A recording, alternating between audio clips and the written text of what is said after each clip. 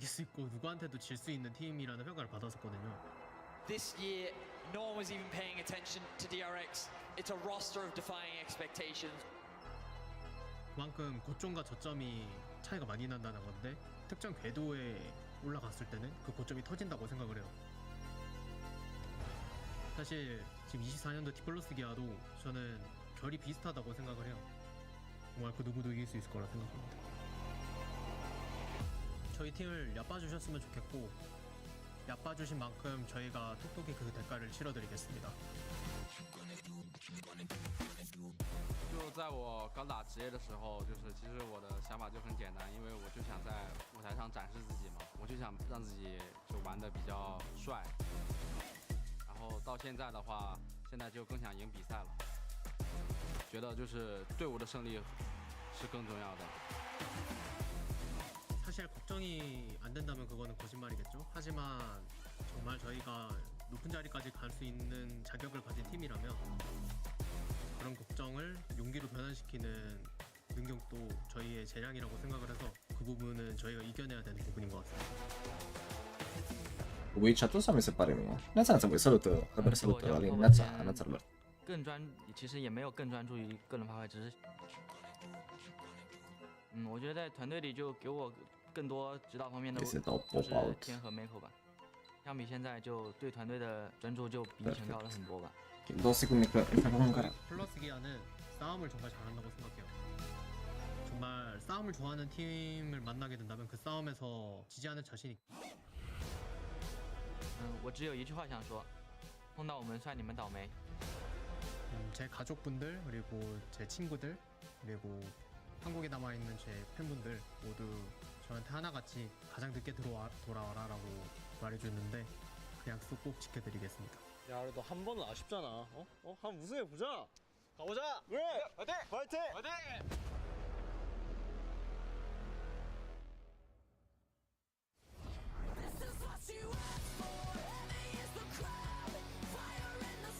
Care echipa e favorită? În primul meci nu e niciuna favorită între cele două pentru că ambele sunt la fel de bune. Pretty much. TES, dacă nu mă înșel, e seed 2 sau 3 din China. Iar DK e seed 3 din Coreea. Deci, cam tot acolo sunt cam nouă. Of Swiss stage, and welcome to the answers y'all have been waiting for. Who is moving forward? Al doilea meci între Hanwha și FlyQuest. Evident, Hanwha sunt favoriți pentru că Hanwha sunt titulul din Coreea. The first of which pits top esports up against D+Kia. Și FlyQuest e seed-ul din America, deci. Expectations are that top esports should come in as the favorites in today's matchups, which is crazy to think considering that D+Kia was in that 2-0 bracket, I should say. Cine câștigă? They ended up falling short to LNG, but let's see. Sincer, personal nu prea îmi place iterația asta de Damokia. Și cred că o să câștige TES, iar meciul 2 cred că o să câștige Hanwha. But they had some easier opponents to get there, right? They beat FlyQuest, they beat Fnatic, they were able to get some of those more favorable draws, and now it is getting harder and harder for them. It feels like you lost to LNG. There was a lot of questions about the drafting in that one, and then now you're going up against Top, which I think is going to be a very difficult challenge. I think that's going to be our big question. How have D+Kia adapted their meta read? Because, as you said, you're on the analyst desk for those days, and I remember you saying that this is probably one of the worst drafts. I think it's the worst draft of Worlds, for sure. Yeah, I mean, it was crazy how overstacked they were on. Gnar a primit destul de multă prioritate recent. They've adapted here as we jump into draft. And I mean, it's so interesting, right? Because the expectation coming into this event, adică ori luat pe 1-2 în red, ori luat pe 2-3 în blue side.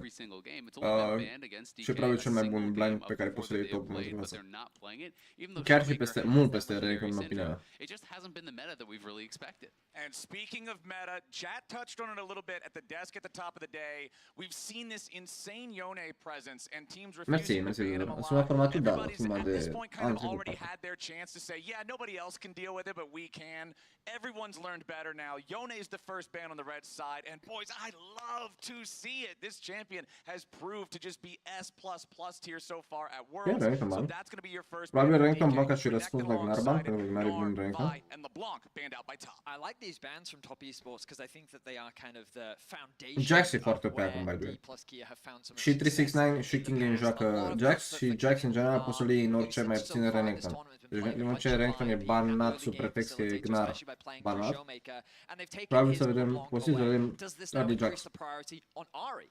Does this become the champion that all team? Oh, Aurora, of course, making its În way ce through. bun Gnar? Yeah, Pur și absolutely. simplu meta Aurora is Wang up și and available. itemele. I agree. I think they're smart bans from top because you're banning out LeBlanc, obviously high prio for Showmaker. But I do think the Vi is almost like a pseudo. Nu ai cum să-i dai ban pani și e as well, because foarte, you're taking away the best foarte pairing mobil with the Ari. și are un laning So you're face also destul de really kind safe. of knocking down Showmaker as far as that goes. Aurora, we've already seen Cream play it here at the tournament, has been getting played top lane a lot Jax în as prima well. rotație. But Nu he știam. definitely has the ability to be flexed. Yeah, and when you're looking at top lane, so far 369 in the 3 games played by top esports has played 2 Plus sunt Rumble puține games and picuri 1 care îi dau productive counter game lui alongside Gnar the ce Yone sunt attacks. jucate That's și both of anume those first half bans from Yasuo DK top, committed Jace, towards focusing on 369. poate With Kennen, dar Cassante Kennen nu e locked chiar in atât de there, I'm bad. assuming it is mid lane. Aurora and Cassante will be Ione going up Still just into the being și top Camille. lane for 369. Dar If Camille that la fel e gets skill oh my matchup. God, I didn't Deci see the thing nu still prea flashing on my și screen. majoritatea celelalte picuri sunt Space banate. analysis So. are still correct. It ends up right at the end of the day, and that's going to be picked in as the response. We've got Jax and Skarner for DK. Skarner, another one of those champions, already been played by Lucid so far in the tournament, alongside that Vi that you mentioned. Domnul Daniel, am văzut ultimele live-uri cu meciurile tale în ranking, cam vei face aceeași greșeli tu sau și anume farmăm prea mult. Ok, Alexandru, ți-ar da ce divizie ești? A team fighting style that they use to take advantage of when playing against T1 to be able to out-team fight them with the Jhin coming in later from Draculov. But they're changing things up. That time around they had the Skarner. This time around they are going to be running the Xin Zhao in the jungle. One of Tian's all-time most played. A big comfort pick for him. And it's something that, well, I think there was some discussion around would it arrive here at the World Championship, but we're going to get to see it for the first time. Yeah, exactly. Meciul ăsta câștigă Damon. Faptul că au luat Xing Zhao, Cassante în Jax Skarner, e EFF jocul. Faptul că au luat Xing Zhao în Skarner Jax și crede că o să joace jocul, e EFF jocul. How well TN is going to be able to perform on this pick, because Skarner does pretty heavily, I think, outscale as far as the utility you have in those late game fights. D plus Kia prioritizing their support, basically saying they're very likely going to give Showmaker the last pick, so we can see the entire draft. He may be thinking about a Silas once more, but you don't want to have to blind pick that depending on how the bot lane rounds out. Nu e niciodată ideea de farmezi prea mult în niciun fel. Uneori ai opțiuni de făcut chestii pe linie, alteori nu ai chestii de făcut pe linie. Nu poți să ganchezi o linie doar pentru că vrei tu să joci un stil de gank. Nu ai cum să ganchezi o linie care nu poate fi gankată. Adică dacă botul tău moare de 2 ori 2v2 în primele 5 minute ale jocului, tu nu poți să ganchezi linia pentru că botul lor e atât de ahead încât să facă 2v3. Și dacă ești jungler acolo și mori și tu, să termina jocul instant. În schimb, dacă farmezi, ai opțiunea ca la un moment dat adversarii să dea dive sau să facă o greșeală monumentală și să-ți dea shutdown. Și din moment ce tu ai farmat și te-ai menținut în joc, în XP, cel puțin, vei fi ahead. Mai ales dacă junglerul pierde foarte mult timp făcând gank-uri și nu farmează deloc, pentru că automat o să ai XP lead și apoi o să ai și gold și o să recuperezi faptul, chiar dacă el a luat kill-uri, să ai XP lead plus gold lead peste el din bounties. Sau poți să joci better macro. Gold-ul atunci nu poți compara, bro. Și îți garantez că nu stilul tău de joc e greșeala. Pur și simplu nu ai cunoștințe necesare cât să pari în divizia aia. În divizia aia nu sunt jucători mult prea buni pe care nu poți să-i bați. Pur și simplu nu ești mai bun decât ei. Încă. Poți deveni mai bun decât ei.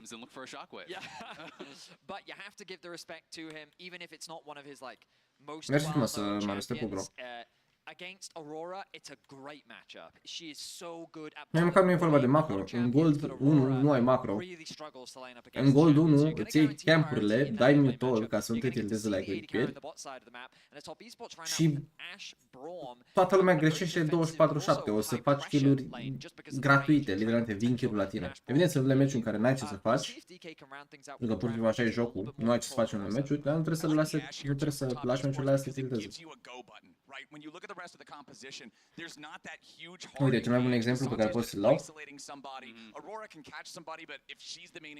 Astăzi, înainte să pornesc live, m-am jucat 2 meciuri, le-am știat în 2, am spart, gen 9-0, bla bla bla. Al treilea meci, am avut last pick Irelia mid, luată Irelia mid cu Lilia. Și omul voia să mă duc să-i gankez linia level 2 cu Lilia. În ideea că să zici mereu că e vina ta, cu toate că toată nu e vina ta. In terms of their team fighting, T+K have a great comp. Absolutely. I mean, I think they scale insanely well on the DK side. Aiming, already played the Smolder once this tournament. Was actually against an Ashe as well. So, he's probably pretty comfortable in that matchup. This is the second time he's going to be into it. And it is going to be interesting. Poate să fie din cauza mea, poate să fie din cauza matchmaking-ului. Especially on a champion that doesn't really have a huge threat of hard engage like the Braum. Every time he's coming up, you can get some free stacks and look to play to scale because their game plan is going to be slow. You have Skarner, Ori, Rel, Jax, and the Smolder. These are 5 late game monsters for DK. Do you guys think we're going to see a lane swap? Is that the play or will it be standard stuff? I think it's potential to be standard lanes. I don't think anyone has these massive advantages in the bot lane, but we'll see what they want to look for. My instinct is that if someone's going to do it, it'll be DK. Because I think that the Smolder may want to get out of that bot lane 2 versus 2. We'll keep track of whether or not they choose to do it. For now, it looks like a pretty standard line of scrimmages. We have a look at the rooms. Looking across the field, it doesn't look like there's anything too crazy coming out from any side. Prio is a super important thing to think about. The top lane is just going to be this back and forth flow between the K'Sante and the Jax. Something that we've seen. Nu mai țin minte, Alexandru, a fost la săptămână și am jucat mult mai multe meciuri. Realitatea nu ai ce să faci și trebuie să înțelegi asta. Asta nu înseamnă că trebuie să schimbi tu jocul și să dai flip la gank-uri și să speri că o să meargă bine, cum face celălalt jungle. Tu trebuie să joci mereu corect și jucând corect, automat, la un moment dat vei câștiga mai mult decât vei pierde. Chiar dacă ai lose streak de 10 meciuri are, jucând în continuare corect și încercând să nu te tiltezi ca să poți juca corect și murind puțin în joc, o să urci.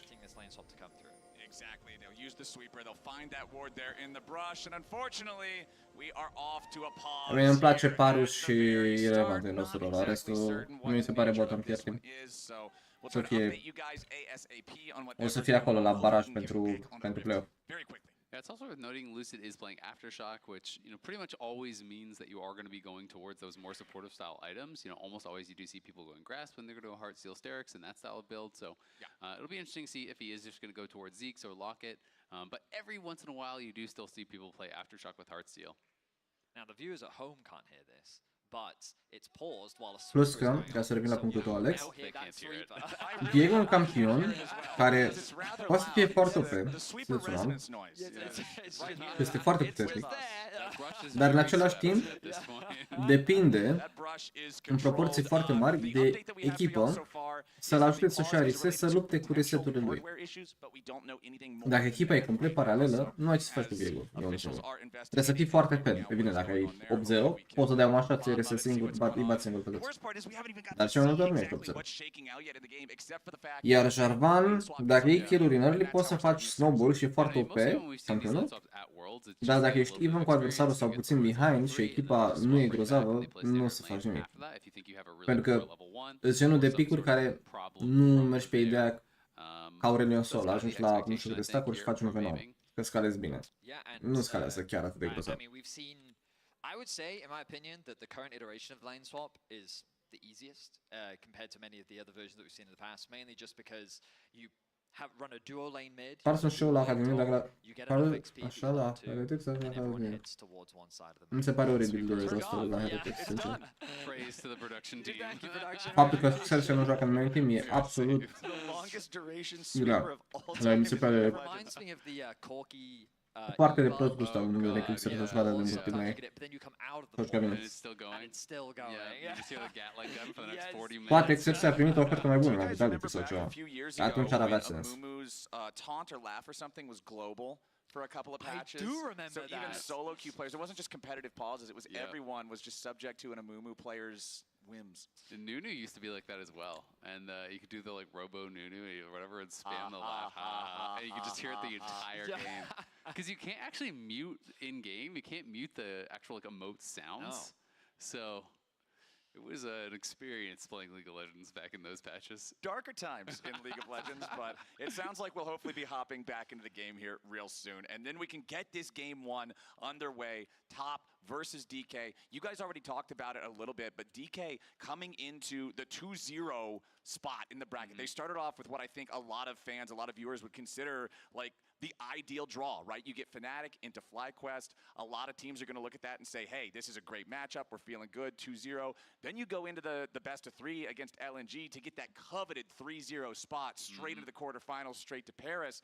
And it all kind of fell apart. Isaac, I know you were very unhappy with the one draft, but honestly, it just felt like DK got outplayed a lot there. So you know they got to be looking to redeem themselves in that performance here a little bit today. Yeah, one of the interesting things was, it was that game 2 draft that you're referencing, where they were basically playing full AP into a team that could stack a ton of MR, including having a Galio on the team. I actually thought that was the best as far as gameplay that DK played in the entire tournament. Even though they did lose, they actually ended up making it a rather competitive game, which was pretty surprising to me because of the massive drastic disadvantages. But that's kind of just the team that this team is. Like, they can be really, really good. When they're on, they are crushing it. Mechanically, they're very, very talented.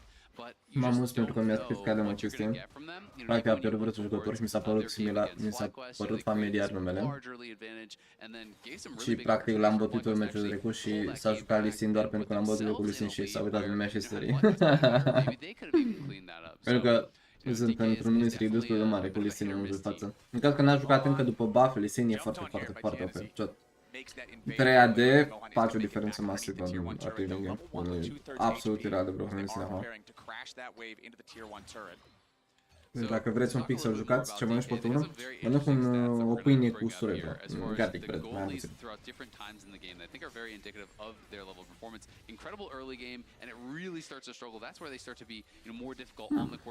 Un lane swap corect? El iese, da, e repeat. With that 3 talent strike already primed. It's first blood though, the other direction. DK doing a good job. Mohan surely has to die here. A 1-for-1 trade, but in a 2v4, DK is going to be all right with that one. I mean, there's good news and bad news for DK. E bad, dar e worth. A luat kill-ul rel. A luat kill-ul rel, are EU iar. So he's trying his best to get back underneath the tower. But he is stunned. 369 Mako and Jackie Love. Trebuie să ia asta cu Brown Magro să dea dublu hook la pase. Popping the counter strike, staying alive for now. Nice two-man stun coming out, but Kingen down to about 50 HP, still staying alive somehow. But the volley claims his life. Messi, foarte Messi, bro, în general. Echipele din China nu joacă atât de Messi. Nu joacă atât de Messi. Echipele în Argentina joacă Messi. It was first blood that did go to DK, but Kingen trying to get back that tower was a bit too far. Again, this is after the initial counter-strike had been popped. You can see a good job there by Mohan. Diferența de altura, da. Nu mai au plus. Nu mai... Din Suada m-am gândit după. M-am gândit după. Nu mai au plus 17 minus 24 în Master / Diamant 1 peste 50 de pui. Iau plus 20 minus 20. Adică nu e wow, dar e sănătos. Nu-ți vine să dai ochii peste cap de pierdă de pierdă meci. So Top Esports find 2 kills. They're happy ultimately with how the play works out. They deny a lot of farm, a lot of XP, and crucially, they get a kill onto 369 to help funnel more golden resources into him as well. Adică la SK, vrei să zic, mega pronostic din partea mea. Adică ăla, din câte știu, e mega prieten cu Keduin. Și în ultimii 3 ani au fost împreună, peste tot. Deci dacă ăsta a house la SK, probabil și Kedu e la SK. Yeah, exactly. He wins a little bit of a smite battle there for the Wolves as, again, he's invaded by TN. Kingan's got to be a little careful here, though. Mako showing up to help JackeyLove, who puts plenty of arrows into the Jax, but Kingan still healing up thanks to Pentru că e genul de jucător care are nevoie de confort ca să dea perform. A arătat foarte bine la BDS Academy, dar când a fost în Lake la Mad, a arătat foarte bad. Și mă gândesc că o să vrea să-și mențină ceva din core-ul ăla ce l-a avut la BDS Academy ca să poată să dea perform în continuare. And so usually you'd bring the bot lane back so they can at least contest the wave, but Kingan now finds himself trying to contest the wave, gets collapsed on. Now look at the state of the wave. JackeyLove could freeze this here and be very happy, and Kingan is now just losing a lot of resources. Well, and that's why they're going to swap back now. So aiming his base, he's going to head back down towards bot. Hai, să mă spun în chat, A no-win nu pot să situation. stau He's așa. not going to be able to fix the wave by himself. So aiming has been able to get all the way up towards level 5. He's gotten a lot of solo experience up on that top side. He has a Sheen, he has a Tier, he's at a pretty good point in the game. So he's now happy to be matching up against this Ashe, and him and Moham will be heading out towards bot. They're being covered by Lucid, and they should be able to fix this wave no problem. But we can see JackeyLove already is starting a bit of a slow push here for himself. Mako just going to have to try to deal with this 2v3 situation now. Moham immediately in with a crash down, shattering strike. Mako at 100 HP and aiming is on the board. A clean gank from D plus Kia and just well timed. Top esports, rather than setting up for a freeze, they ran the risks of, okay, a swap is going to come through. If they have a stacked wave and they get in underneath this tower, they're going to dive us. So let's thin the wave, push it as quickly as possible, and then reset, spend the gold. But regardless of that, DK still found a window to find a gank. There was no vision in that A rămas drive fără rush. push-up, așa Lucid că was trebuie să able to get close improvizeze. enough, and they knew that Mako had no flash. So just like that, D plus Clear Bună seara, realized the domnilor. kills. Yeah, and actually we see the show. Domnilor, s-a întâmplat ceva că am fost plecat? Really Nu. good trade on Cream, who doesn't have his teleport Două available. lucruri pentru share la dive. Did lose a couple minions there as he gets shoved. Stai, s-a in. făcut The kill wave pe isn't quite back yet for Showmaker to Brown. push, so it will be a cannon wave as well. So Cream's not going to miss too much here, but Showmaker definitely getting prio there as we did have a Dragon for Grubs trade up on that top Neața, side. neața, nu. Primul GP ești voind să meargă la GP sau KC, nu e confirmat de și... Aș vrea să vă schimb unul la G2, sincer. Dar nu.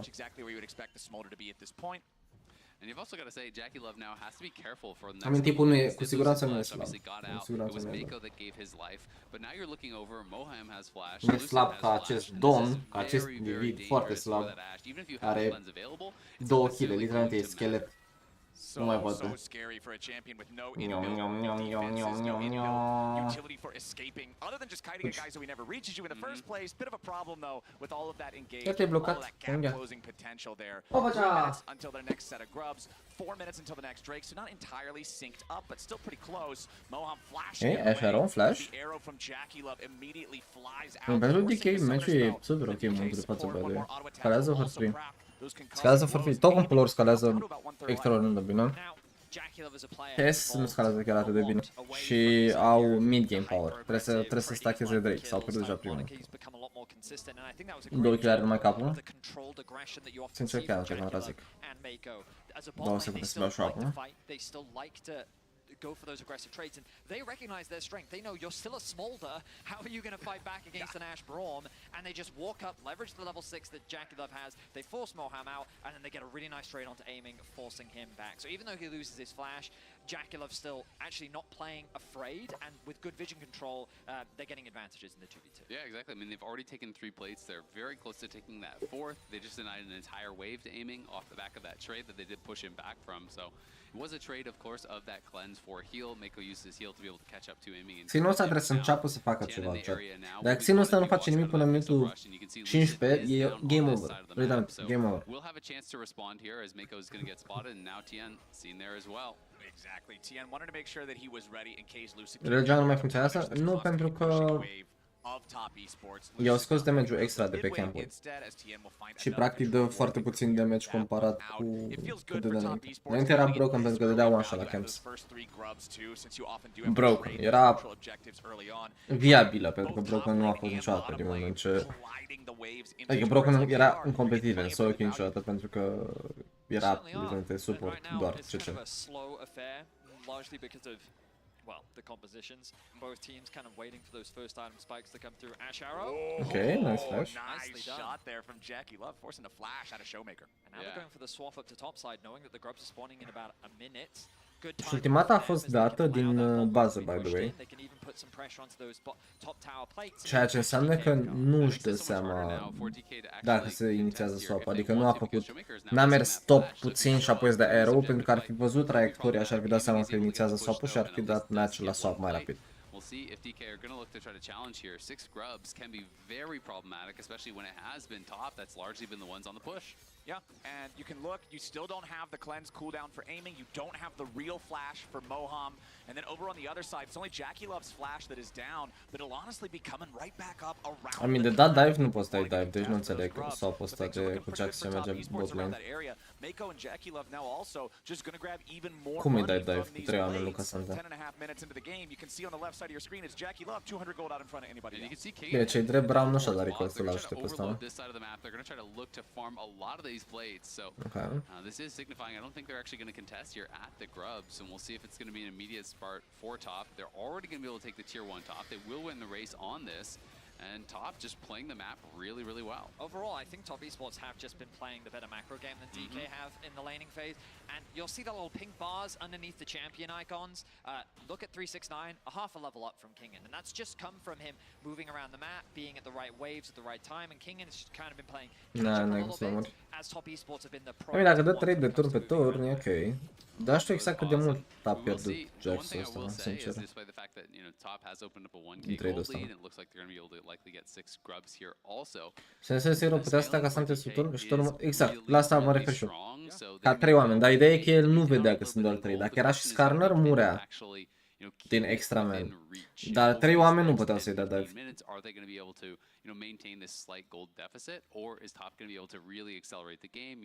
Că Skarner era pe mid, right? Și ăștia erau 3 pe bot și dădeau threat la dive?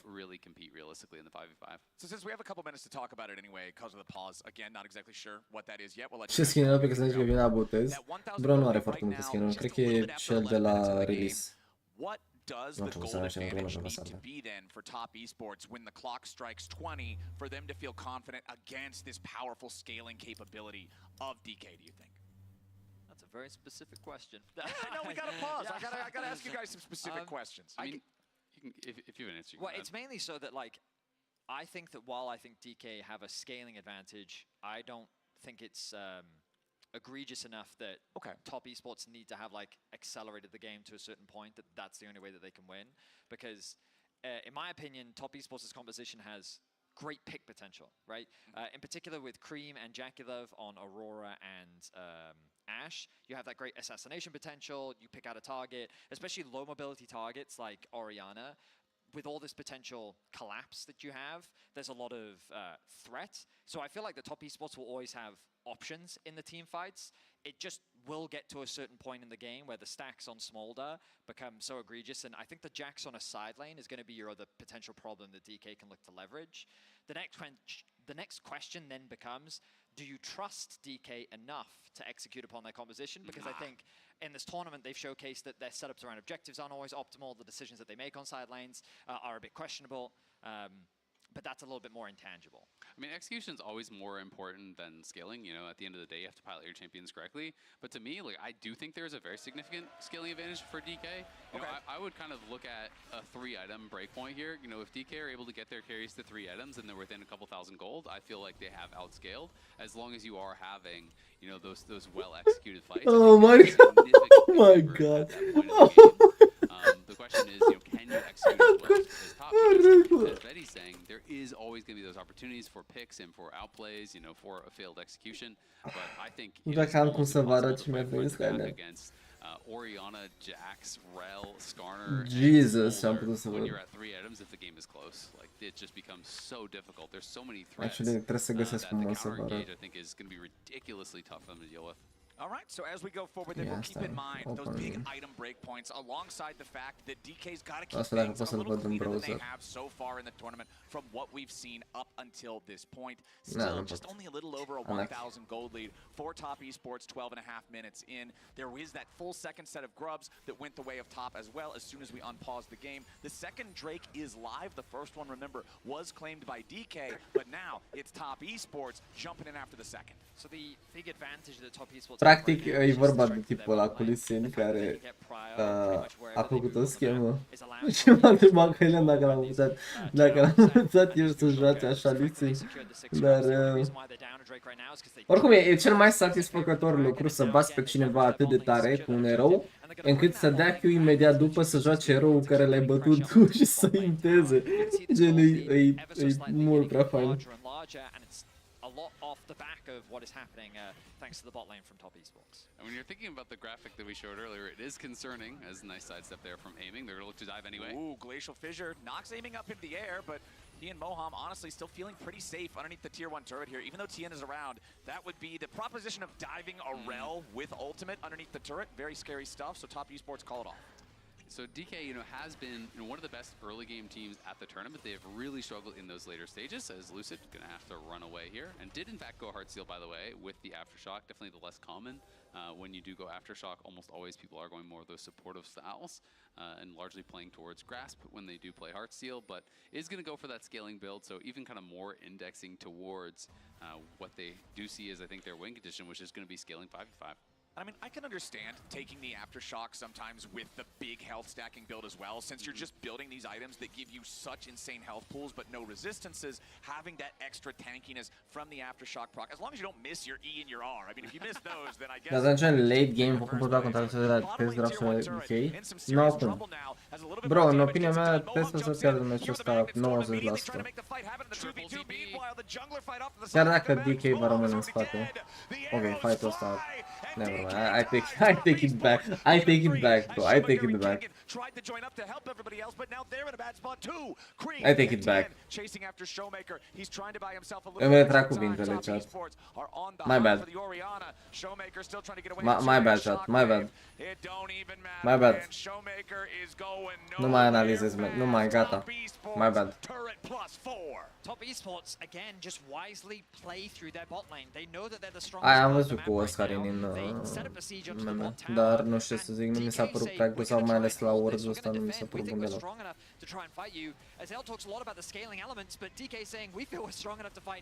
Adică consider că G2 și Fnatic, dacă e să facă schimbări, trebuie să facă schimbări spre mai bine ca să poată să câștige Words, right? Asta trebuie să fie scopul. But Showmaker and King are TPing in way far away from the rest of the team, whereas the top solo laners arrive. Ok, meciul am explodat în momentul de față. Acum mizez din totalitate pe Smolder să care. Where they just slaughter the bot lane from DK, they kill off Lucid, and Showmaker and Kingen have nothing to do but watch the game slip away. Exactly that. The Herald is now going to be converted in favor of Top Esports as well. And now they can move this bot lane into the mid lane and start sieging onto this mid tier 1, really unlocking the map for Top Esports and start threatening even the jungle of D+ Kia. 3.5 minutes ago, we were looking at a game state where the neutral objectives were 1-1. Top Esports was about to make it a 2-1, and the gold was 1,000 apart. Now, only that short time later, it's a 4,500 gold lead. It's a massive advantage for Top Esports having secured the Rift Herald now as well, and it feels like D+, their chances are just disappearing in a flash. Absolutely. I mean, you're getting completely choked out off the map at this point in the game. It is going to be so hard, and it just becomes a nightmare. Early mid game mai bun. DK a început meciul foarte bine, dar practic în momentul de față e cam singura portiță în care TES ar trebui să câștige. Singura portiță. Pentru că acum Spike are Spike Aurora și are Spike și Ashe. Xingzao la fel, e pe Spike. Dar mi se pare că mi-e frică că se pierde mult prea rapid. Adică în 17 în ultimele 5 minute literalmente au pierdut 15 gole în 5 minute. E ireal. Dacă reușesc ăștia să scoată 3 turnuri, gen tier 3 pe fiecare linie, se egalează scorul, practic. Gold Eagle. Au dat 5 oameni, 500 de ulte pe ăsta cu Xin și tot la mare. Și de broken au dat la mare. Asta, alimentării nu e winner bracket. Practic cine pierde astăzi o să joace anul ăsta. Really well played there by TN. Knew he was going to be in some danger after driving it in, but Grass and Guard is so powerful in these situations. În Swiss Stage, Trebuie să pierzi 3 meciuri ca să fie eliminat. În momentul de față, Damon Kia e 2-1, TES e 2-1. Deci dacă pierde oricare dintre cele două, o să devină 2-2. Ce înseamnă că o să meargă mai departe versus o echipă din loser bracket, care deja are 2 losuri. Și apoi cine pierde dintre astea două, o să iasă dintr-un nou. How worrying it is to even try to go out and contest anything in neutral territory. Yeah, I mean it's really problematic now, and not only are they just. Ai nu prea ai ce să faci, bro. Nu ai foarte mult agency ca și top laner în meta actual. Topul probabil e în cel mai slab stage în care a fost vreodată, având în vedere faptul că în foarte multe meciuri se întâmplă să faci lane swap și să pur și simplu arunci în fântână top laner-ul. Was already on 2 items, before Aiming completed his 2, so they couldn't really look to fight. At this point, you're basically sitting back, you're praying that Aiming can actually get these stacks fast enough that you can maybe make something happen, but he's only at 147. He is very far away from that 225 breakpoint.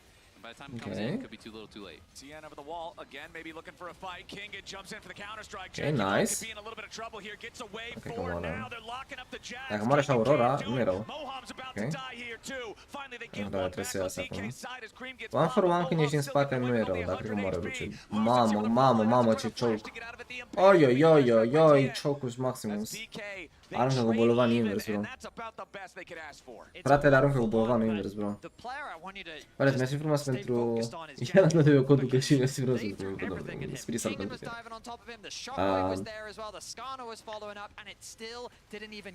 Au nevoie așa, chat. Au nevoie de Sterax pe Jax, Sterax pe Skarner, 3 iteme pe Smolder și 3 iteme pe Oriana. Și apoi deja au dat upscale. 3 iteme, 2 iteme jumate, 3 iteme. Cât timp adversarii nu au 5, încep să câștige fight-uri calme. Foarte bine jucat de Hanwha.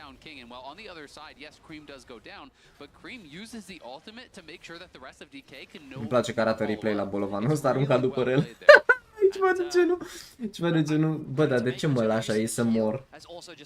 That extra summoner spell that you often don't think of, like Mako. I mean, the bot lane's just having an incredible game. Tu ești la cope? Câteodată ea? I think that as a Westerner, E Jackie Love cel mai mare carry ever? Da, evident. E cunoscut drept cel ce are cele mai multe gafe, doar că în teorie e una de carry foarte consistent, inconsistent, dar foarte bun, adică are high highs, dar și mega low lows în care toată lumea ridiculizează. Meciul ăsta, de exemplu, a jucat fantastic. Meciul ăsta e unul din meciurile lui bune. Adică tipul ăsta ori îți câștigă de unul singur meciul, ori ți-l pierde de unul singur meciul. Dacă de cel mai multe ori balanța e în pozitiv și echipelor le place ideea de a avea un jucător atât de bun, chiar dacă e doar unul. There's no way out for the Skarner. TN ends up taking the kill. And gentlemen, we're 21 minutes into the game. The enemy jungler is down.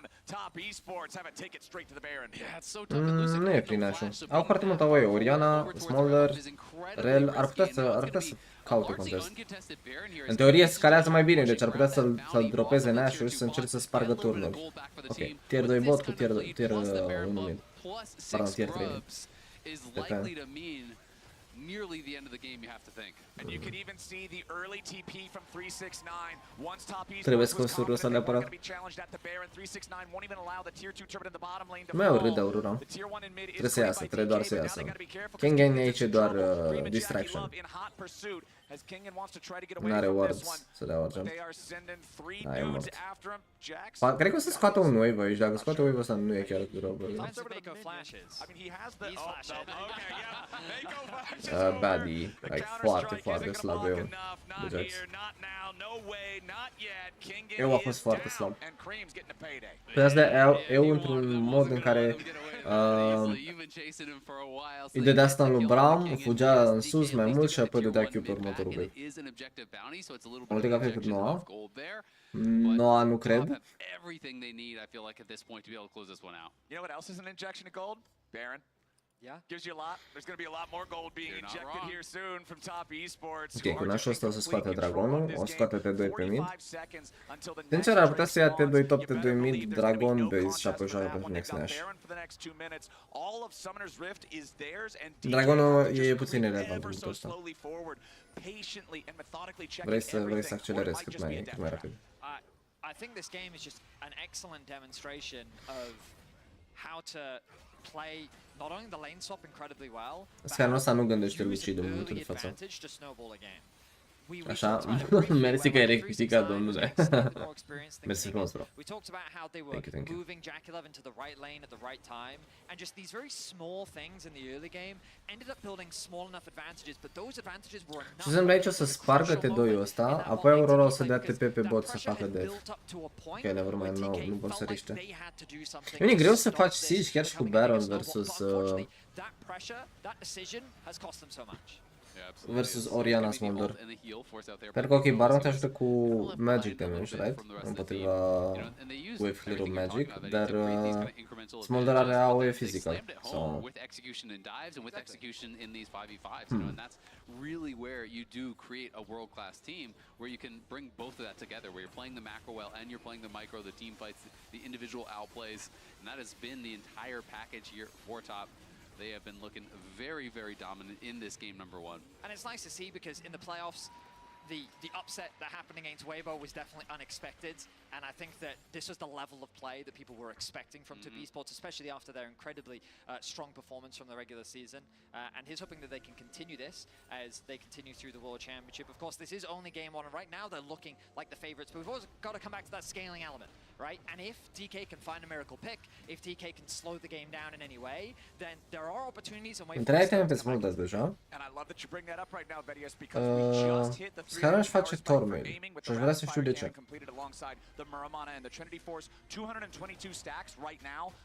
De ce are nevoie de Tormail pe Scara? Ca să-i dea counter la BT-ul lui Ash? Mă îndoiesc. E primul update în care poți da heal și pe minion? Am văzut ceva clip despre asta, dar nu cred că e unul, nu cred că e pe live patch. Și doi, I'm not sure. Chiar nu știu.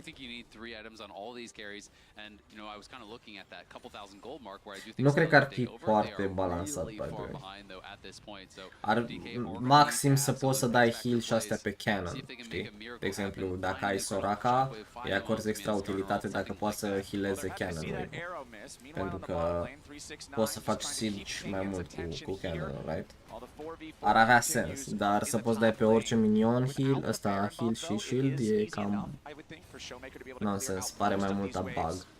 Nice use of the Pathmaker from 369 to make sure that Kingen isn't getting the better of him. And when Jax is not winning the 1v1 against Cassante, you are not feeling great with the Jax at this stage of the game. Almost 26 minutes in, 3 minutes until the Hex Soul spawns for Top Esports. E bug na de ultimata de Zilan pe Herald. The next Baron is around, and Top have total control over Summoner's Rift. Now the good news for DK is they have picked best of 3. You gotta do him like that. Your quick wit, still sharp as ever, is that? I was going to say that Aiming is playing a champion of all time, and this champion not only has great scaling but also exceptional wave clear. And as our observers just highlighted for us, waves just disappear, which is why you're seeing the progression of practic acum e un game of turtling. Trebuie să stai sub bază, cauți stasă și încerci să farmezi și sper că adversarul o să forțeze un dive și o să greșească. Și dacă adversarul greșește și faci un ace au nevoie de damon și câștigă meciul ăsta lejer, by the way. Salut, Alain. Mai faci live solo queue? Ia o să mă facem live solo queue la un moment dat. Zilele anterioare n-am putut pentru că am avut din nou vizite la doctor de mai multe ori. Și am început un nou tratament.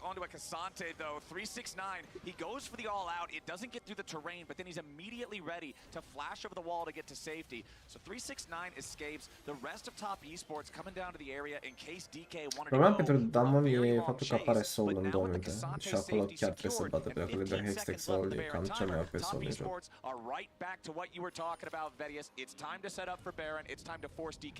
At the very least, not only did they get the flash there, but they actually actually bought time for a Moham to move in and get more vision around this area. So they got a little bit better vision. They have one ward over into the pit. That's obviously going to be swept out, but this ward over by Raptors, not bad either. And DK is going to have to make that really hard choice of, do we contest that Baron? Because you're very far down. If you lose that, it is game over. But by the same token, if you give over Baron, you're going to lose full map control. Your wave clear becomes much less ideea e că ar fi effective. trebuit să câștige topside, dar ea cel puțin n-a picat. Whoa, nice shot again. That is the second time this game that Jackie Love has shot a long-range arrow to force the flash from Showmaker. And I feel like when he's playing it in the LPL, it's the same story. It is ridiculous how good he is at timing out these cross-map arrows. He's so effective at it, just predicting exactly where they'll be based on the move speed. It's really impressive stuff, and now the job for DK gets very difficult. You check too far forward, you die. You don't check far forward enough, you lose the Baron. All right, Lucid does have the flash back up here on the Skarner, but he still has to be so careful. They use Mom just because they don't know if they're already on the Baron, and as soon as the se pare ciudat că mai degrabă folosești ultimata de Smolder decât să folosești Blue Orb să verifici cumva. Is very effective, especially at the Care high Blue level, Orb. because as smart as you are and as good as you are at League, the reality is that you can't see into the fog of war. And so you need that information. It's crucial. On top esports, they're very wisely, they're just starting the Baron. They'll like hit a ward, and then they'll back off a little bit, you know, and they're just like, acum nu ai ultimata de Smolder pentru Drake fight. E sincer, dacă ești Damon, e worth să dai 3 de Drake pentru Nash, pentru că Nash-ul poți să-l ții, cum l-ai ținut și pentru cel anterior, dar solo stai mult prea lucru. There is a ward behind the pit though where he could look to TP. This is probably the game being decided right here. All right, it's soul fight time. TP coming in from Kingen. Sau are ultimata Smolder? Nu, nu are jumătate. Lucid e momentul tău. Trebuie să dai râd de scară. Trebuie râd! Bravo, smite! Perfect! În caz că nu știți chat, ok, Aurora prinsă. Bro, dacă moare Aurora aici, timing. Ok, nice, one. Trebuie să-l moare pe ăsta cu Ashe. Dacă moare Ashe, by the way, don't be overconfident, e deja perfect pentru tine. Mamă, Lucid. Mamă, bro, dar ai luat dragonul, ai omorât Aurora. Just take it? Acum că a murit ăsta cu scară, noi o să pierdă baron. În caz că nu sunteți conștienți de cum funcționează Scarlet Ult, Scarlet Ult e supres, la fel ca și Malzahar Ult, la fel ca și Warwick Ult și practic când ești sub suppression nu poți folosi flash și nici smite, nu poți folosi Summoner Spells. E diferit față de stun normal, că gen dacă ești sub stun normal poți să dai smite-ul, dar dacă ești sub suppression nu poți să dai smite-ul. De asta e 100% garantat smite-ul pentru tine dacă dai rău, uite aici, dar au mie și nu poți da smite-ul ăla cu Xen. Looking for the same thing, but Kingen is marked by 369 and watch this ulti only connecting onto Lucid, but Lucid immediately eases him into the wall, stuns him up, and Aiming is able to get a Q here, even with the heal and the flash coming out. That burn was still there to be able to finish him off, and it's from this point, as you say, Eddie, that the gold kind of starts to really show. Yeah, once you kind of overchase I mean, overconfident aici. N-ai niciun motiv să faci asta. Coach și ceva genul. Da, nu mai jucăm Skarner. Maokai, jucăm Maokai, jucăm Maokai, Sejuani. Skarner e prea fan pentru voi, băieți. Lucid ăsta e foarte bun pe vibe, by the way. Dacă DK o să câștige, pardon, dacă DK pierde, o să aleagă blue side și o să prioritizeze Vi. Da, foarte bine jucat Lucid.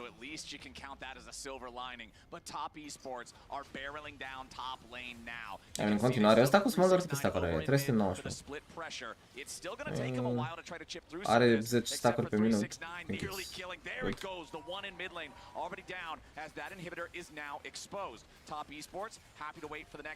Dacă omor cu guștuci de grabs cu Q de Smolder, primești stack pentru fiecare? Ok. Mare de Aurora, a murit ăsta cu real. Ales.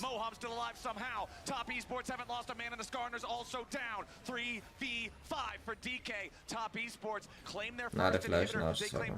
E doar un hip, nu e rău. Eamon got a lot of members over on the top side really low, but he just couldn't actually finish them off, couldn't chase in to be able to get those kills, and now the job gets so difficult, the TP's coming back in. Au 6 grabs.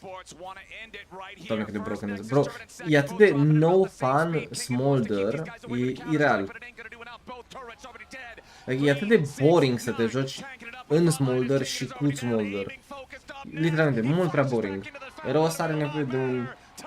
Nu știu, cred că are nevoie de un rework, bro. Nu mi se pare deloc ok chestia asta cu scalezi la nu știu câte stack-uri, dai true damage. Adică ok, scalezi și dai mai mult damage din Q dacă pui stack-uri, dar atât, n-ar trebui să dai execute sau mă știu ce. Adică gândiți-vă dacă Veigar la 400 de stack-uri, 400 extra pe farmat, când îți dă W primești stun 2 secunde. It makes no sense. We're in best of 3 territory now though, ladies and gentlemen, so don't you worry. We got more top versus DK coming up after the break.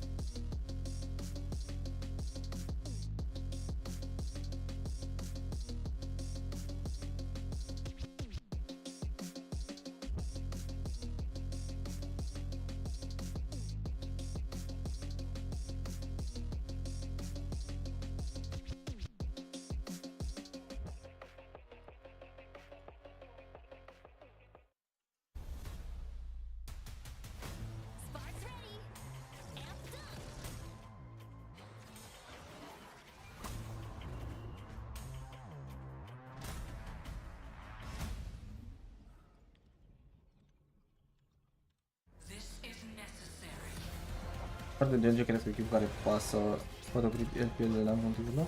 Yeah, Hanwha sunt cam la același nivel ca și GG.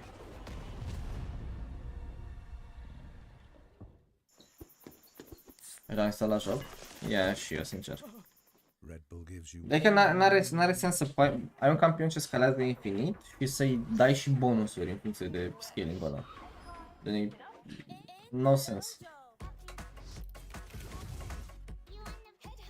Sau nu știu, ai Nasus care la 350 de stack-uri pe Q, când apasă ultimata îi dă încă 300 HP. Și practic devine... ia dublu HP din ultimată când face 300 stack-uri. N-are sens.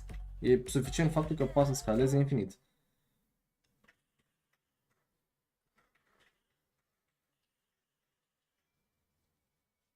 Pentru că deja jocul e într-un punct în care sunt unele caractere care ajuns într-un punct devin auto-win și nu mi se pare healthy să ai presiunea asta pe tine că trebuie să câștigăm în 30 de minute, altfel e GG pentru că ei au dat lock-in pe campionul ăsta. Mai ales în campionul ăsta are 1-10, știi? Casa 16? Dar Casa din sincer să fiu cu tine, la cum a evoluat jocul recent, Casadin a devenit atât de irelevant ca și pic încât mi se pare nedrept pentru el. Pentru că înainte aveai Casadin, ziceai mamă, Casadin 16, dar măcar știai că trebuie să aștepți până în super late game și atunci dacă aveai puțin talent și o echipă cu un draft decent cu niște CC, dacă Casadinul ăla sărea greșit, îl omorai. Right? Îi dai CC și îl omorai. Evident, în compuri fără CC era foarte greu. De-aia dai dodge. Dar Casadin e literally ultima mea problemă în solo queue în momentul de față. Adică în solo queue trebuie să ai grijă cu Smolder, Nasus. Veigar not really pentru că e foarte, foarte rar picuit. Poate că ieri am avut de 6 ori și nu s-a întâmplat niciodată chestia asta. Și-a la nerf și lumea cred că a crezut că și-a la buff. Și, în fine. Deci e așa. Smolder, Nasus, Garen, Yone Ce mai e? Auto-win champion. Camille. Fiora, care și Fiora dacă are 2 iteme, poate să fie 1-5 că îți face 1v9 pe site de fiecare dată, 99% din jocuri. Olaf situațional, dar Olaf mi se pare mult mai slab decât obișnuia să fie. A fost o perioadă în care era foarte broken Olaf-ul. What else?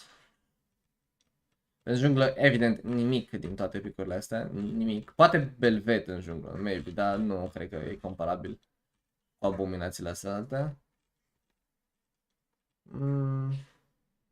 Pe mid atât. Kaisa, la fel, Kaisa mega broken. După 2 iteme, e GG de cele mai multe ori versus Kaisa. Super, nu contează. Ireliana.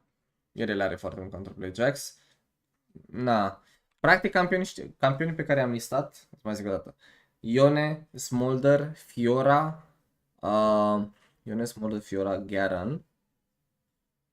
Nasus. Ăștia 5. Doar ăștia 5. Au un scaling absurd care, indiferent de cum îți merge meciul, ajungi și într-un punct, în general peste minutul 28-30, e foarte greu să mai câștigi jocul, pentru că sunt auto-win campioni.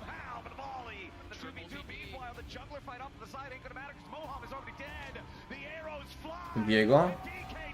Ok, iau așa, Alimi, a.k.a. Yoshi. Dacă te joci Viego în minutul 30 și trebuie să faci chiar și lane Viego și trebuie să faci 1v1 cu Fiora, Ione, Nasus, Garen, mai era un pic. În fine, nu vine. Câte din 1v1-urile astea câștigi vreodată? Și cât de rapid îți pică baza în caz că nu acorzi atenție 15 secunde unuia din campionul ăsta? Diego, da, transformat în Nasus, real. Right? Yeah. Because you saw, for instance, LS also commenting on like, oh, these are the elements in D plus draft, when we go into scaling, etc. Nu, pur și simplu încercam să prezint ideea că în jungle de cel mai multe ori nu ai campioni ce pot face ce fac sidelanerii respectiv, care sunt auto-win în solo queue, mai ales în solo queue unde macro e atât de bad și lumea nu știe cum să răspundă la push, sau ai nevoie de numere puse pe linie ca să poți să dai shutdown la targetul respectiv. Dacă e suficient de dezvoltat, nu o să moară niciodată jucătorul respectiv.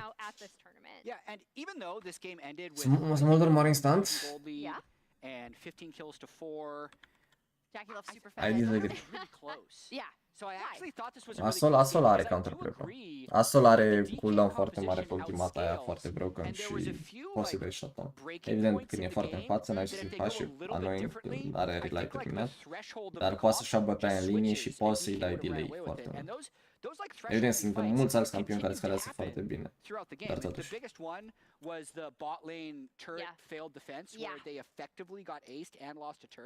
But like that's a situation, like everything that even led up to that moment was pretty hotly contested. We're going to pull up this clip right here, and you can understand why they don't want to go down 2 turrets to 0, and they have a ward behind, so they think they're going to pull off this double TP play. The execution is off, though, because the teleports come in late after the turret had already died. Yeah, they don't sync it up correctly, and they could, like, if you have this composition, you want to wait and scale. Like, ultimately, losing that turret and backing off does not cost you as much as what happens here. And the setup for this play going into it as well was kind of something that I like to call the TN special, which is they go for the 6 grubs, right?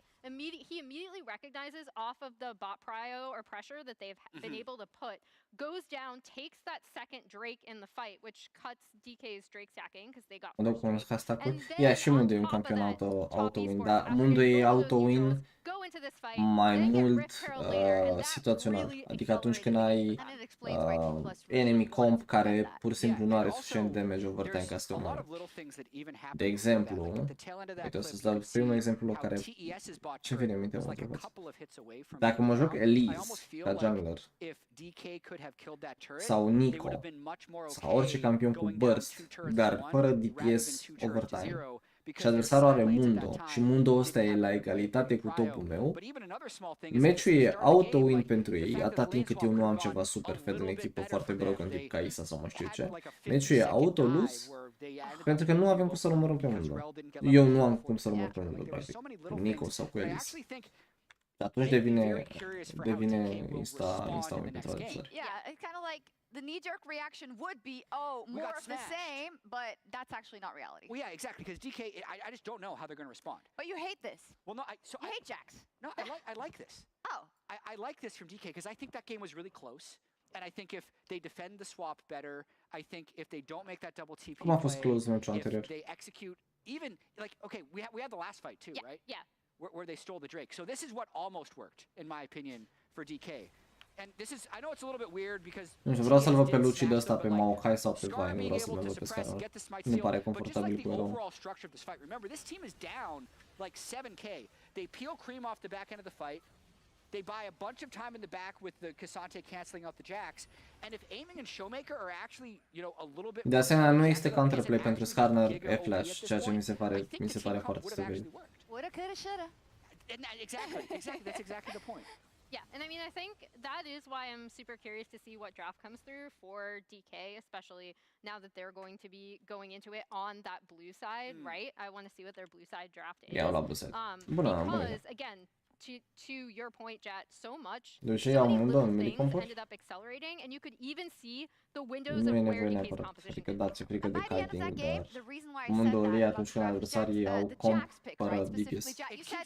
You said you De don't exemplu, always dacă au like it, but maybe that's because it keeps losing, so maybe it isn't Jax's fault. Ashe, AD Carry sau mai știu ce și nu au Draven, Kaisa, bla bla bla, care să te topească.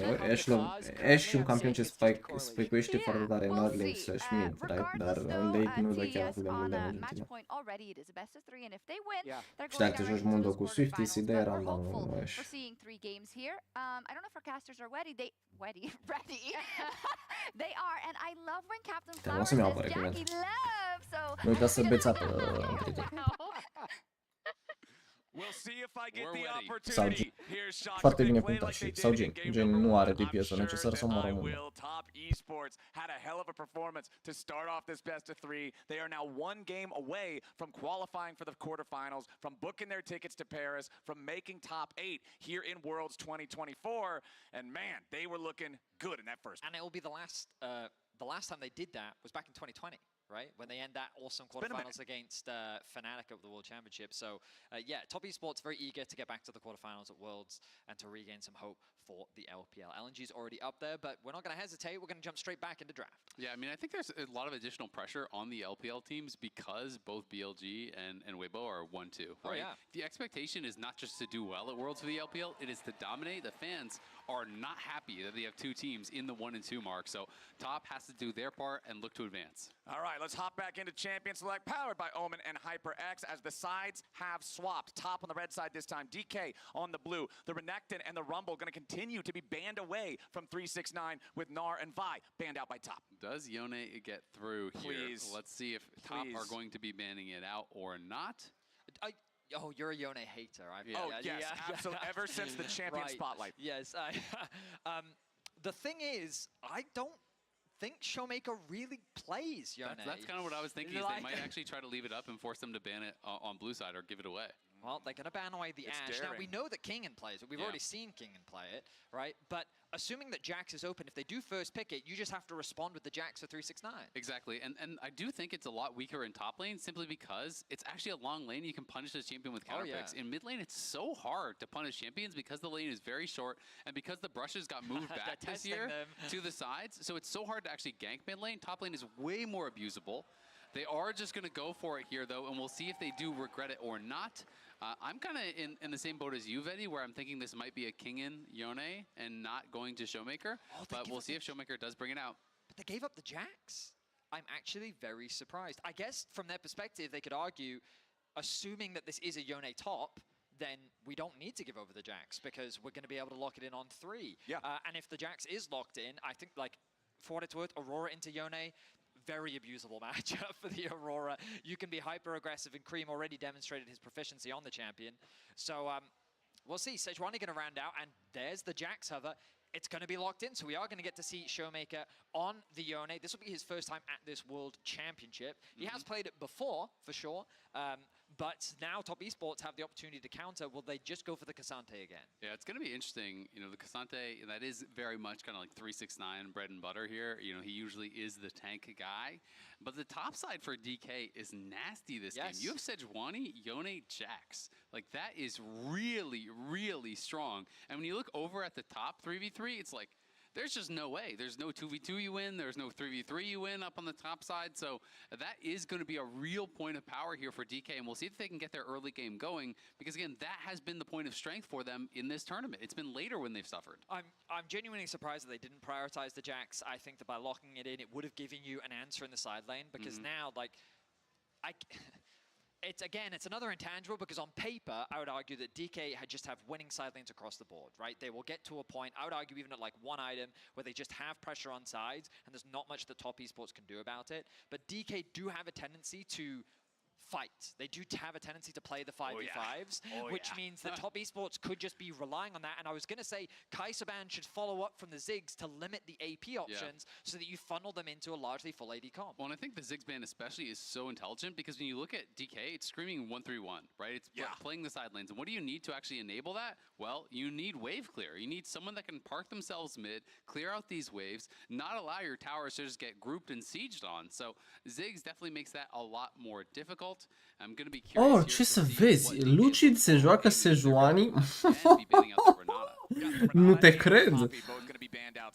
Dar stai, Skarner este open. Au luat adversarii. Okay. Au luat Ione. I mean, până acum, sincer, DK outdraft masiv, au Ione. O echipă are Ione, o echipă n-are Ione. Ce rău faci? Am cornetele inflamate în nas. M-am operat, doar că încă nu, gen chiar și după operație nu a fost rezolvată complet problema aparent. Și acum iau niște medicamente pentru a rezolva partea care n-a fost operată. Sper. Practic n-am spațiu în merg și o trebuia să mă operez pentru deviații reset foarte curând.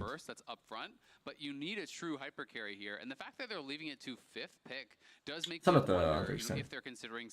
Unde este micuțul? Micuțul doarme în turn, m-am jucat acolo până acum. Că avem Ione, Jax, Sejuani, asta e tripla morții, practic nu ai cum să greșești cu tripla asta. MF Leona nu e foarte meta în Warzone ăsta, dar întotdeauna o linie reliable și foarte, foarte puternică. That's what I was going to say, like, how worried are you about that? Because it's Cassante, Skarner, and Aurora, Skarner, broken, Cassante broken, Rel broken.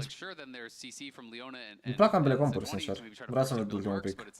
Cred că e Aurora mid. Ok, adică e ce pase aici. Jhin? Like, am bad de Jhin. E foarte bad Jhin. Este al? Kalista? Nu, Kalista, Sejuani. Și Ione. Și Jax. It's not quite a 50-50 split. But they have some mixed in. Yes. So the Kallista's going to be the round out. I am a little surprised, I will admit. When we were thinking hyper carry, like, I think Ashe would have actually been one of the abia aștept să respir normal. Bro, diferența e de la cer la pământ. Adică poți să vezi chestia asta și în modul în care mă exprim, modul în care vorbesc, pentru că nu am brain fog și e total diferit, dorm mai bine. Kind of blows DK out of the water in team fights. So I think, you know, what I'm expecting from Are încredere în el? I mean, Jackie Love, e 1-1. E 1-1. Și am încredere în el. E 1-1, before they're really ready to do so. Exactly. We were talking about the top side of the map for DK for the first half of this draft. So the answer then from Top Esports is, okay, we're playing for bottom side of the map. They did it last game to great effect, and if they can run it back here, they're in quarterfinals. And one of the things that, you know, about Aurora, people always think about Aurora diving deep and like that, but you can play in these kind of compositions when there's 4 melee that are all diving towards one target. You just use your ulti to peel, right? Like, you get into the situation where there's these 4 melee running at your Callista. You throw it out your Skarner is there, Cassante is there, Rel is there. All the counter engage is very powerful and can create that space for Jackie Love. We saw what he could do with that space in game number 1, and we're going to see if he can get similar things done here in the second game. Exactly, and not just the ulti too. Remember that Aurora's weirding is an 80% slow for a melee champion. Că am aflat că am problema asta. Că până acum eram clueless, credeam că asta că e normal. Nu era normal. Credeam că e normal să te simți prost în fiecare zi. Probably not very fun, my friend. All right, let's see if DK can have some more fun in this one than they did in game number 1. Even this series out and take us to a game 3, or if Top Esports is going to just sweep their way into the quarterfinals. I think the answers to Yone have not been it. Okay. My opinion is that crowd control is the best way to deal with Yone because he is a champion that is not allowed to build Merc treads, basically. So there's like a big opportunity that CC kind of has. Te-a dus operația în problema asta și abia aștept să scap. În care din ele, că am mai multe probleme. They go face checking a brush, tries to crash down over the wall, gets frozen mid-air but escapes. That's what matters. Record scratch, freeze frame, whatever you want to call it. Operația pentru reducerea hipertrofiei cornetelor, adică turbinates în engleză, a fost la 300 de euro. Operația pentru deviații de sept depinde unde faci și ce țară faci. De exemplu, am interesat în Polonia între 3.000 și 7.000 de euro, parcă. Și în România am citit pe net, e undeva între 1.200 și 3.000 de euro. E că e destul de scumpă operația, dar e ceva ce faci odată, right? Whether it be on side lane or team fights, this champion has been problematic. And he deviația de sept e destul de scumpă. Și ai nevoie și de internare. And that's kind of the thing, is that it's like at the highest level there's so many ways to play around it for the Yone. You know, if you're thinking about like playing into a Rel or a Leona, you're like, oh, just stand on your AD carry, and then when he goes in, stun him. But then all of a sudden, Q3 knocks you up. The ulti then knocks you up. Like, there's all this CC. If you're standing too close to your AD, it's looking to peel, then you can get caught in that CC as well. The E can be used as a CC immunity when you're snapping back if you time that. You know, so there's all these little tools that pro players at the highest level have to be able to answer with CC. And so it can be really difficult to deal with the champion even when you draft for these intelligent choices, which I agree, CC is kind of it. Now we're seeing push be gained by DK in both top and bot lane, which is a little different from what we saw in the previous game, where the pressure was being put onto them, which means that this gives Lucid a little bit more agency and options in the other game. Not that I expect anything too creative in a Sejuani versus Skarner matchup. Immediate jump in the Zenith lane. Is a mistake. He goes to cheamă Jackie-lor până la Kalista și el. It feels like he just forgot about how Rel works. Aia de viață se rezolvă problema? Yeah, I mean, sunt de acord. Flipped into the tower, stunned up, and Moham gives over a freebie. That is rough. Abilitatea de a putea respira, e ceva luat for granted, e ceva luat drept. Nu e o chestie considerată de majoritate, decât cei ce au probleme cu asta consideră că, mamă, cât de nașpa e fără, știi? And I just think it's so smart from Gangan because he gets the push top. Sure, he could have based and just walk back to lane, but if you don't feel that you can really realistically pressure the Cassante anyway, dar vă garantez că, din experiență, vă garantez că să pot respira pe nas e probabil, e un vis, știi, gen, it's a dream. Și o să mă opresc și pentru set. Și că are cel mai mare șansă să fie Words, Genji / Hanwha. E mai hardcore cealaltă, de asta și eu amân puțin pentru că în momentul de față nu am timpul necesar pentru a face operația respectivă. Ori o să fac în noiembrie, ori o să fac la începutul anului în funcție de ce o să fac cu echipa, dacă îmi găsesc echipă sau nu. Dacă îmi găsesc echipă și nu mă operez în noiembrie, atunci o să mă operez după split-ul din iarnă. I mean, Top knows that Cream is really in a difficult situation now, and that is why they have 3 members here covering him, playing around him. They're clearing out vision, they're dropping pink wards. Cred că și am problema asta deși lucrez în domeniu și am văzut făcut câteva ori, e pur și simplu frică de aia. I mean, frica n-are ce să fie bro, pentru că până la urmă e o îmbunătățire ce ți-o aduci ție, right? Ideea că pe mine personal nu mă deranjează chiar atât de mult de viața de set, pentru că, da, face respiratul mai greu. Problema mea e că, având cornetele inflamate maxim, am zero spațiu în nas și nu puteam să respir deloc pe nări, gen, deloc. Puteam să respir doar pe gură, ceea ce e absolut teribil, mai ales noaptea când dormi, te odihnești foarte, foarte prost dacă nu respiri pe nas. Nice, foarte liniștit de mine acolo, foarte liniștit. Și acum, după prima operație, poți să respiri puțin pe nas. Acum, și cu medicamentele astea, poți să respiri 50%, cred, din cât aș putea. Asta excluzând de viața de set, care nu e o guzare de gen. Pentru mine e ok cu de viața de set. Topside, potentially look to try to play towards those grubs, as DK did give all of those up last game, and we'll see if this match is swap here and look to brawl. Respiră pe urechi, easy. Ar fi atât de ușor, ușor. And look at the wave. The wave is so screwed for Cream right now, but he doesn't have flash and he has no TP, so it's very difficult because that's actually stopping his recall to try to fight for grubs. So that alone may mean Top can't actually contest.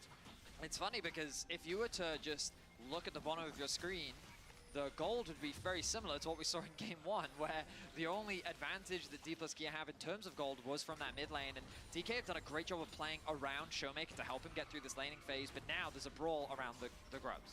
Top Esports would love to at least just smite one of these down, make sure that they can secure it. There it is, 1-1 on the first set of grubs, but DK has a 4-man unit ready to try to play here.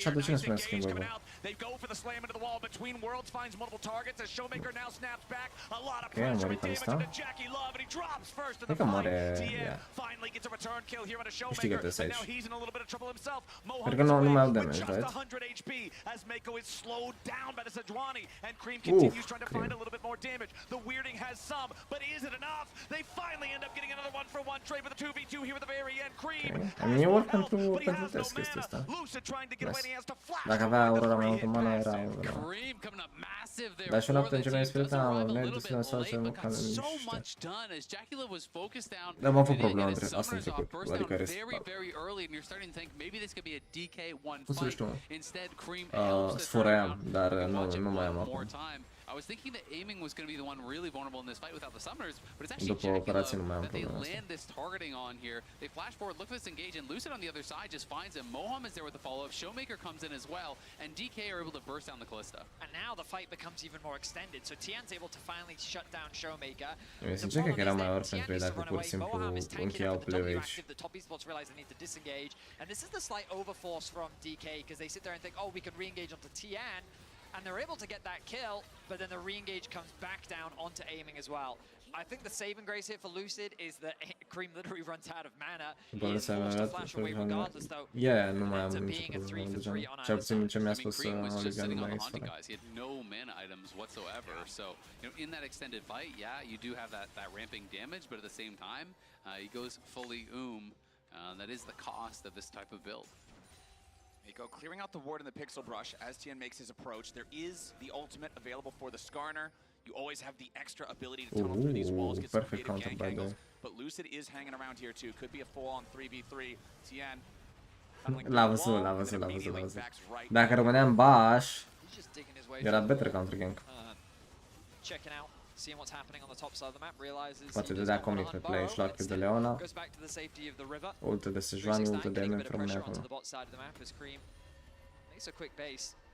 I thought that he would have enough gold to actually get his item, but apparently not quite yet.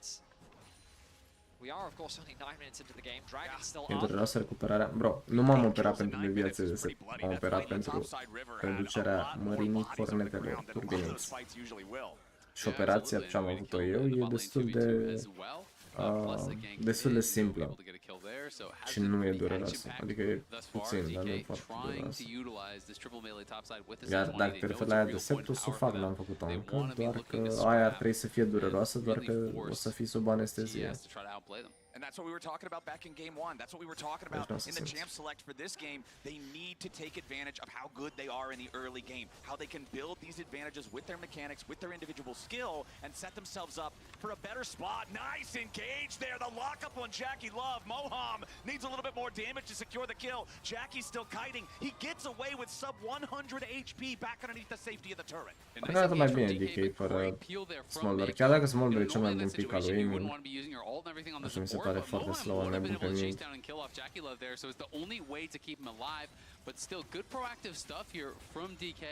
Just connecting on Jackie Love. Bro, de ce își dă TP ca San pe bot lane? Dude, ăsta era unghi în care... Ok, a jucat pentru el însă și a văzut kill angle și s-a băgat. Dar nu era mai bine dacă te dea TP pe top, culegea tot wave-ul și apoi inițiau swap.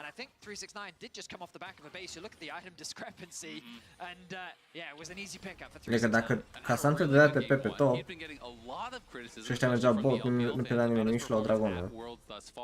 În minutul 11 și încă nu am niciun dragon ca lista Relcom. E ok, o să ia 5 grabs, I guess. And we may be getting another scrap here, but it looks like it's probably too late from DK. Well, hold on. Cream could be in a little bit of a compromise. It's never too late for DK, is there? DK still on their approach. They Okay. throw out Mamă, Jackie Love. Mamă, clasică Jackie Lovească.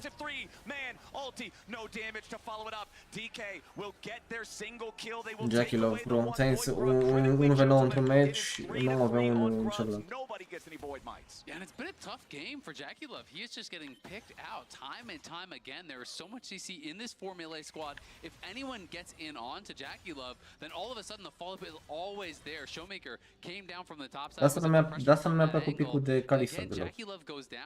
De asta nu mi-a plăcut picul de Kalista. Era mirărit mai devreme când am făcut kill în 2v2 și a luat 3 kill-ul. Am zis că știa el ceva să Kalista, dar Ezreal ar fost de 1 miliard de ori mai bun aici. That's it. Yeah, I mean, so them falling behind is going to be a problem as DK, they're in a comfortable spot right now. We talked about the scaling threat they have on the side lane specifically, just how much of a menace Yone is in the current meta. I think DK fans can be pretty happy with the current game state. The Andrews being finished for Cream is a nice spike to have, but this Yone set up a nice freeze on the top side of the map, and he's continuing to ramp up. Yeah, if we're talking about item spikes, there's quite a few lăsat barba și a renunțat la ciop. E pur și simplu un experiment, bro. There's your wombo combo with the engage, the E-stall impact from Tien, followed up with all the CC from Mako. Vedius, I believe you called it, my friend. Yone doesn't like CC, and top esports have figured it out. I mean, that's the solution when you're having to deal with 1,000-year-old că o să rămân cu loot-ul ăsta. Pot să mă trezesc într-o zi și să zic, ok, înapoi la barbă, simplu. Pardon, înapoi la doar ciop, fără barbă. Top esports coming out on top yet again. They're going to grab themselves almost a 1,000 gold lead here. We still have a little bit over a minute until we get to the Rift Herald and that next neutral objective spawning. The second Drake of the game, still first Drake of the game, I actually should say. I was expecting it to have been cleared already, but it did not happen. So that first Drake still live. Cloud Drake in the bottom half of the map. What I was going to touch on before we got the dive, first item power spikes are coming in for a lot of champions. You've got the Zeeks for the Sejuani, Heartsteel again for the Skarner in this game, along with that Bloodthirster for the misfortune of aiming that is 2-1-2, as Moham could be in a bad spot here. Crash down plus the weirding, a little bit of damage on that one as Kingan has to get away back underneath the tier 1 turret in the bottom side of the map at the same time with the bullet time flying in over the top. A lot of damage onto Cream, beautifully punished from DK as Tom chased a little bit too far, but now what is this? Lucid nearly caught out there thanks to the Skarner ulti, but a flash into an Arctic assault back over the wall, and now Jackie Love is once again in the sights of aiming, and DK over shot to the head, and Jackie's out of there.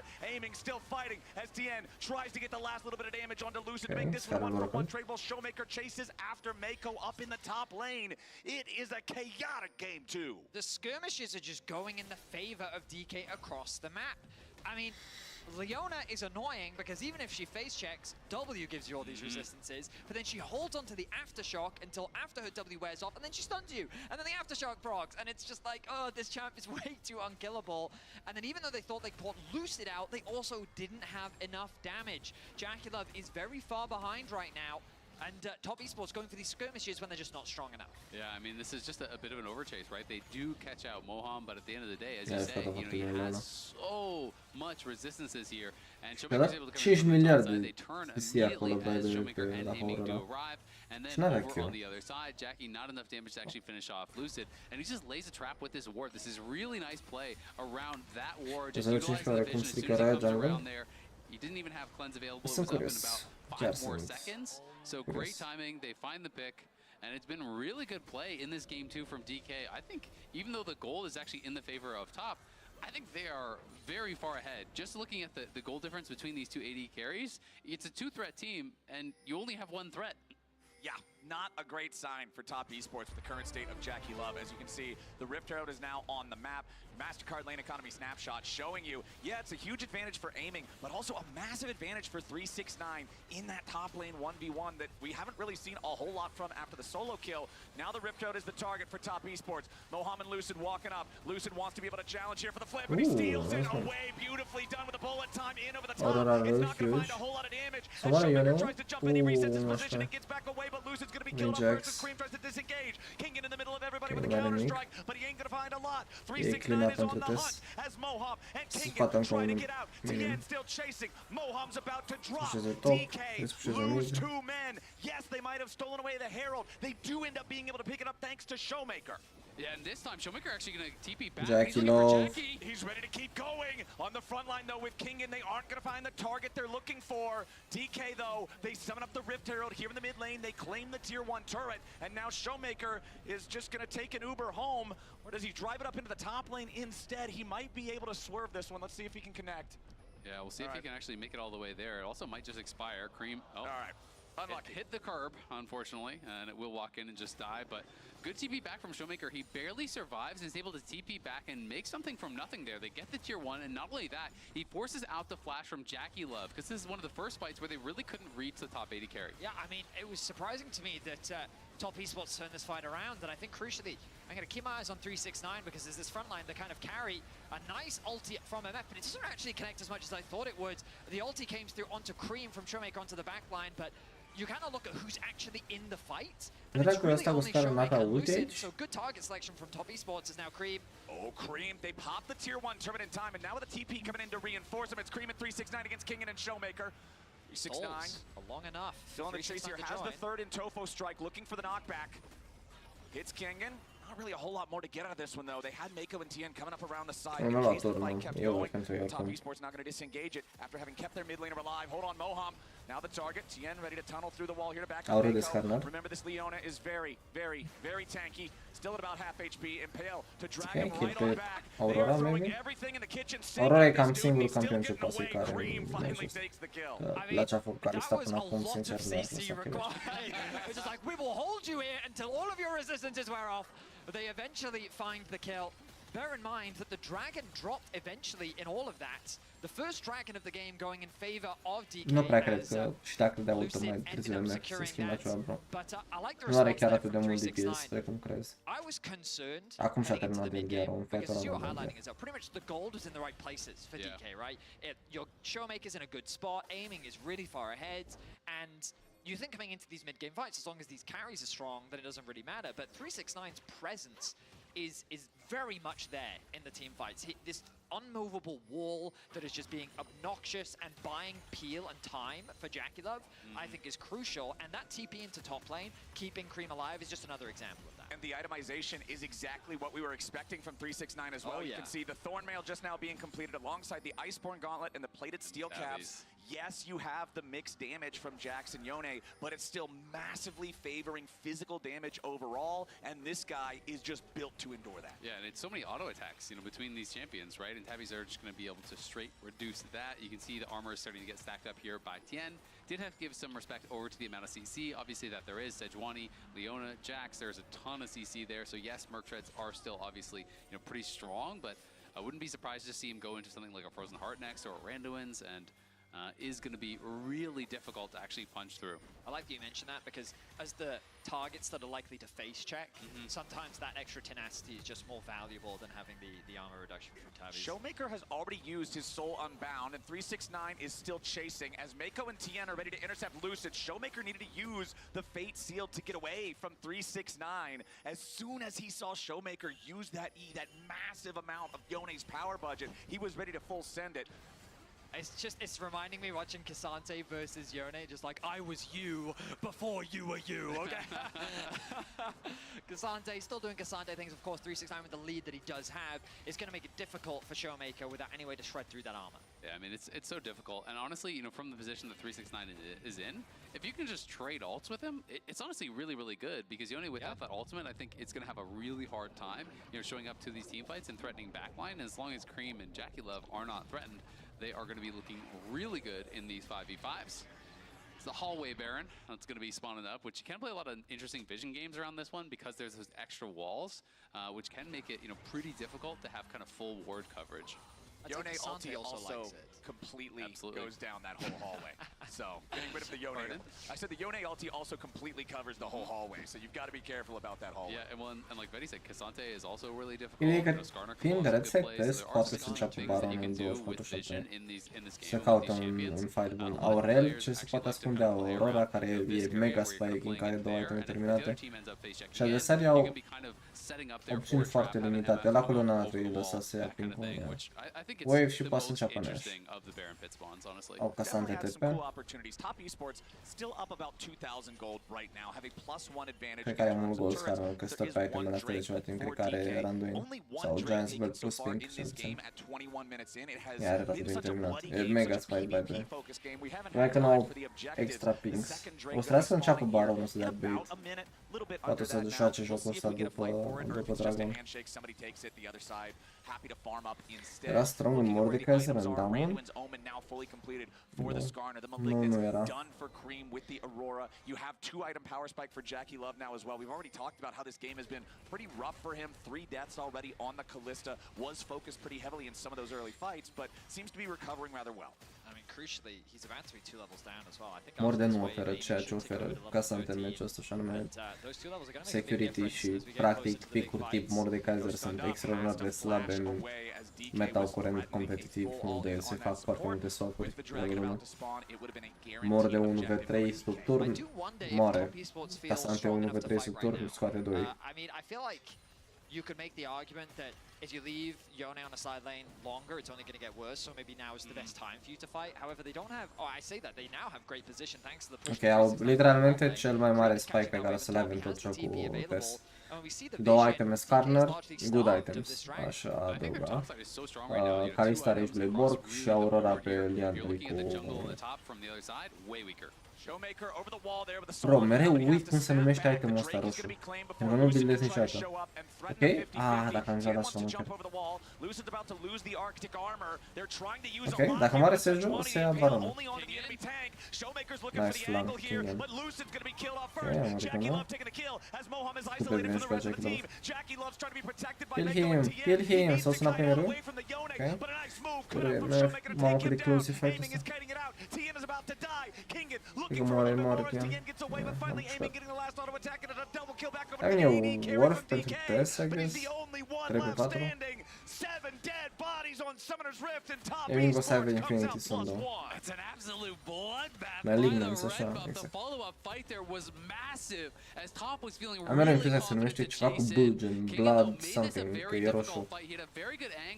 As we'll go later into this, obviously top is able to secure. Then we're going to see top looking to actually force this. Dacă nu bloca Lucid, by the way, Showmaker își pierdea flash-ul să-și ulta sau murea mai degrabă când a început partida. A jucat bine Jackie Love. Părea Jackie lose în prima instanță. Tien flashes over the wall. Mako's ulted over the wall. Cream is there peeling. Everyone is trying to peel for this AD carry. And then aiming, nice use of the ultimate with the flash there as well. Unfortunately, it kind of cuts him off. If he'd ultied across the red, jucat bad Aurora, pentru că dacă joacă bine aici, se lovește de un zid, se duce spre Kalista și joacă cu Kalista pe partea opusă, nu prea avea de ce să fie acolo. Când a fost și el și Casante pe MF Leona și a murit Leona pentru Aurora. În același timp, dacă apăsa MF R în partea cealaltă, poate era bad. Am fi scoasă de arăt cât e Casante. Ok, se joane prin seară, se joane prin seară. Din nou insane flanking again. Sus pe Jackie Love. Ok, râde Casante. 2. Da, cred că pierde fight acum.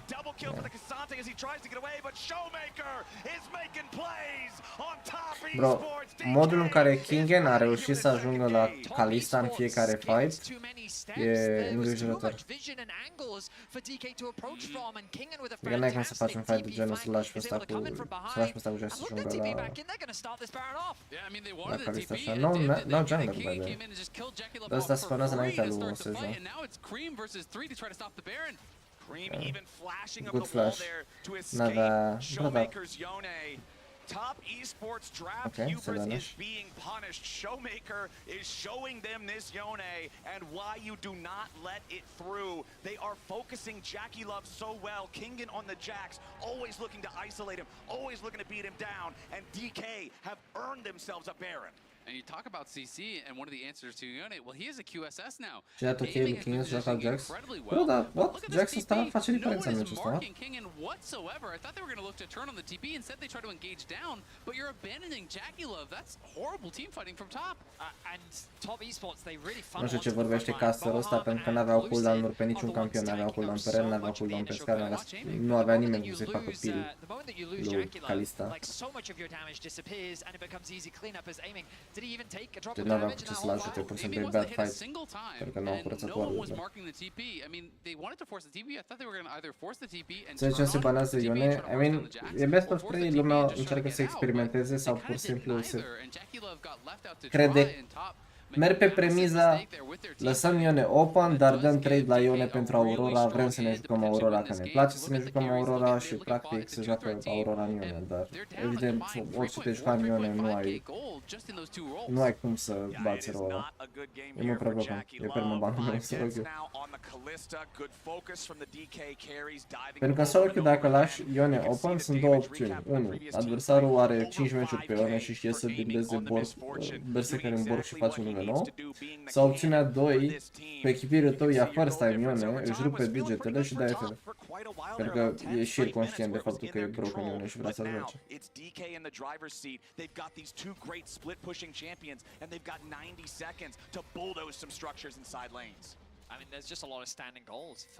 La buff Yone? Yone la buff pentru că build-urile de crit sunt slabe. Dar în high-ul lumea își buildează Borg, Strikebreaker, nu crit. Dar în low-elo, Mihăiță, 12 ani, își buildează Infinity, ești primul item pe Yone și are un rate prost, ăsta Yone în server sau trebuie bufat ca să dea și Mihăiță de damage pe el. So just a number of ultimates traded. Moham ended up losing his flash. Looks like that I think Mako didn't have his flash prior to that fight anyway. He did end up dropping the ignite. So a couple of summoner spells, but ultimately nothing too significant gained. At the very least, top esports could look at this as a bit of a stall tactic, so that the pressure from DK is alleviated somewhat. But you already look at the Jax returns to top lane, starts pushing in this wave, and now their attention turns back towards the dragon. Yeah, absolutely. And honestly, this time around, DK has kind of reached some of those scaling breakpoints that they needed to. Top, though, going to be moving in as I feel like DK just thought top weren't going to even try to contest, and they're not in position to actually fight for this, even with the lead. Yeah, Showmaker has to snap back, and top can claim themselves their second Drake of the game. Okay, so we kind of get close now to the 30-minute mark. It's unlikely that DK can do much more off the back of this Baron, so we're looking at another big fight. Dacă ignori loser-urile, personalii teams, Yone de nebătut, doar cine? Doar EU, NA și Brazilia pierdut cu Yone. Echipele din Asia n-au pierdut niciun meci cu Yone. Like levels are very valuable. Cred că meciul ăsta în continuare ar putea să piardă. Cred că se poate termina 2-0 seria asta. Chiar dacă MF-ul ăla e super fed, au nevoie doar de un fight în care ajunge Casante la MF și dă solo pentru Casante e balansat. Și sunt de asemenea full AD comp. He also has all of these level advantages, which, I mean, he's the same level as 369.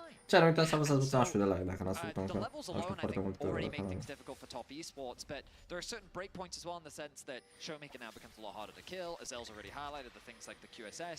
Jax is at a point where there's no way Kalista can do anything against this Jax. Yeah. And while the Terminus has now been completed for Jakilov, the question is it enough? On paper, I would say no, but that's kind of what you're hoping for. And I mean, it's one of these things where the big advantages for top really were in top lane and jungle, right? But these kind of like bruiser tanks, your damage falls off heavily as you get later on into the game. You know, just your base damages is really what carries you because you're not building damage items. So in those early skirmishes, you really can be a massive threat, but you can't depend on 369 and TN to be able to carry the damage in a fight later on. And Showmaker has the QSS, he has a giant spelt on top, he's got some HP with the Strikebreaker. Like, this is not someone easy to burst down. Yeah, Cream. Talking about easy to burst down though, Aurora does not want to get any closer to this Jax.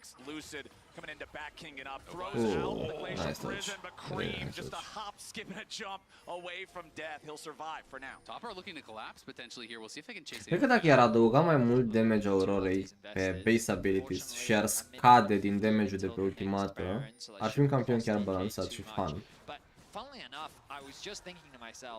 Problema Aurorei nu e faptul că e mobilă sau mai știu eu ce. Problema Aurorei e faptul că îți dă one shot la toată echipa doar dintr-un spell. AOE, ultimată căruia n-ai cum să dai dodge. Asta e problema, de-aia e broken Aurora. Sau te-ai auzit de AOD în coach român. Salut! Da, îl știu pe AOD de 8 ani. Am lucrat împreună.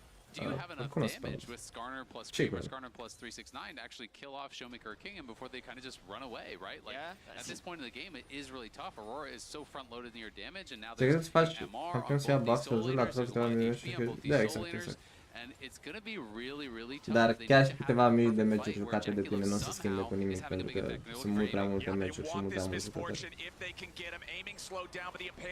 Deci nu o să facă nicio diferență, să fie așa un dent, un 0.05%.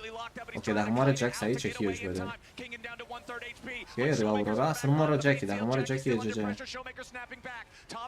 Ok. Nice try. Voi spune doar că dacă ăsta cu scară nu-și dădea ultimata în nimic, fight-ul era câștigat. Mersi, Inga, vă să salut. Poate să facă? Ai mai văzut de turn? Na, trebuie să iasă acum, trebuie să iasă acum.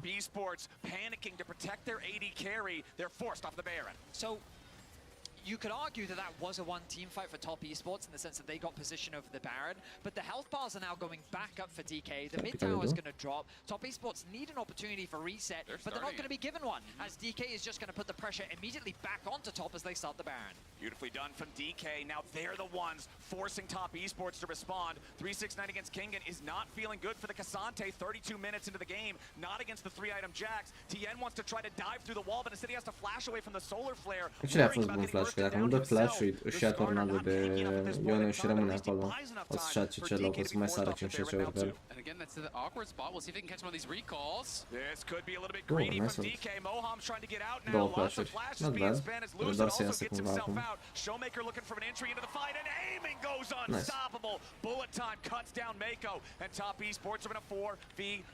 Salut, ai auzit de AUD? Un coach rămân. Uite, din moment ce ți-am răspuns deja cu 4 minute, o să dau copy-paste și o să întreb și același lucru. Poate îmi răspunde și mie cineva de 6 ori la aceeași întrebare. Nice. E Flineash, nu? Casante recolte pe înapoi? Așa îi dau protect lui Casante, o să-și ia interrupt de la Sejani. gets in on aiming, flips him in, Big troll, gets the just 1K base info. showdown, and now they're going to be looking for Baron here. Lucid is without flash, and he's in I a mean, tipul cu Ione n-are TP, ar trebui să fie free launch oricum. O să-și are cancel, by the way. Lucid about 1/3 HP. Cream wants Ok, to keep the a Jax pierdut away. Smash, man. 369, barely N-ai cum hanging să on, furi de la very Kalista small cu TS Brand, n-ai wants to cum. guarantee he can secure this Nicio objective șansă, for his team, nicio but Lucid șansă. goes over the wall, ready to jump into the pit. The Baron's going to be claimed by the Aurora of all people.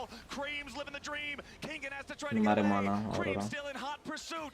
The Jax Trebuie să iasă will live, base. but Top Esports Kalista get ia a kill, mid-ul. and they get the Baron. Trebuie să joace la Game Dragon. number 2 is delivering. In an unbelievable turn of events, Top Esports find Ok, frate, nu trebuia să mă iei la mișto, dar am întrebat. Păi, am răspuns în mod extended, în mod extins am răspuns timp de 30 de secunde la întrebare. Și apoi mă întreb nu aceeași chestie. După ce ți-am răspuns deja. Acum, nu e vina mea că tu întrebi ceva și apoi te pui cu alte chestii și nu ești atent dacă se răspunde.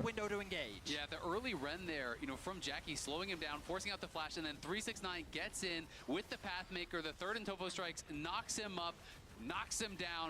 That is a huge play there from top, and honestly a great read. They saw them walking through the river, just had to read that they might be going for recall in that rush. If they're not, it costs you Dacă nothing. But they tot ce were, contează they pentru tine get să that faci push. puncte, They turned the game Mazahar e around, and now rău. they're on the push. Când era un split anterior, 3 jucători în Challenger cu Mazahar. Doar că erau așa hidden, cam pe ultimele locuri din cel, nu erau top 10 sau nu știu ce, dar campionul e foarte bun. Cu joci cu Cometă și să faci Malignance în Liandry. Sau Malignance în Relay acum după Liandry. Top Esports backing away for now. And Cream has his death cap now completed. He is solo AP on that team, so he is going to be a massive threat. Okay, tier 3 turret, just about dead here in the bottom lane. Dacă să bileze MS să dea damage, nu are ce bileze MP, nu cum are din nou e damage. Ce nu e vorba de build, e pur și simplu erou ce nu poate face mai mult în scenariul ăsta. E fix despre ce vorbeam când vă explicam că sunt unii eroi care literalmente cară by default, indiferent ce se întâmplă, odată ajungi într-un punct, iar apoi sunt restul campionilor care pur și simplu depind de scenarii în care nu sunt campioni de genul joc. Și în meciul de față, Asante, Skarner, nu prea ai cum să-i omori, pentru că sunt niște campioni puțin cam overtuned. Și Aurora la fel. Aurora e din 6 secunde, nu, hai să zicem 10 secunde fight, Aurora e invizibilă 4 secunde, sare 2 secunde și nu ai ce să lovești. Skill gap, cu siguranță a fost echipa mai bună TES aici. Asta nu e genul de meci în care să zici că bă, au câștigat ăștia pentru că au avut X sau nu știu. A fost balanța și draft. Până la urmă, o echipă are Ione, cealaltă echipă are Sejuani ca Sante, right? Pur și simplu a fost better team. Și a arătat asta și meciul anterior. Meciul anterior a fost cam stăm, sincer.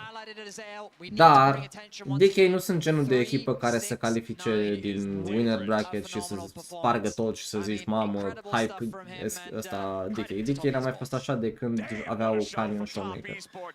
Cu rosterul ăsta sunt mai mult un fel de Dark Horse, un fel de underdog care poate să surprindă, dar cu siguranță nu sunt favoriți. Primul Ione în Coreea, China care pierde, au jucat mult prea bine, sincer, meritat. Yeah, the big thing for me is 369 in this, right? Because Jackie Love, for a lot of this, was not allowed to play the game. They were not warding for the flanking Jax. He got absolutely destroyed in a few of these fights, and it was 369 creating space, especially in that mid lane fight. I also, the Showmaker, Cassante, copy pasta. Which one? Well, he started it at the start of the year, Oh, right! and it just happened to him again. It happened. And he played Yone. They did it to themselves by picking all physical damage into a full team of bruisers. It's risky and it did not pay off. Yeah, și a fost și ideea că ăștia erau full AD com adversarii au putut să-i temizeze armură foarte, foarte lejer. The game-winning, series-winning, and quarterfinal locking-in pick on aiming. Yeah, I mean, they go in for this pick, and you actually think because aiming is untouched, he's going to be great, right? Like, he immediately takes out Mako, but then he steps so far forward. Ia, acum începe seria interesantă. Avem FlyQuest vs Hanwha Live. Sincer, mă aștept să fie 2-0 pentru Hanwha Live, dar dacă câștigă FlyQuest, I won't complain. Dar mă îndoiesc. Chiar mă îndoiesc, n-a arătat bine deloc. A arătat bine doar în primul meci. Și în ăla s-au jucat Ivan Sion, în celălalt win au jucat, pardon, în celălalt meci au jucat Amumu și au arătat teribil în meciul ăla. Iar în al treilea meci au jucat din nou Ivern și au câștigat, dar un win foarte chinuit, un win foarte, foarte urât. Au câștigat doar pentru că au avut better draft și draftul a câștigat singur, practic. Nu cred că ar trebui să fie mândri de cum au jucat în meciul ăla. Ar trebui să-i mănânce Hanwha, sincer. Ar trebui să-i devoreze.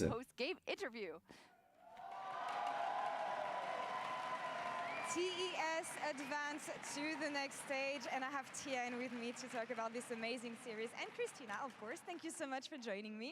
You've been facing off against LCK teams mostly, from T1, the loss against Genji, and D plus Kia today. Deci, cât timp sunt reclame și interviu și astea, o să fiu bărăbă că trebuie să îmi pregătesc ceva pentru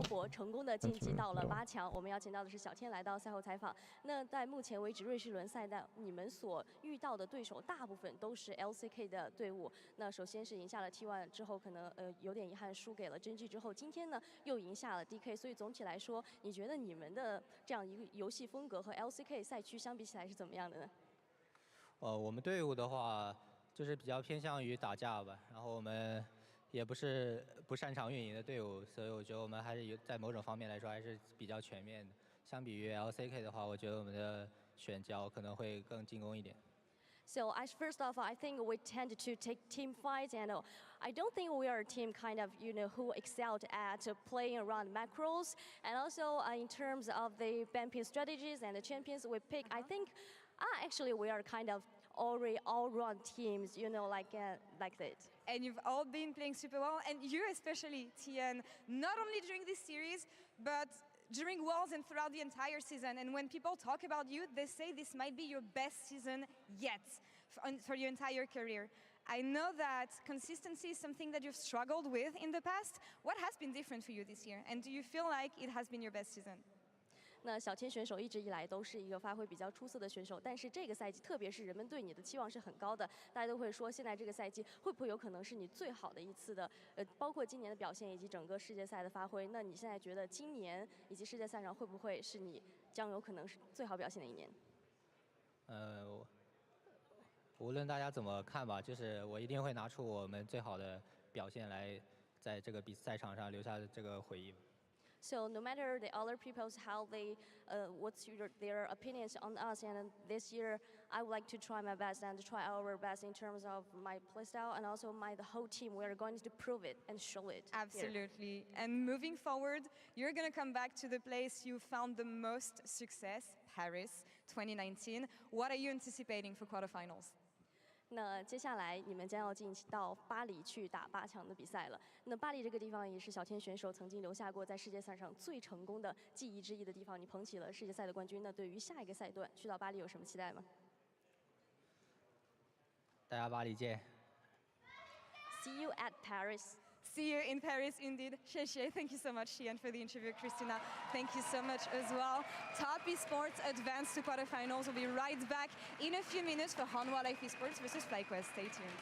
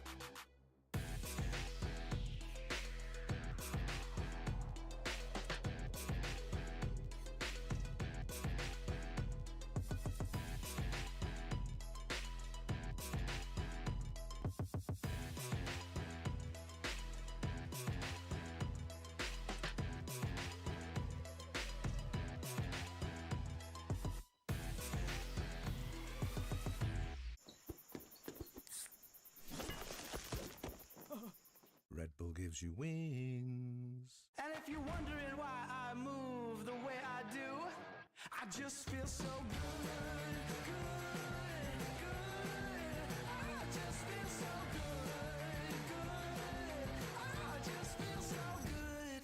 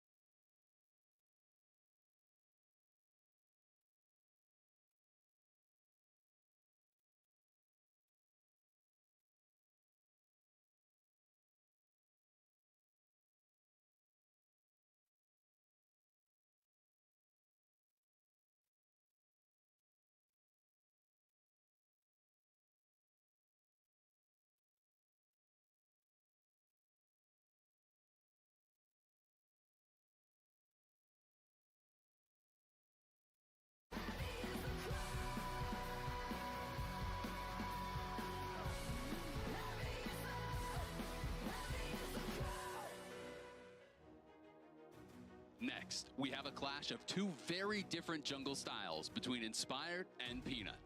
This Worlds, we have seen Inspired act as a reactive safety net for his team, allowing players like Whippo the opportunity to thrive in his aggression. Whippo going in again.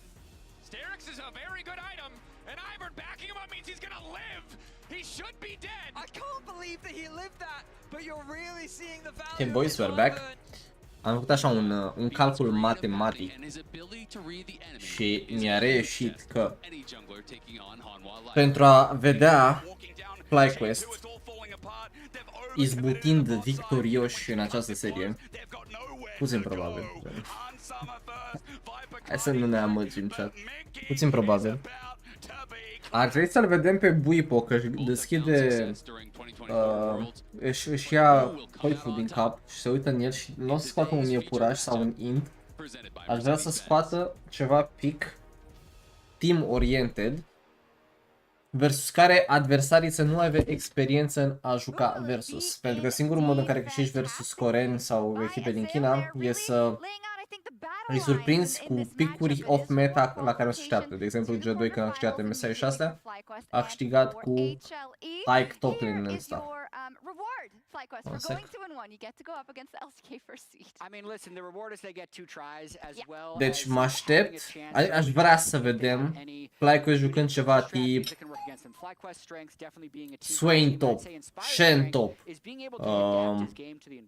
Pantheon, chestii de genul. Doar așa ar putea câștiga, cred eu. Yeah, and I think that flexibility is going to be really interesting going up against Peanut, who I remember last year there was an anecdote talking to someone from Gen G where they said if you could hear Peanut's comms, you'd never call him bad again, just based on how much game knowledge he has. By the way. Awesome. I'll have to play with you next. But I think like Peanut has such a Dacă Wii poți să joacă direct în echid live, nu te judec. on the map, and then crucially, a little bit kind of how we talked about TN, right? It's his performance at internationals specifically that he's looking to defy. At like these key rounds, right? Now they're going up versus FlyQuest, and it's quite interesting. We did see a lot about the coaching staff of FlyQuest saying, hey, we are probably going to reach for some things that we have prepared that you haven't seen yet. We, in fact, on purpose, haven't scrimmed versus the LPL and LCK teams yet in order to do that. What do you think about that, Jet? I mean, it's fine. Because we've tried both. We've tried scrimming, we've tried not scrimming, and especially if they're trying to actually have some level of surprise, I can respect them actually holding off on it from the people that they're actually going to need the surprise against. The Bwipo and Inspired dynamic, though, has been inconsistent internationally. It feels like Bwipo's always trying almost too hard to make something happen, and in that last game it was really just Inspired bringing him back just barely in so many crucial moments. Yeah, I mean, I think for me, we have the Ivern like highlight reel that we've seen from Inspired in terms of how he's able to help out with these crucial shields. We saw it coming in with the B-roll. I think we can't overstate how much of a massive upset this would be. Yeah, like Hanwha Life has been second only to Gen G, and even they are first seed coming in. People are still talking about them like they're the second seed, a bit like FlyQuest and TL. But this is an incredibly strong team, and FlyQuest has put all the stops to beat them. Absolutely.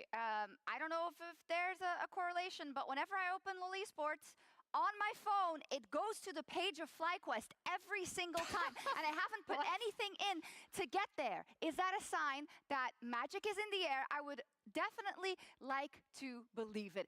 It's time to send another team to the quarterfinals and FlyQuest versus HLE. Welcome back to Worlds 2024, everybody. We got another team. Mamă, ce entry. Îmi place când sunt echipe de-astea underdog, care știu că n-au nicio șansă și trebuie să facă stage entry. Nu sunt niciodată gen, știi, sau mai știu ce, așa un zâmbet, dar un zâmbet de la așa forțat, gen nu vrem să arătăm speriați, dar nu vrem nici să părem mega confident, știi? We got this, gen, we got this. A very kind of similar story about them. Bwipo în schimb are un facial expression de rău să nu ia Renekton. And these teams actually take them down in finals, and then immediately after it, that's like, congratulations, you're the champion. But also, Team Liquid and Gen G are the best teams from our region. And you know, they're teams that I think are, as a result, really fighting to reprove themselves, right? And it can be that tough spot where it's like, hey, I literally just won the championship, by the way, but you're still out there trying to prove that you are the best team from your region. And I mean, for Hanwha Life, it's even more of a fresh wound, considering I feel like most people would probably say the only reason they're not already in the quarterfinals is because the team that they drew when they were 2-0 was Gen G, who did end up defeating them 2-1 in that best of 3. And now they're here against FlyQuest, and pretty much everybody out there who has followed any esports so far this year is going to tell you is going to win. This. Oh, I'm wrong? I mean, this is going to be a tough battle for the I'm FlyQuest excited boys. for you guys because, like, as a European fan, we've gone through this ringer before, right? We only had to do one. Oriana, Ivor, Vans, Perfect Sense. V-am zis, echipele din China și din Coreea nu o să se complice când vine vorba de flag, o să baneze Ivor pentru că nu vor să joace vs ceva vs care nu sunt confortabili. Și Ivor se joacă în China și în Coreea, nu e ca și cum nu se joacă, doar că au apărut cei mai confortabili, cel mai ok pe genul ăsta de compuri care nu fac nimic și scalează. Renekton ban. Probabil voi pe ceva de genul, m-au prins. Le frică. De ce Ione Open? 1-0. You would have to expect this to be exactly what they would do. Confidence. That's Buipo avea o reacție ceva gen Ione Open? Nu credeam că o să ia Ione. Pe care credeam că o să dea first pick pe altceva. În afară de cel mai broken campion din joc. Quad already did bring it out, once so far this tournament. It is a pick that he's very comfortable on. So it could be pretty exciting. We'll see if that can actually make that happen. But I am definitely really, unsure about if you're going to be able to shut down Zeka on the Yone. In fact, there's only been now, I think, 4 losses actually on Yone, in the main stage. And it had only been the LEC mid laners that had actually lost on it until Showmaker just lost once last game. But you're giving a guy who won a world championship playing this stuff. Like, this is his style. This is how he dominated. This is how he was showcasing himself as the best in the world at that time. And it is going to be really tough. The funny thing to me is we just saw DK's version of Yone Sejuani and they lost. And they did lose. That is one takeaway. Another one. I'm with you. I think your responses to what Vedius and I are saying in this draft need to be studied. I thought we were on the same wavelength here, boys. We don't have the synergy from the first game. Well, with the Amumu locked in. Cam exagerat, domnule Alexandru Chisar, că n-aș fi chiar atât de... N-aș fi chiar atât de convins că nu au șansele lor. From top esports, which is heavy revolving around crowd control. The miasma you already talked about from the Casio. The ultimate that provides from Amumu. It's just also another comfort pick, I feel. I feel like Casio cred că e good answer, by the way. Nu joacă nimeni Casio în turneul ăsta în afară de Quad și cred că e bună în combinație cu Amumu. Îmi place mult mai mult. Data trecută când au jucat un comp de genul aveau prea mult AP, dacă mi-am aminte bine. Erau full AP și aveau și Silas adversarii. You are a guy who plays a lot of the control mages. That's what he was doing in Academy. So, he had kind of branched out a bit from that. But obviously, Mumu was a big pick for Inspired in the playoffs. And when you think about the shift for FlyQuest, from regular season 2 playoffs, it was very heavily about Inspired playing for himself, playing to carry on these hyper carry AP style champions. In playoffs, he became more of a guy who was playing for his carries, for Quad and for Masu. Da, pentru carry joacă. Inspired de-aia avea 200 de creep cu Amumu în 14 minute. Și farma tot meciul și echipa lui își lua dive și jucau în 4 oameni, că Inspire își lua camperul. Joacă pentru echipă cu Amumu, că Amumu e un campion pentru echipă și el joacă pentru echipă. Also the Poppy taken out there by HLE. Let's see Așa what este. FlyQuest wants to go with here. That Callista loves to pair with somebody who can be aggressive in the lane. Nu, Urgot. I was thinking to myself, Garen could be really good here. Please, no. Garen ar fi decent. Actually, Garen. I was kind of thinking, okay, well, you're probably just going to pull into your bag of tricks that you've already kind of shown. When I think of Whippo and I think of some of his unorthodox picks, I think of Urgot, I think of Garen, I think of, things like Olaf. He does have those sort of styles. And so this could be pretty strong for them. We'll see if he's going to be able to lane up against Doran on Garen ar fi avut prea mult sens chat versus să joace în Jax. Yeah. And I think Kai'Sa's just really good because of I want Renata so badly.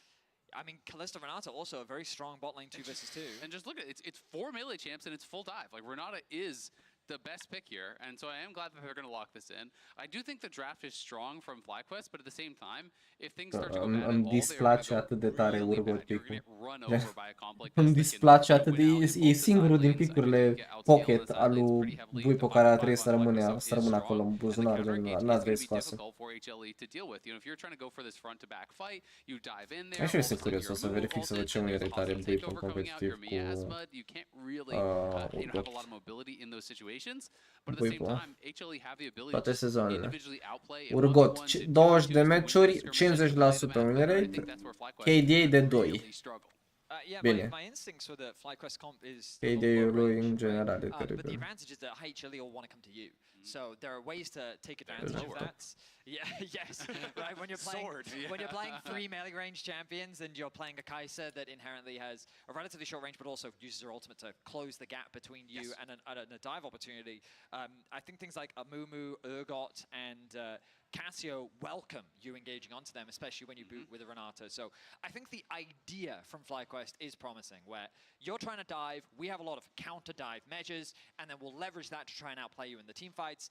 It ultimately then just becomes a question of laning, because Hanwha Life aren't just famous for their team fighting, they're also famous for their individual players. Yeah, exactly. They are really, really good at basically every aspect of the game, which is why they won the LCK, and which is why it's going to be really tough for FlyQuest. And I think, honestly, as much as I was kind of memeing on letting the Yone through, I respect throwing out something like this that has such strong counter engage, that really has the ability to potentially lock down and burst down someone here if HLE does, drop the ball. And I think for game 1, makes sense. All right, as the champions head out onto the Rift, a reminder, log into your Riot account on lolesports.com and watch Worlds live to earn exclusive Worlds emotes, icons, capsules, all sorts of good stuff. Log in there and get yourself some of that, as it looks like nobody's doing anything super out of the ordinary, super unexpected here early on. We always have to keep our eyes open for lane swaps or... right now, you can see that Kai'Sa. All right. Like he said, not out of the ordinary. Yeah, I know.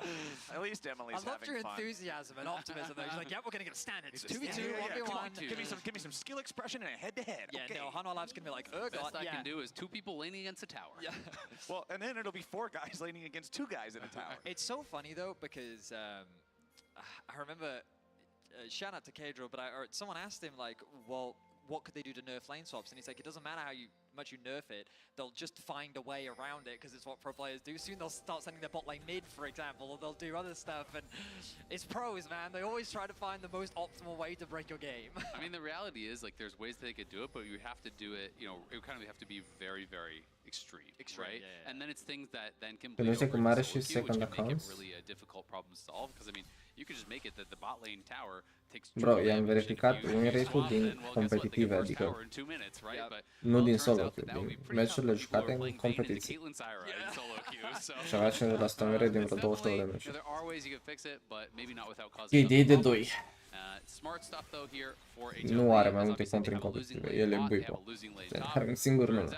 Lane swap, don't have to deal with either of those. Yep, and for HLE, you guys were already talking about it during the draft. We're looking at them and the power of the split pushing, the power of the side laning against FlyQuest's team fight draft. It is just Bwipo top. Now the reason why this strategy is typically avoided is because you can slow stack the wave and you can dive in level 1, and that's why we saw that adaptation of ar putea să-l gancheze ăsta dacă rămâne 1v1 așa. Yeah, știi că e free. I-a scos flash-ul, asta acum o să joci în continuare și primi asta la gank. O comandă. Bro, Nicely done. Didn't even need Zeka to get involved in the play. Delight and Peanut group up and knock down Quad. He tried to get some vision down towards that bot side, and they were there waiting for him. Peanuts, he's not going to slow down with his aggression. And a duel between our junglers here. Reminder, this is your Mercedes-Benz featured matchup for this game. Inspired versus Peanut. That smite fight already starting them off here in the head-to-head. I think Peanut just barely didn't have his smite in time. It was coming up as that red buff did go down, but Inspired going to be pretty happy. Clears away. Buipo era jungler, Buipo era top laner. Apoi a devenit jungler. Pentru că avea impresia că sunt toți junglerii slabi și că pot să facă mai bine decât ei. Și a jucat ok jungler o perioadă și apoi s-a întors înapoi pe tot. You know, with Hanwha Life already on the board, with Delight and Peanut working together to get that kill in the mid lane, I feel like if you're FlyQuest... Mi-e aceeași premiză la FlyQuest. Dacă ajung la 2 iteme, pierd în continuare. Pentru că meciul ăsta adversarii au Yone și Kai'Sa, deci nu poți să le dai nici alt kill cu Cassio pe aur.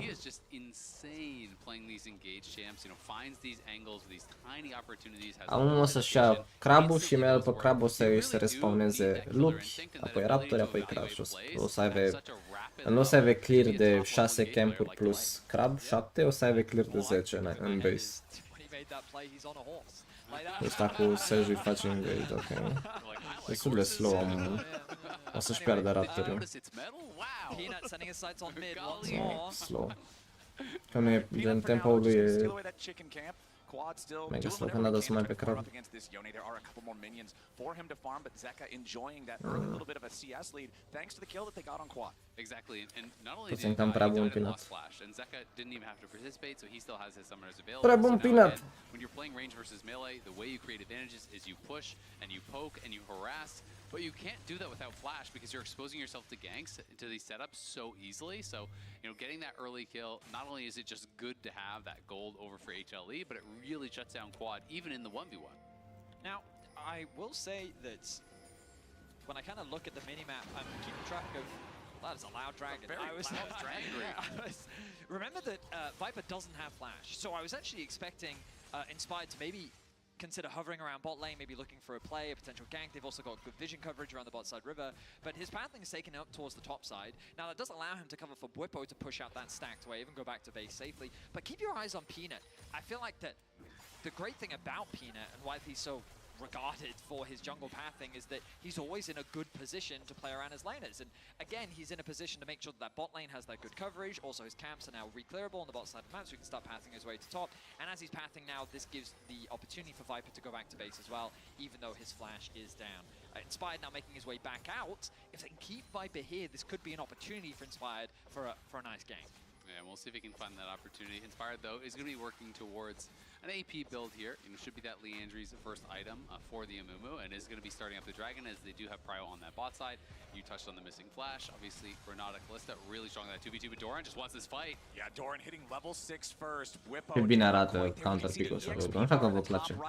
Dar eu când am văzut Jax, am zis, care este singurul campion care se bazează în totalitate pe autoatacuri? Să-l pot juca în Jax? Și am zis Urgot. Și mă bucur că s-a gândit și el la fel și s-a jucat Urgot. Închide fereastra! Închide fereastra! Aveți grijă, Ciuat, aveți grijă că se aruncă cu seringi pe aici.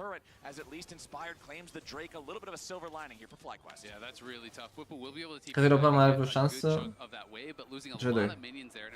Fanatic.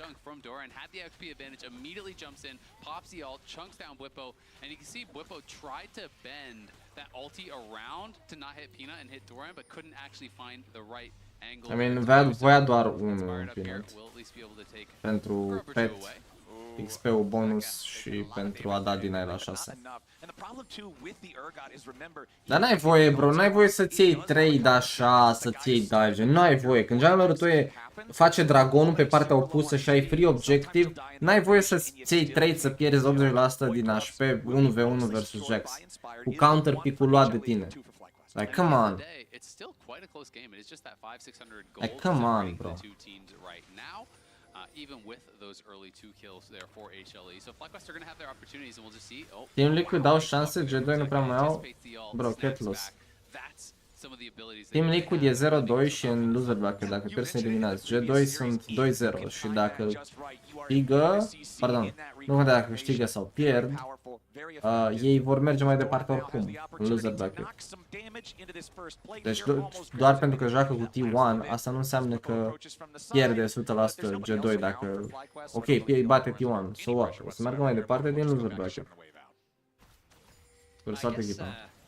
Și Team Liquid șanse să câștige Worlds când au arătat așa, mai greu. Ca despre asta se discuta. Salut, Zanaga. I mean, when Inspired was back in EU, there used to be the thing where, like, when he was on Rogue, the team played for him, right? It was very much a roster where they drafted pushing lanes, they leveraged their prio to enable him to either steal enemy camps or play for prio. And you've already talked about how I mean, more by the way. Actually, I flash. His go-to style, he's still willing to play for the entire map, set up for those ganks and look for opportunities. The only concern I have right now for FlyQuest is that by prioritizing these neutral objectives, I think that their individual laners are like getting pretty healthy leads. And while Viper is falling behind, ultimately, like, I look at this mid lane, there's already about a 2-wave lead. On the top side of the map, because Doran has been able to get a play in top lane and in bot lane, he's got a healthy gold lead. Peanut is very healthy, and so FlyQuest are doing well on the objectives, but the așa mai departe că G2. I mean, nu te contrazic, bro, asta e părerea ta. These players are so talented individually. You're expecting that they're going to get more done in those 1v1s, in those 2v2s. See, Quad in trouble. Nice engage from Zeka going in for the Pare foarte counter erou. Pare counter de erou Ione chat. I-a dat counter. I-a dat counter lui Ione cu Cassiopeia și lui Jax cu Urgot. Hashtag counter pick. Și ce ai zis Cassiopeia acum? N-ai voie să mă omori, ți-am dat counter. Campionul meu e mai bun decât campionul tău. Even when it was full-on AD carry meta in the LCK, still one of his most played champions was Yone, right? And it's even better now in this meta, so it is very difficult. Nice side set from Masu. Yeah, Masu staying alive for now, but the hostile takeover just misses everything. Cred că se face kill pe Doran Bade. Trying to fight back, but Masu's bailout isn't going to be enough. Peanut ends up taking the kill. Și damage-ul vine în DLC sau în double? HLE, the easy 2v2 here gets Doran paid back in the mid lane. Zeka's trying to get out. Da, mă, bui, da, mă, bui. Asta e momentul, chat. Aici se face comeback. Yeah, that ultimate from Busio was just awful, though. If he actually connects a good ulti, even if he had to flash reposition, if you hit both there, that is a very playable 2v2. Potentially you force golul de doar de un K. Și FlyQuest nu scalează bad. FlyQuest nu scalează bad. Să mergem, bebelușule. Ioi, ioi, ioi, ioi, ioi, că nu s-a mișcat.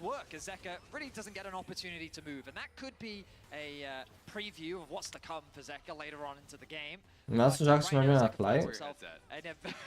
Nu știu dacă știi Ronnie după ce au murit mai devreme pe top, pentru că asta zic eu mereu, dar da, e cel mai bun jucător la FlyQuest, după Inspire, dar la Worlds ca performanță a jucat cel mai bine în echipă. And it's also just so problematic because Doran, obviously, when you pick Urgot into him, you're trying to win that 1v1, you're trying to get ahead of the game. Doran has been so accelerated because he's been playing with Peanut very, very well. He's picked up 2 kills, he's gotten assists, he's gotten multiple plates. And yes, Bwipo is at a pretty strong point right now, but Doran is going to be such a problem in those side lanes. If you ever go for an aggressive disdain on the Urgot and you miss, you're just going to get run down and killed here by the Jax. So, you know, already it feels like only 11 minutes in, Bwipo's going to be kind of on that back foot, and Quad has been put very far behind by the early gank, put him in a tough spot, and then Zeka finds the solo kill. So your carries aren't really in that spot that you wanted them to be in. I mean, I think that Peanut has been the star for HLE so far in this early game. Just he's basically been sacrificing these early objectives to get his lane into heads, and now with the strength that they have, it allows them to better contest these next objectives. So now they're the ones with position over Dragon. They've already secured the grubs. They've gotten themselves 4 to get that small grub buff, and now they should be able to rotate over to this Dragon, and it's going to be a difficult contest for FlyQuest. The Leandries is finished for Inspired. That top tower is getting lower. Right, Hanwha with control over the bot side river. Bwipo trying to put that last little bit of damage into the top tower, but Doran fighting tooth and nail to keep the thing standing. Hanwha life still up about 1,500 gold compared to FlyQuest, up 4 kills. I think it is pretty important what you mentioned, Betty. Mai farm peste în jungle e complet irrelevant. Mai ales când te joci să joani în spate, să poți să fii și 40 de creep în spate. Atâta timp când nimerești ultima ta pe target-ul corect, ești utility. Extra pushing power with this comp that already has 2 incredible side laners who are both doing great at this point in the game. Well, it was Hanwha life to have, I mean, Azale, you can bring up the minimap for me and you can just showcase how much vision Hanwha life have. That kind of suffocation around this bot side. There is that one deep ward near the red buff that FlyQuest could potentially use as a TP option for Bwipo, but yeah, it's so difficult to approach this, and Inspired's not even going to try. He's going to go back to clearing. And Amumu with a very fast clear speed, getting to a good point, but again, it's still Peanut that has the gold advantage for now.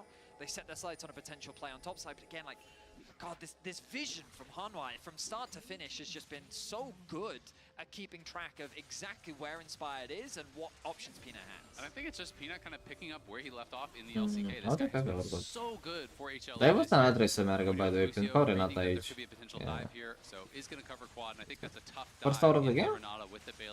You know, won't be likely to look for that. So FlyQuest are going to be able to get something on the top side of the map. They do get first tower there for Bwipo, and that is going to pull them back within 1,000 gold here. But we'll see if FlyQuest can really match up when it matters at these objectives, because it is just kind of this slow-moving game that it feels like HLE are winning out in. And they're not necessarily going to Sincer, nu e rău pentru FlyQuest faptul că meciul e atât de slow. Pentru că ideea e că o să se întâmple ceva la un moment dat, un singur fight în care o să fie foarte exploziv și o echipă o să câștige foarte tare. Și în funcție de chestia aia, dacă câștigă Hanwha, practic e GG meciul, dacă fight-ul ăla o să fie de Hanwha. Dacă câștigă FlyQuest fight-ul ăla, meciul e în continuare foarte strâns.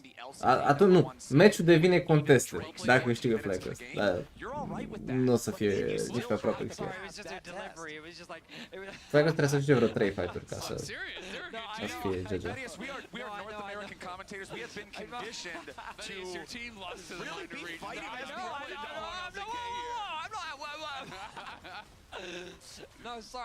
Au nevoie de Roa plus Archangel pe Casio și atunci Casio o să fie foarte tanky.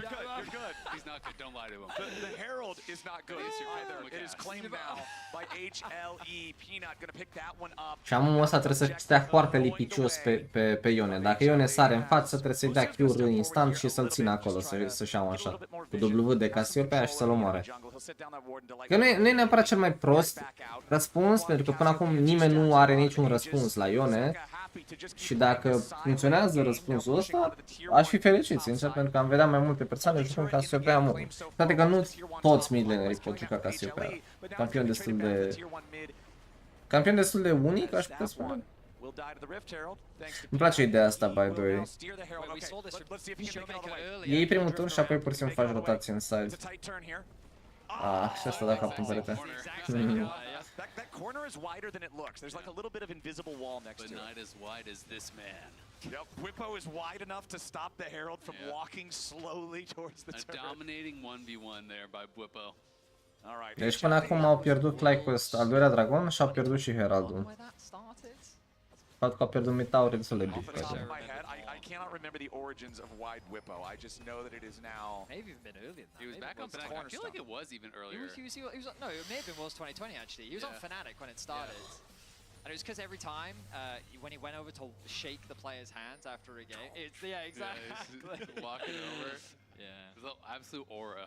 Aura is exactly the correct word. Anyway, Dragon spawning in about 2 minutes time. And the kill score can look alarming, but as my commentators alongside me have highlighted, yes, got him right where we want the gold is still in a comfortable position. And my biggest concern is the man in the mid lane for Hanwha Life, the guy right here, as earlier he did a QWQE, and that took half of Quad's HP. So that is concerning. Ok, a intrat în al doilea baj, by the way, Inspire, ca să nu v-ați uitat pe minimap. E mort. Vine un boschet, ceva, ce ești mort? Atât de forced, man, era mort oricum. Bro, atât de forțat. Asta ca să poată să-și dea TP, nu? Nu mai dă TP. Ce să mai facă, mă? Ce să mai facă, mă? Dați FF, mă, odată. Urmează.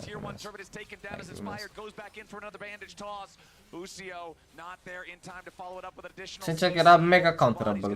Lua Amumu cu Renata turnul și ăsta își dădea pe top și curățau, by the way. Asta nu știu... I don't know, man. People like, I don't know. Nu știu.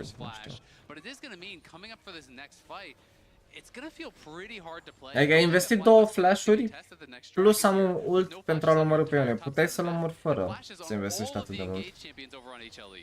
Nu mi se pare ori să dai 2 flash-uri pentru un kill.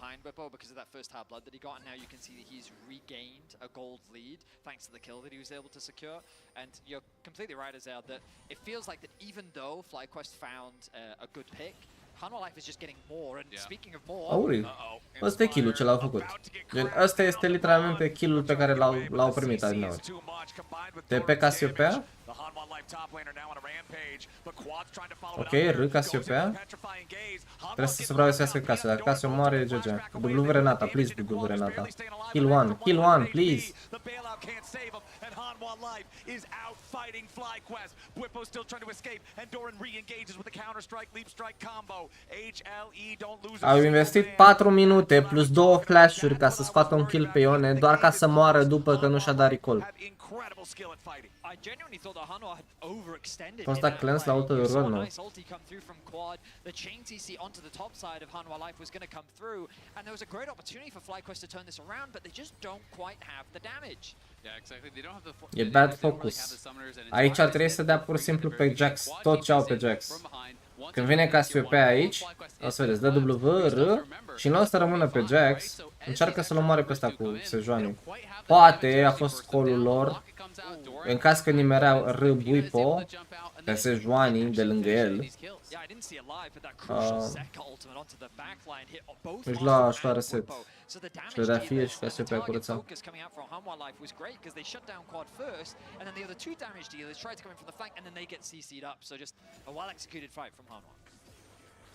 Whippo lying in wait as Zeka tries to shove up another wave. I don't think Whippo wants this 1v1. Does not. He's decided against it. We'll go back to base, look to try and catch that wave on bots. Right now it's FlyQuest setting up control around the top side of the map. Baron is now alive. I can't imagine Hanwha Life are going to start this one off immediately, but they don't really need to. They're in a good position. Yep. Yeah. All of the outer towers have fallen, and now they can start pushing their advantage even deeper into FlyQuest territory. And Doran's getting so strong now. You know, 4 kills. Obviously, their entire top side. Just any 2v2 involving Sejuani and a soul laner, I just don't really think FlyQuest can win, right? Unless they get a huge jump and are able to kill someone off right off the bat. And that someone would have to be the solo laner, because there's no way you're going to instantly kill the Sejuani as Whippo tries to get away from this. Peanut missing the Glacial Prison means that Whippo survives. Zeka missed his ult as well, so both those whiffs do allow Whippo to get out, but no opportunity for them to fight back, even with Inspired in the area. Obviously, still full health bars over on the HLE side, and they can just continue to split the map, play through sides, look for these skirmishes. They're going to continue taking over Vision, which they've done such a good job of. You can see all of these wards that they're placing. This entire line really across the middle of the map there has just gotten deeper and deeper and deeper into FlyQuest territory, and is making it so tough for them to actually be able to look for any sort of proactive plays, because you're always spotted before you go for it.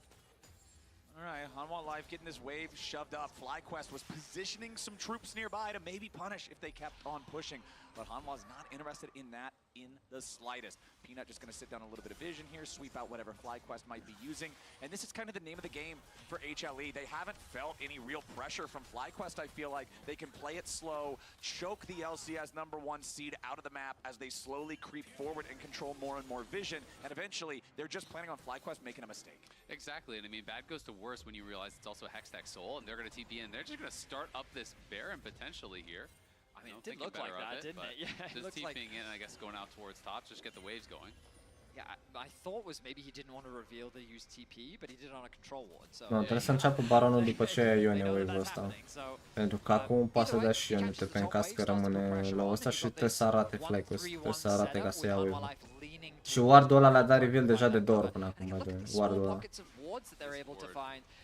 It's so good from Hanwha Life. They consistently do this throughout the game to just keep track and provide safety. The first time that they didn't do that was when Zeka gets caught in the bot lane.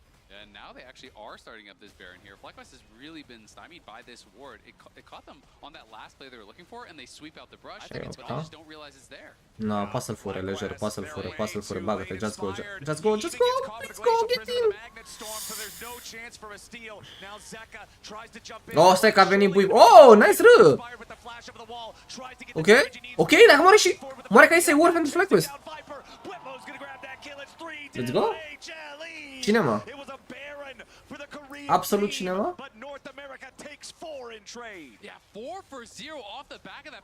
Absolut cine, mă?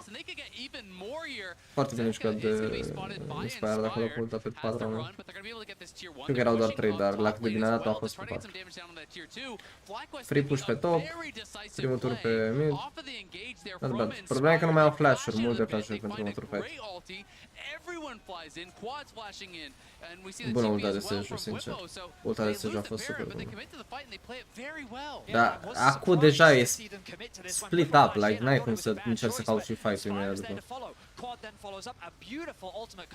Flash Casio, Flash Amumu, Flash Urgot. gold being funneled to quad, Whippo getting a lot of gold as well. That's going to complete a lot Fost la of their Fnatic second cu major piatra items. la Chipeto.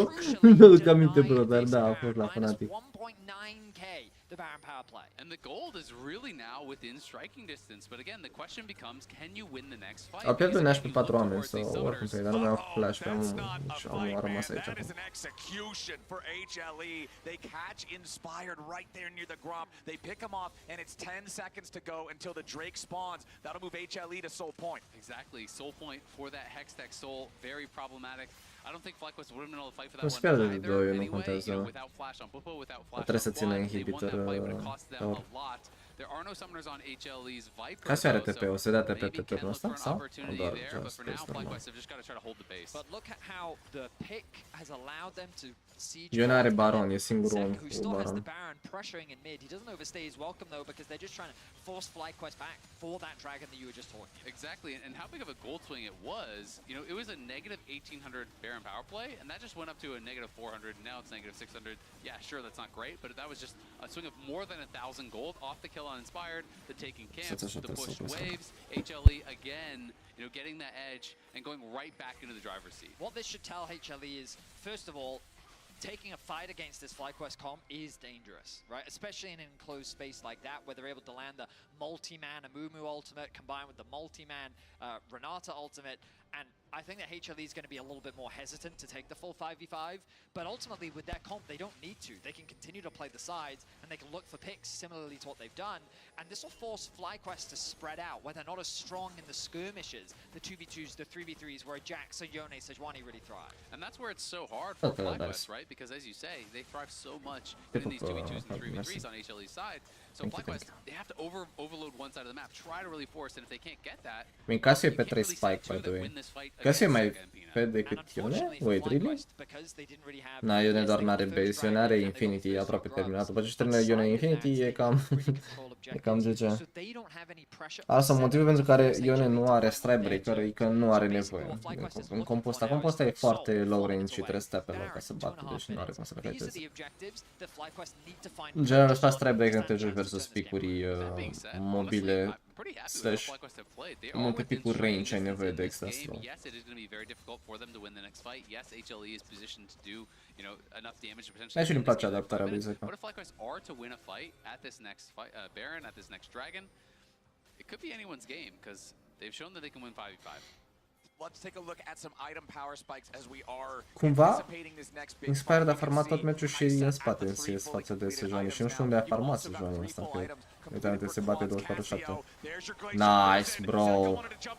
Vine Buipo, le-a pe sus, Keep going. Oh, nu, moare Inspired. Ok, moare Peanut. Now, Masu, spear after spear, and he's ready to go. It's 2 dead on HLE. FlyQuest with another big fight. Masu with a beautiful cleanse there as well. On the ultimate from the Sejuani, instantly is able to cleanse out of that. Am ban next game. Follow-up play, and they get the kills. They're pushing the tier 2. They're trying to get the base on the other side, though, as Jax is pushing here into quad. Cred că să fie 2-1, dar nu știu pentru ce. Viper with the killer instinct, he goes in after Masu. The base there in time. Viper with 1v2 shows his fangs. Wow, incredible play there from Viper. I was just about to highlight once again how FlyQuest team fighting is something that Hanwha Life have to respect. They tried to force a pick onto mid. It turns into a bigger fight than they were expecting.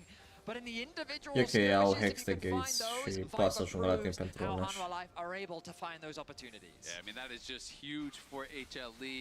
When you get a big play like that, you start to build some momentum, and then it's a bit of a backbreaker to have an outplay like that coming through from Viper, finds the angle, gets in, is able to finish off Masu even through that bailout. And Masu quite behind now as far as the gold is concerned.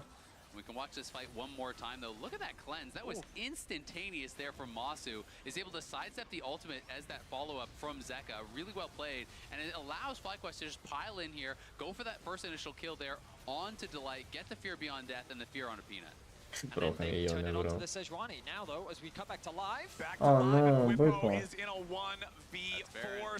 W de Renata, W de Renata. Ok, e mort. Rămar. Hai, trage-l. Asta e free burn, băi. Nu, Cassiopeia, nu! Trage-l, W, dă-i, omoră-l! Ok, a scăpat Buipo, Da, mă, este Buipo, e wide, e mare, e puternic, nu ai cum să-l omori, nu dai cu Buipo, sincer. Ok, I'll take it. 3 kill plus Nash, plus Dragon în 50. Absolut cinema!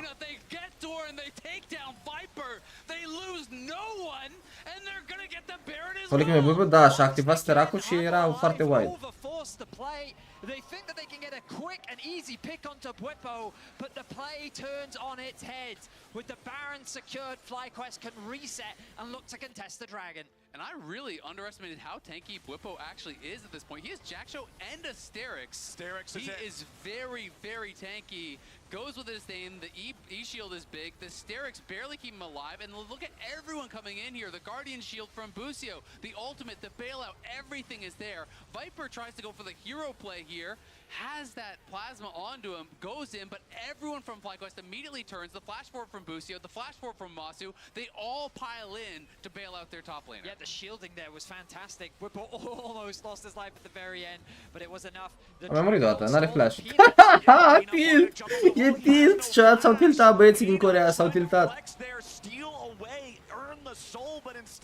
S-au tiltat, chat, s-au tiltat. N-am mai văzut un Q de ăsta în pit din sezonul 4, n-am mai văzut un Q de ăsta așa.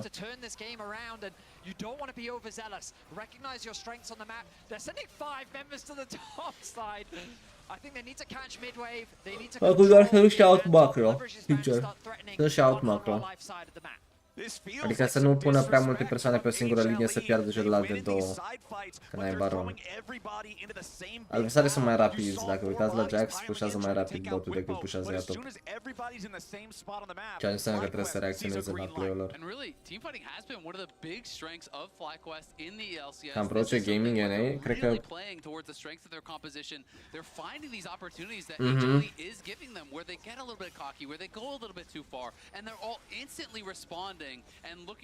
I mean, don't get me wrong, aș vrea să câștige FlyQuest, dar... Cred că e în continuare că o să fie 2-0 pentru și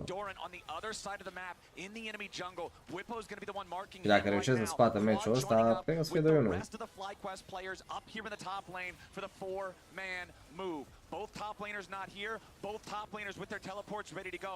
Doran level 17, Bwipo level 18. There's your glacial prison on Masu, who's got to try to get away now. Zeka looking for the follow-up. Par pierduți, bro, par pierduți. Adică de ce naiba lăsăm pe Jack să ia mid-wave? Avem baron pe 5 oameni și nu reușim să scoatem un turn, bro, un turn. Am scos dragonul, dar atât.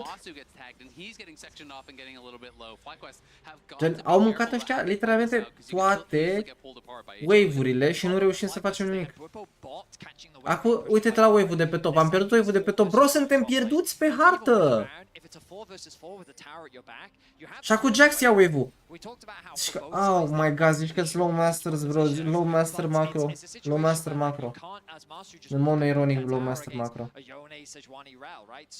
If you're just overstacking, you need to be playing through multiple lanes, but again, there is no tier 2 in mid lane. So they only have the tier 2 in top, the tier 2 in bot. Merg în continuare pe premiza scalăm mai bine. Putem să jucăm oricum, scalăm mai bine. Reset on the map, but now we're getting closer and closer to the respawn of the Hextech Soul, the third Baron of the game. Oh no. Yeah, Bwipo's gonna get jumped on here yet again. Renata e aici, nu? Au W. Bwipo's still barely hanging on. Casio TP. There is the bailout, but it won't bail out a damn thing. FlyQuest gonna get caught in their own jungle. Masu's already almost dead, and Doran swoops in to guarantee it. HLE finally find the angle they're looking for, and FlyQuest are lambs to the slaughter.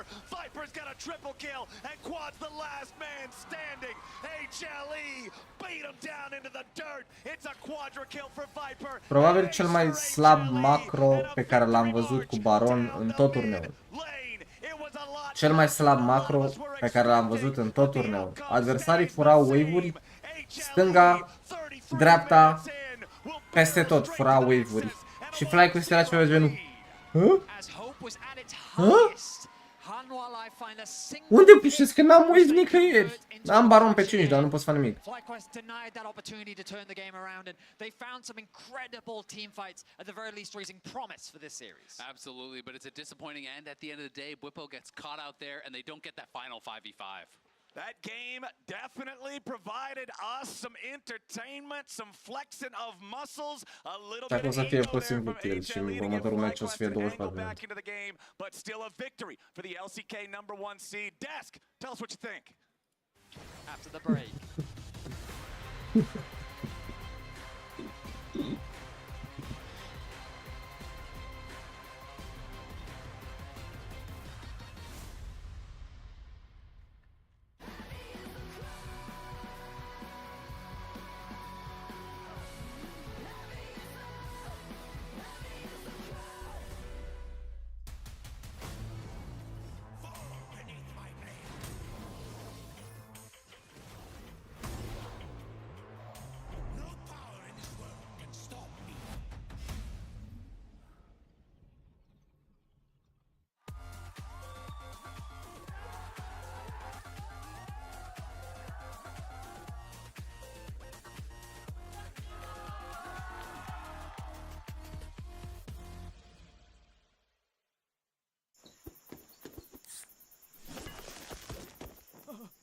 Red Bull gives you wings.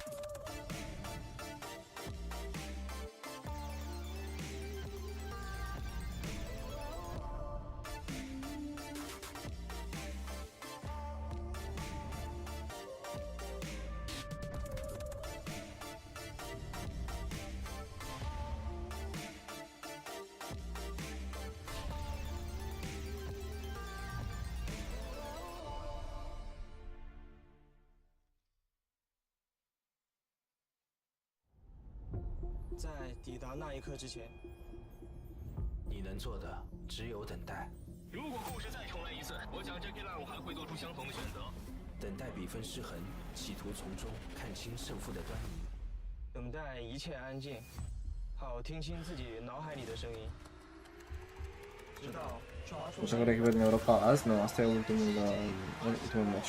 Deci de azi mâine o să joace GD. Adică, sincer, dacă era să câștige un meci FlyQuest azi, ăsta era meciul. Mersi, Vestelă.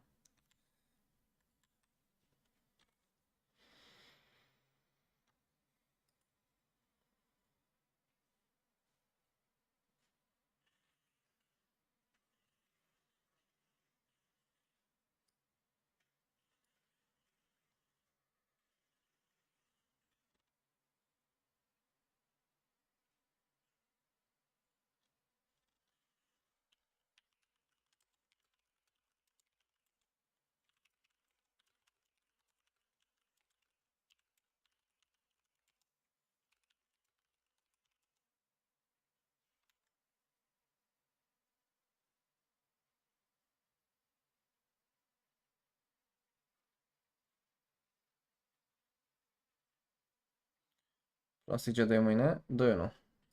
Dar acolo e puțin mai strâns, nu știu cine o să câștige. Cine este european între FlyQuest și Hanwha?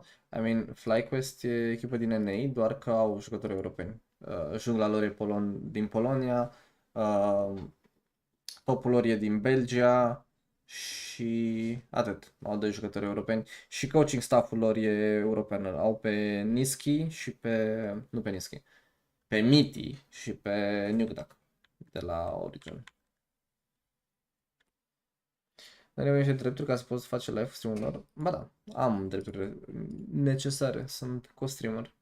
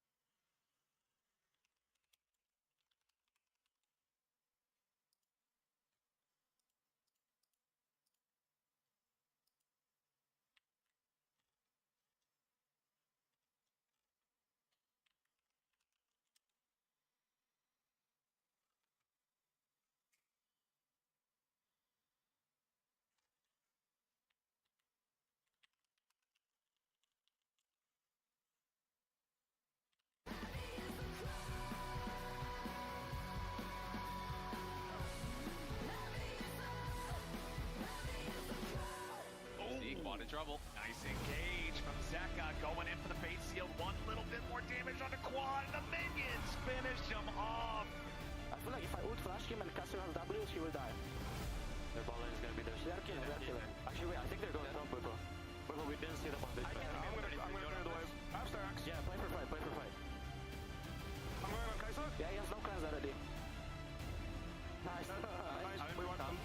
Crucially, we want to Viper with the kill instinct. He goes in after Masu. The bailout is not there in time. Viper with 1v2 shows his fangs. They tried so hard and they got so far, but in the end, it did not really matter. Linkin Park is supplying us with the anthem this year, and I gotta say, this is kind of the perfect way to open up this segment. It's strange because it looked like they were actually going to be able to pull the comeback. The thing that I'm happy about is that we do actually get to talk about the draft without feeling like massive cope. True. Because, listen, they picked a great counter-engaged team composition into the meta champions, and if they would have just been steamrolled, Anthemul de anul ăsta e cântată de Linkin Park. Look at the E așa, în giga sincron. comp they left over with Yone, Jax, Kai'Sa, but you could tell it was actually very planned for FlyQuest, and they almost executed it well enough to win. Yeah, and it touches upon something that we brought up at the very start of the day, right? When we were talking about, well, FlyQuest won finals, why are more people not talking about them? I do think they do have a really good idea with compositions like this of what they need to do.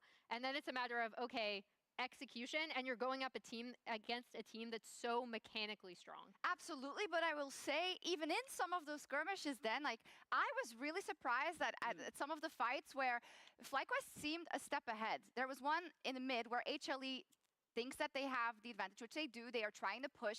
They catch out, I can't remember who it was, and Zeka goes in. Yeah. He knows he's going to snap back. FlyQuest also knows he's going to snap back. They're already in position, and they win that fight. And I thought that was a great example of something that we've praised FlyQuest for also in that game versus PSG, right? But we can't go too far into the rabbit hole because they did lose the game. They are planned, and they win in the most unimpressive ways because I think the majority of their team compositions have been crafted around countering what the other team's strengths are. But the way you actually hard win draft most of the time is you just pick better scaling. So if it never bounces over the threshold, you just lose by 10K. And in this case, they actually just made some hand stiff problems at the end of the game. They did, and also at the beginning, we did highlight the jungle matchup coming in, and thanks to the reliable Cisco network, Peanut got all his timings, Emily. Yeah, I was actually talking to Chronicler during this game, and he was like, this is vintage Nut God in terms of just Peanut's ability. God, right? What? Yes, when we talk about Peanut and his ability to kind of recognize when he can go in, make these ganks, apply pressure, help push in a wave. O să merg live la finalul. Understanding of him in relation to his lanes, and I think we did see that in the early game, especially since HLE did recognize, like, okay, we need to get into a really, really strong position early with the windows that are provided to us. Yeah, o să mă duc acolo. Adică nu o să fac stream la finală, o să merg acolo să o văd live. They are ahead in goal to make some of this we saw in the mid game, or not? No, it's actually not, which is where I would give credit to FlyQuest. I think HLE definitely overextended in a few key positions against a composition that Jat already pointed out is very much designed to punish any sort of overextended dive. We might see them rein it in for this next game. We might not, but here we see a fight where that exactly happens. Yeah, and HLE did a bit of an engage into them to try and stop the Baron steal, and this is an extreme example of how well fights can go for FlyQuest, because if you're ever in the same range as that Amumu, Urgot, Cassiopeia, they will just out DPS and out bruiser almost every champion in the game, and you can see Urgot a făcut cel mai mult damage din meci pentru FlyQuest. And a very up and Broken down pic-ul de Urgot. graph. Vreau să mai vedem o Yeah, dată. and I'm happy we actually got to hear comms coming into this segment with how clean they were in terms of, okay, Bwipo recognizes when he can go in on Viper, right? They understand how they want to set up these fights. Cât au costat, nu știu, chat, pentru că n-am primit, nu l-am cumpărat. HLE get a late game pick, and then, yeah, they're able to And here's the inconvenient truth of this series. Era chiar la alte echipe, toți jucătorii erau la alte echipe la un moment dat. They are the #1 seed from the LCK. Even when it was an even game state with a worse team composition, they still found a way to win. So I think it's probably a 2-0. FlyQuest picked red side, which is a trend continued from Swiss. Every time they've actually had the selection of side, they've chosen red. They're the only team to do that, so I expect them to have maybe the same draft if HLE wants to go run back all the power picks they took, or a different counter, but not surprising by FlyQuest. Not a high chance they win, but I do think their strategy is incredibly strong with the situation that they find themselves in. Yeah. I mean, FlyQuest have always been red side enjoyers too, even back in LCS, right? When it was to essentially save R5 for the weird Whippo counter pick that they wanted to lock in. So it's Renekton. We'll see. Maybe it's up, it's going to be They picked that first. I mean, it's still working in that first game. You know, repeatedly he did the thing. Whereas, oh no, Și scade februarie cu Legends of Server pe mișcat. Eu mă joc off-stream. Oh, it's so hard. I really want to see them win at least this next game because it is very possible. But the question is, does Azael believe? All right, welcome back, everybody. I always believe, especially when I don't. I'm the king what do I do with believing. That? Whatever you want. Okay. I threw it out there, and now you can choose to discuss it, ignore it, whatever. Give me a sassy comment. You know what? The world is your oyster. You know what North America threw out there in the last game? Some good team fights. And you know what? They gave me some hopium. It was a team fight comp. Yep, it's a team fight comp. Now, all we got to do is there's this dude who's a samurai, and he's got 2 swords, and he needs to stay off of Summoner's Rift. I feel like there's a lot of that. 2 swords is one too many. They need to cut him down. Give him a 1 sword, you know? Sunt în Polonia. O să plec în Anglia de aici. Și apoi mă întorc până. Gentlemen, FlyQuest have heard my prayers. Aurora and Yone are both going to be banned out. Oh my God, are we still on the swords? Aurora and Yone are banned away as Ivern and Cassiopeia are also banned out. HLE, although they got the win in game number 1, apparently they are not used to the Cassiopeia. They don't want to be dealing with that one anymore. They'll take it off the table. Well, and I do think of the isolated 1v1, Quad was actually doing V-am ieșit că, în general, când lumea joacă picuri care nu sunt meta și funcționează, sunt banate în următorul meci și de-aia ban acasă, pentru că pur și simplu nu au experiență în casă.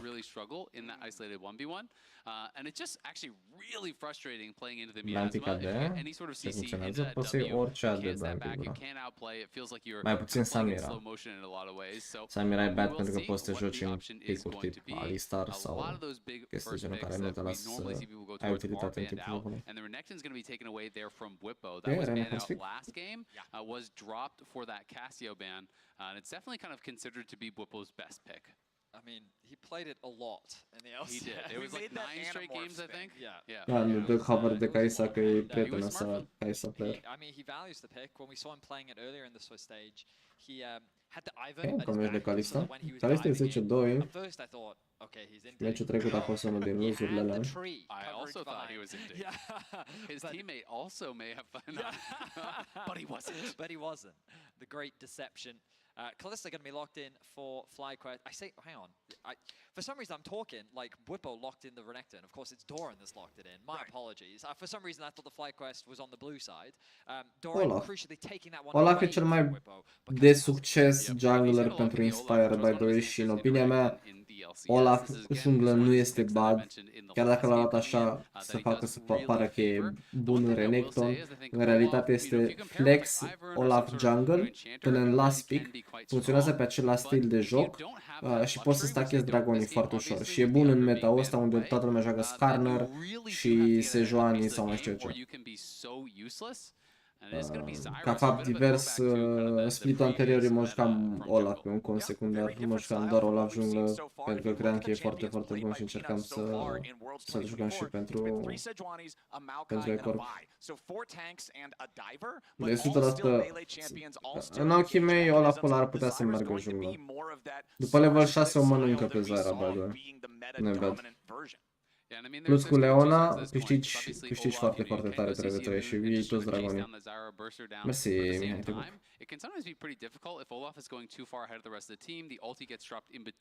O să vedeți că e Olaf junglă. Nimeni nu se așteaptă de Olaf junglă. Nu-l iei atât de early dacă e Olaf top. Nu ai de ce, pentru că nu ar fi banat. Și ăștia nu au luat Skarner sau Seju fix pentru că există picul ăsta de Olaf. Bravo. Exactly. Ok. You know, that's why Victor O să mai baneze ceva disengage ca să poată să joace Olaf cu calul meu. Gen, dacă vrei să bați Hanwha live, trebuie să te joci ceva nou. Trebuie să te joci ceva care să surprinde, să redefinești meta. Ăsta e momentul în care Olaf devine meta. Sau se pierde în 15 minute. Ce faci, micuțule? Ia vin aici. Ia vin aici. Bagea, că tot te întins tu aici. Tot te întins tu aici. Getting rid of the counter engage of the Braum. Meanwhile, Hanwha Life are going to take out another one of the champions FlyQuest played in game number 1 and another one that Inspired has relied on a lot in the Ținte bine să nu fie aruncat jos. Pretty smart ban here because champions like Zyra really do bring some pretty heavy AP threat. So it is something that can enable a very early AD comp. So I do think it makes Bro, sense for e this Olaf situation. jungle și o să vedem un pic pe top lane tip Karma sau Soraka. O să vedem jucat full în bot side cu un pic de ăsta foarte scârbos supportive pentru Blitz. Sau un Shen Olaf. O să Shen Olaf ar fi grozav. Oi oi oi oi oi oi oi oi oi oi. Oi oi oi oi oi oi oi oi. It's a new lock-in. And he was Inspired was laughing there. So Ok, acum e Olaf top lane și nu gank style because normally if you Dar îmi place. I like it a lot. in solo queue they're just non-stop ganking. Nu-i bați din standard play, trebuie să joci ceva wow. I think it's more so that Nu, nu mid. I mean, aș fi crezut că e Olaf junglă ca lista Leona pentru că sună bine, dar da, e nu junglă și la fel o să joace heavy objective pentru Dragon. Nu, cea de momentul de față o să respire atât de bine și am luat două inhalări de-astea de aer încât creierul meu a amețit literalmente. Păi da, trebuie să stai unghiile alea pentru că mamă.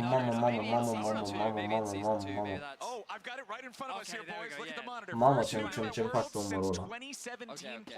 Oi, oi, oi, oi, oi, oi, oi, oi, oi, ce mulți suntem. Thaddeus, I thought we were just bantering earlier when we were talking about trade out the samurai with two.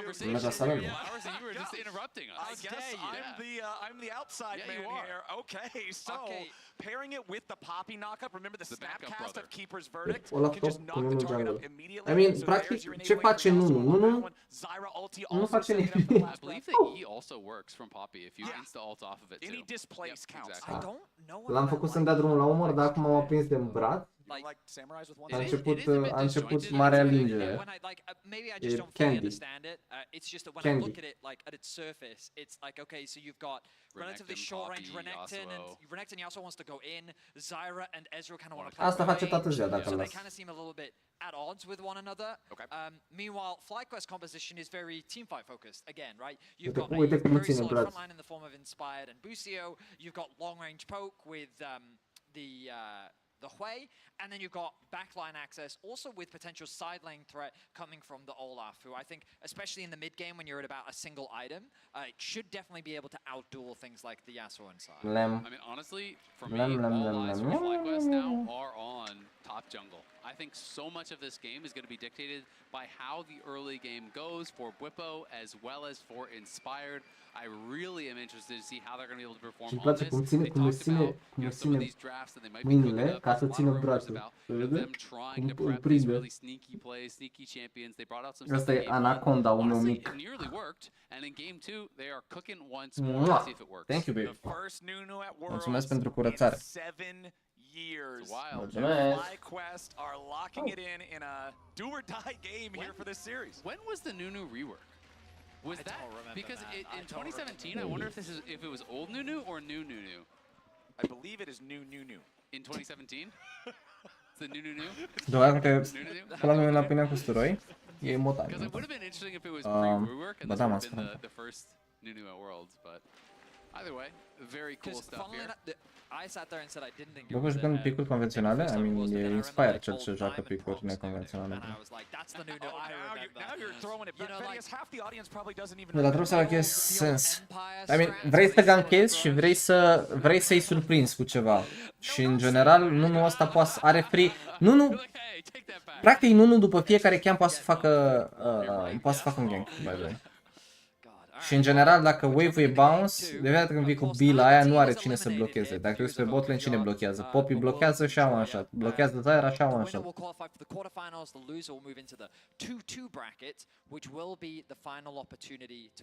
Plus în Zyra treci prin plante cu W.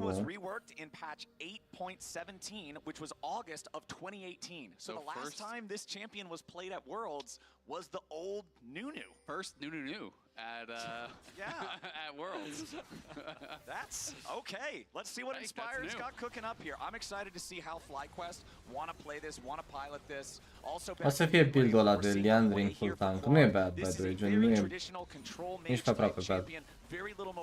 Personal n-am mai jucat Nunu pentru că e genul de campion pe care îi dai mastery foarte ușor și odată ajungi într-o bun nu mai înveți nimic de la gen jucând campionul pentru că nu mai e nimic similar. Și de aia n-am mai jucat Nunu.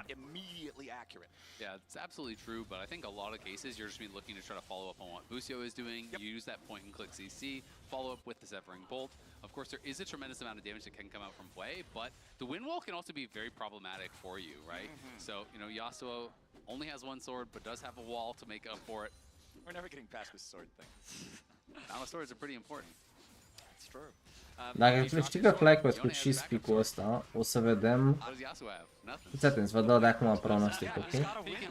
Dacă FlyQuest câștigă meciul ăsta, meciul 2, în meciul 3, Hanwha va lua din nou blue side, Hanwha va lua din nou Renekton first pick și Hanwha va bana Ivern, Cassiopeia, Nunu. Răspunsul va fi în continuare Kalista plus Olaf, doar că de data asta Olaf va merge jungla.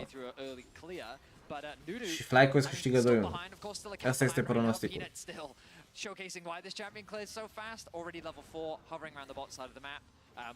Înțeleg că vreți să joci top lane, că e snowball matchup și că Olaf poate să facă un 1v9 în compul ăla, dar când ai Kalista Leona e puțin criminal să-ți faci patting away from them. Asta e doar părerea mea. Pic jocul mai tare? Nu. Pentru că apoi sunt comentatorii mai sus decât mine și nu vreau să gândesc asta. Obviously, Busio takes a little bit of a chunk for it, but they don't expose themselves to any sort of a gank. And on the top side, Inspired is just going to be able to take away that. Right there you see is kind of Hwei's only defense Yeah, mechanism against momentul nu. E bad timing care tornado. Is ready to make his gank in mid lane, but some nice jukes from Zeka get away from the snowball. Asta flash-ul, dacă nimerea bulgăr era mort. Asta nu știți, Nunu când pleacă cu W, viteza bulgărului contează în totalitate, e bazată pe movement speed-ul tău atunci când castezi. Ceea ce înseamnă că dacă îl castezi din timp ce stai pe Scuttle Crab îți dă boost de movement speed și învârți mai rapid. Even if you see him, you still can't always back off in time. And you'll notice as well, Zeka played it well by utilizing the E from Yone to navigate his way past the snowballers. N-are flash, by the way. Yeah, there's that ghost. Goes from Whippo, but now he's heading back the other direction. That might not be the right choice. Whippo's down to 100 HP. He doesn't want to lose out on all this EXP from the minions. Picks up his axe, throws another undertow back. Doran flashing to guarantee the last turret shot doesn't fire off, but it's still first blood over to Hanwha Life Esports. So Whippo does everything right, holding onto his W to provide him with the shield to help him. E mega late, dar ăsta nu se aștepta să fie atât de late Zara aici. Actually, never mind, că a început în top side. Maybe if you could get that level up, there's opportunities there for him to turn it around, but at the very least he gets the flash out from Doran after applying the slow from his Q onto the Renekton. And it's just really well played from HLE, and it's again, last game to me was very much just about Peanut and Doran and how they played together, utilizing the Sejuani Jax. In this case, and so all Doran does is when the wave bounces, he slow stacks the wave, pushes it slowly towards Bwipo. Bwipo is not going to be level 6, so he has no CC immunity. You have a point and click stun from Renekton, who he can't avoid because he doesn't even have flash. He's playing Ghost. Flash stun, obviously. In this case, they didn't even need to, but then the root is going to fall and they're able to get an easy kill and create a nice advantage there for Doran, who gets a much better buy here. You know, Bwipo with no potion, and it is going to be the steel caps over on the other side for Doran already. Yeah, kind of the ideal first buy for both the top and jungle of HLE with the plated steel caps for the Renekton, the faded ashes for the Zyra.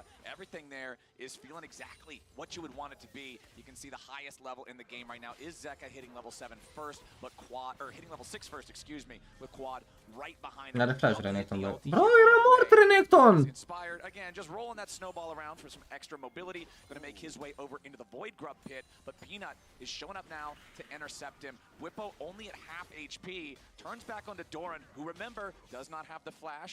Inspired being first to this. Bro, murea Renekton acolo. Dacă intra cu bulgurul pe el. The problem is the pressure in mid lane. It's Zeka that's always able to get that. Nah, e 2-0. He's kind of continuing to get the individual advantages over Quad in the way that he's trading. And with that prio, he's able to work with Peanut. I mean, the good news from Inspired is he's able to get one. Nunu, he chomps on camps very quickly. And he's able to at least secure for the potential 4 grub buff later. And Bwipo is just getting down slowly but surely. And now, actually, gets interrupted on that recall, which is really bad, because the wave is bad for him.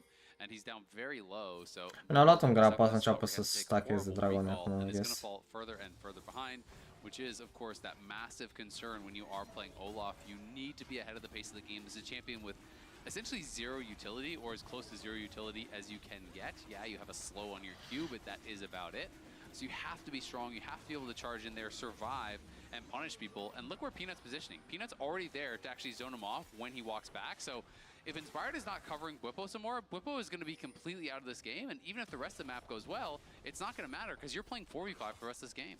Yeah, and now he's trying to make his way back, pops the Ragnarok, wants to turn it back onto the jungler, I would have to think, but it's so difficult to do. Finally using the W shield, just barely staying alive, but surely he's just dead now. Cole the Meek, Bwipo is out for the 2nd time, and Hanwha Life is doing a great job bullying this Olaf. I mean, Azale already highlighted it, but again, the coordination between Peanut and Doran is just exceptional.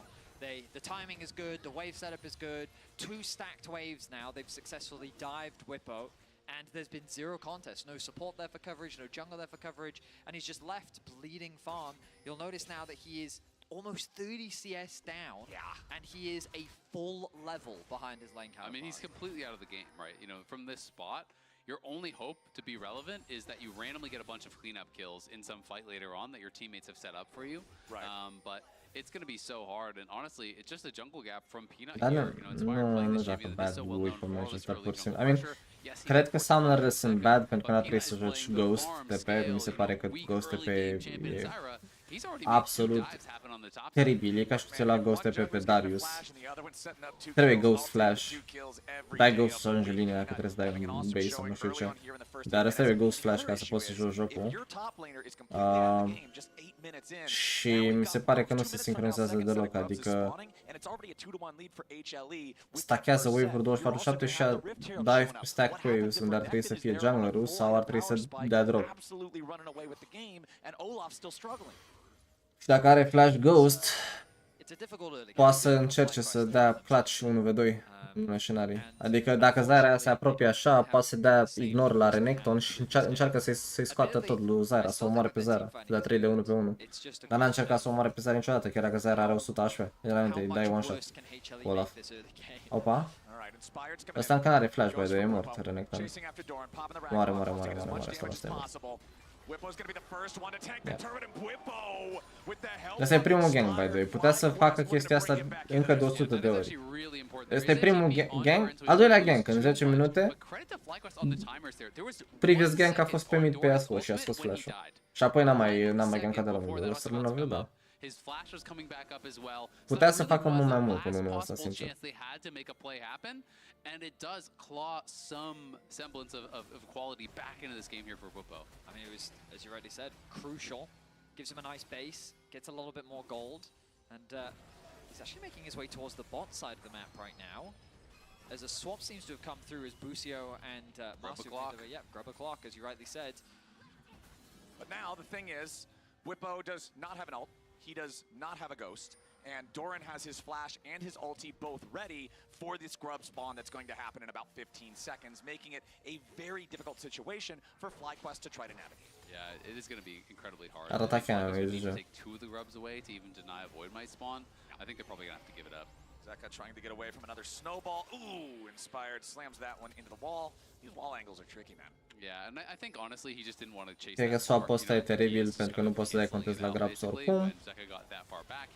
Și a trebuit pur și simplu să încerci să rămuri pe rând. Actually e greu care flash-up. Speaking of not being able to respond. E ok, dacă nu moare nu e problemă că are TP. The dive, it's nice. Doran getting a solo kill now. He doesn't even need Peanut anymore. The Croc is all grown up and getting it done. I mean, you want to talk about timing. 2 seconds until Bubbo's ultimate was about to come back up, and Doran, a crucial solo kill for him as he reasserts dominance over the top lane matchup. And once again, it's Peanut just playing between the towers here, making it annoying. In this case, yeah, Masu will get back to the tower, but you still lost 2 or 3 minions there.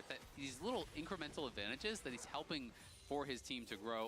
And they have those 5 grubs. They have a 3,000 gold advantage, and it's going to be a hard one here for FlyQuest to claw back in. I mean, honestly, if you're FlyQuest, you're looking for 4v4s, and you're looking to be able to outplay in those 4v4s. You're hoping that there's... The attempted engage from Busio, but the Zenith Blade is interrupted with a steadfast presence. Viper gets away, both summoner spells spent on that one. Flash, shielded daybreak from Busio to try to lock up Peanut, but it ain't gonna work out so well. TP reinforcements from HLE. Busio stuck in the middle of 4 players, and he ain't gonna get away from this one. Peanut's gonna be the trade, at least a 1-for-1 here in the scrap, but Masu is on the la ce mă uit, bro? Bro, what am I watching? Chat, la ce ne uităm? Sau dacă pierd, din păcate ăsta, nu. Nu sunt Bro, FlyQuest mi-a dat cele mai mari speranțe din partea NA în anul ăsta. Cele mai mari speranțe. Și mă rezolvă cu un 1 în meciul 2, jucat așa. Adică nu cred că picul e bad, cred că... I don't know. It's just disappointing. And they are doing my boy Nunu wrong, știi? Advantages and find these windows where they can make something happen. This was a very preemptive flash, honestly, from Viper. Just kind of didn't have the faith that the light. Sincer, doar dă-le 6 grab și fă dragonul minutul 5 și stai bot, îți cureți campurile din top și apoi stai bot! La 30 de secunde te învârți cu B la bot și o să iasă ceva. Și după ce face Kalista 6 dai dives. Măcar se întâmpla cross. Pentru că fix asta s-a întâmplat doar că pe top lane, asta a făcut Zera. Asta e ceva genul, nu vine să cred că joacă în unul. Cât de useless e. And crucially, Quad was able to pick up a plate on the bot side of the map. So you'll notice that mid lane gold discrepancy now barely anything after he completes his first item of the game. So neutral objectives traded mostly evenly early on here in this game. 5 grubs to 1 favoring HLE, 2 drakes to nothing favoring FlyQuest. Cloud Soul, not quite as potent as some other ones could be, but on a champion like Olaf, it's really good. 2v1 in the bottom lane. Spiraling Despair connects onto Doran. Do they have enough damage to take him out, though? It's just Busio and Quad. And Quad's trying to use most of his spells. Severing Bolts doesn't hit the target, and Doran lives. Opa! Zeka now in some trouble. Efectul nu. Nu scapă. Chat, eu vă zic că nu scapă, de acum vă zic că nu scapă. His shield with the last breath. Another kill for HLE. Nicely done by Zeka there. Bought so much time, dashing back and forth, creating space, allows HLE to come in and reinforce, but still, it's a great play from FlyQuest on that bottom side. Even though they don't kill Doran, they force his flash, they force his ulti, they take down the tier 1 tower and get more gold in the hands of Quad. Ultimately, the problem is, another dive, this time on mid lane. It's Viper! Shot to pieces with the spears, the shutdown, but it ends up going over to Busio. That's actually so unlucky there. The Ignite tick took it right after the Ren went through, so Masu rendered them down to a couple HP, and the Ignite is what gives that shutdown gold over. You would have really loved to get that in the hands of Masu. They're going to look again. No flash, remember. All right, Zeka could be in some danger here, but he might just try to turn it around back onto Bwipo with a redemption coming in, though. Bwipo will stay alive, and the shutdown this time goes over to Quad. So the problem I had with the play from earlier is that FlyQuest was trying to make too many plays on the map, and by making a play both bot and top, it was going to be difficult to respond to the response from HLE, who were able to find that kill. The good news for FlyQuest is they find another kill top, but by investing 3 members top and including the TP from Quad, they leave the bot lane tower completely exposed for Doran to be able to secure, and the mid lane tower ends up falling thanks to the Rift Herald dropped by Hanwha Life. So they still hold on to about a 2.5k gold lead. They set their sights on Doran though. Right, that snowball will not find the angle that Inspired wants. He's gonna get rooted by the Doran's trying to use his teleport to get away, but that is not how it's gonna work. Nunu's shield to keep himself alive against some of Doran's bursts, and Inspired will just disengage it as Doran gets caught and wastes a very critical summoner spell in the process. That is one of those advantages of playing a champion that people haven't seen in a while in action. He clearly does not know how Nunu works. When you spam out that E, you get a root. That's always gonna stop the TP. There's no end if or but about it. It was always gonna interrupt the teleport. I mean, that's the only logical explanation, right? He just doesn't know what champion does. Happens, I guess, but definitely not one you want to see, as not only do they get the kill, they make him waste his teleport. And FlyQuest are slowly closing the gold gap. It was an over 3,000 gold lead like 6 minutes ago, which is much more important than it is at this point in the game, and FlyQuest are the ones with the extra dragons. Am lipsit o secundă. Spuneți rapid ce s-a întâmplat, de ce e 5-5? O secundă, literalmente o secundă am lipsit. But by going for that play in bot, there wasn't actually anything for Hanwha Life to cross map. So even though they've unlocked all these towers, they can't like extend that advantage any further because now you're pushing the waves far too deep, and the waves are in a fine spot for FlyQuest. Păi pentru FlyQuest știu, de asta întreb ce s-a întâmplat. How does that happen? Mai bine stai plecat, true. Because that tower is easy pickings for FlyQuest that they should set their sights on. Now, the game state still does favor HLE more in this second game than it did at the same time in game number 1. Remember back in game number 1, top și pe Renekton bot, ok. Isaac, you and I were praising like, hey, Redemption nu first item. In this head-to-head, FlyQuest is only down 1,000 gold. That feels pretty good.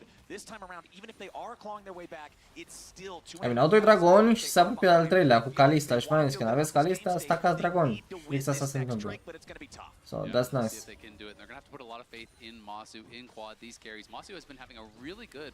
Yasuo top are TP. Ideea e că Yasuo nu are knock-ups, by the way. În afară de Zara ult, Explosion nu are knocks. Olaf trebuie să intre în poziție de flank. Nu știu când are TP asta cu Hei pentru recovery. Ok, se dă TP. Trebuie să rămână pe Dragon. Nu are cum să-și out smite. Trebuie să dea flash din popiră. Ia, trebuie să dea flash din popiră. Oh my god, man! Dă-i flash din popiră! They're trying to turn it back on the door on a FlyQuest side, but it ain't gonna work. He survives the spiraling despair, and now Zek is into the backline here as well, but he might just get killed. Quad grab the kill on that one. Băi, ce surpriză surprinzătoare, frate, ne-am luat popiră. Putea să-l omoare dacă îl dea rând. And FlyQuest, they lose the objective, but they come out +1 on the kills. It's a nice start but from the fight by HLE just because of the Poppy ultimate knocking Inspired out. You highlighted it. The Nunu combined with Kalista makes the objective very difficult to steal. Bro, dar l-a lovit, literalmente e din fața lui lovește culta. Bunicul reacționează la Poppy ăsta. Gen, bunicul reacționează și dă flash to side. Și apoi dă Q smite și ia dragonul. Deva putea să omoare dragonul deja, că avea 2k. Îl dai Q smite. Ok, moare Peanut. Dar uite, vezi, genul ăsta de picuri creează haos. Și când pui elementul de chaos versus really insane teams care, dacă joci standard versus ei, nu ai nicio șansă, îi aburești pur și simplu, nu mai știu ce se întâmplă. Oh, nu, vine Nunu? Ce e ăla Nunu? Cum funcționează? Ce damage are? Pentru că ce joacă un match la 300 de meciuri din solo queue versus un jucător de Nunu. Și pe ăla îl pierd și zic, a, e Nunu. Și gen, oricum nu joacă nimeni în competitive. Their team finding, however, can't afford to be underestimated as nice lock up there with the solar flare from Busio, but the light can still get himself away. Easy. Yes, spiraling despair connects, but there's no way they can do enough damage to follow up with the tier 1 still standing. But still, that's cleanse, that's flash off of Viper. FlyQuest constantly taxing these resources here from HLE. Pe de asta doar a rămas fără TP de la Nunu E. Și fix asta am cerut, gen, nu asta am zis că au nevoie să joace ceva versus care ăștia n-au practice. Și mă gândeam la Buipo să joace Pantheon, să joace Swain, să joace chestii de genul, dar aparent ne jucăm nu jungle. Jumped up to a very heavily HLE favored game, but they are threatening this. Hai să vedem, joacă, asta e skate-ul. O să vedem ăla jungle, de exemplu. Flexat în jungle.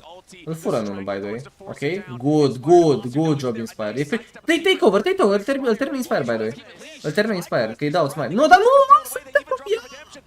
Dă-i damage pe Baron că taci de flash. Nu, stai așa, că e Baronul meu.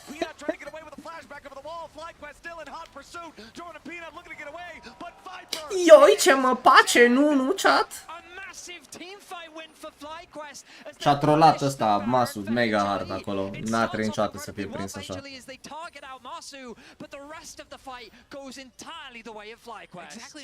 Ai.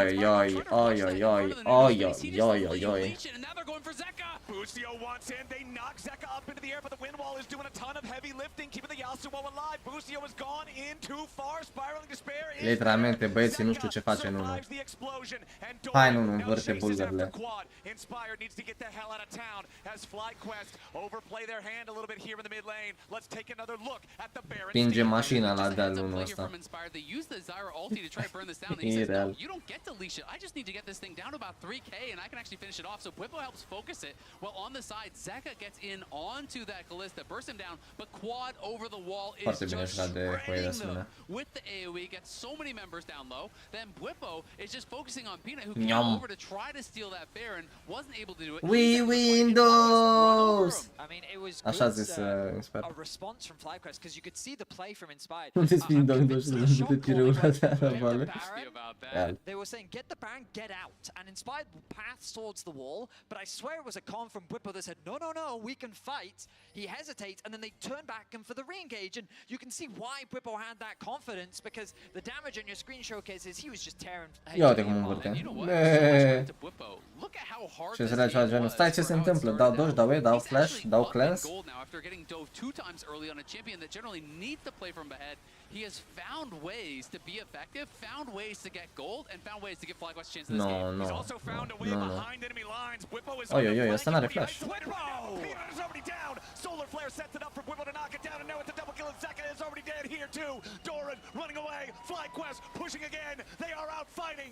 HLE and FlyQuest have a 5v3. Și acum dacă câștigă FlyQuest meciul ăsta, chat, o să zică dacă câștigam și nu trollam macro meciul trecut, era 2-0 pentru noi. Dar probabil s-ar fi jucat unul dacă câștigă meciul.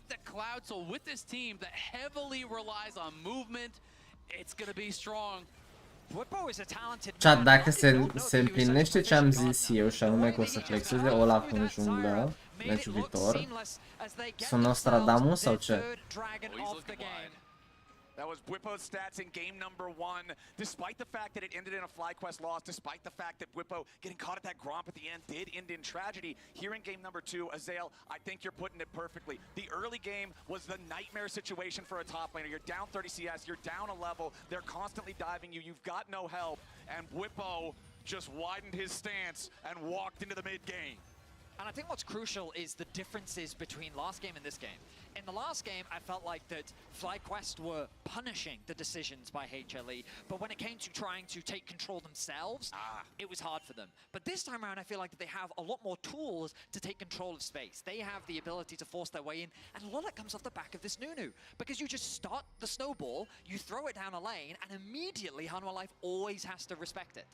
And I have to give a lot of credit to how Inspired and Busio are playing as a duo. I feel like they're really taxing the summoners here non-stop by pushing forward, by finding opportunities to really threaten these carries on the HLE side. And HLE is getting pushed back, but of course they do still have some really strong members on this team, and they could potentially just fight their way out of this. Peanut obviously at a really powerful point in the game. Viper going to be scaling up and really difficult to deal with as he gets towards his third item too. You talked about the value of Cloud Soul earlier, Azael. I mean, look at how speedy Inspired is already. This man is rolling his way across the rift.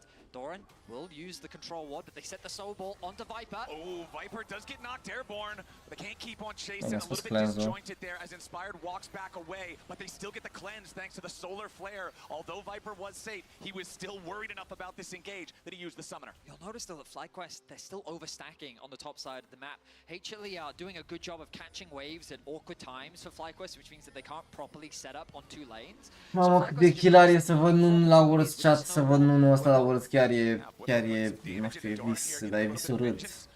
Sau fi fast dar în bază. De-aia și Ivana a funcționat când a jucat Ogam. Pentru că lumea nu știa joace VSA.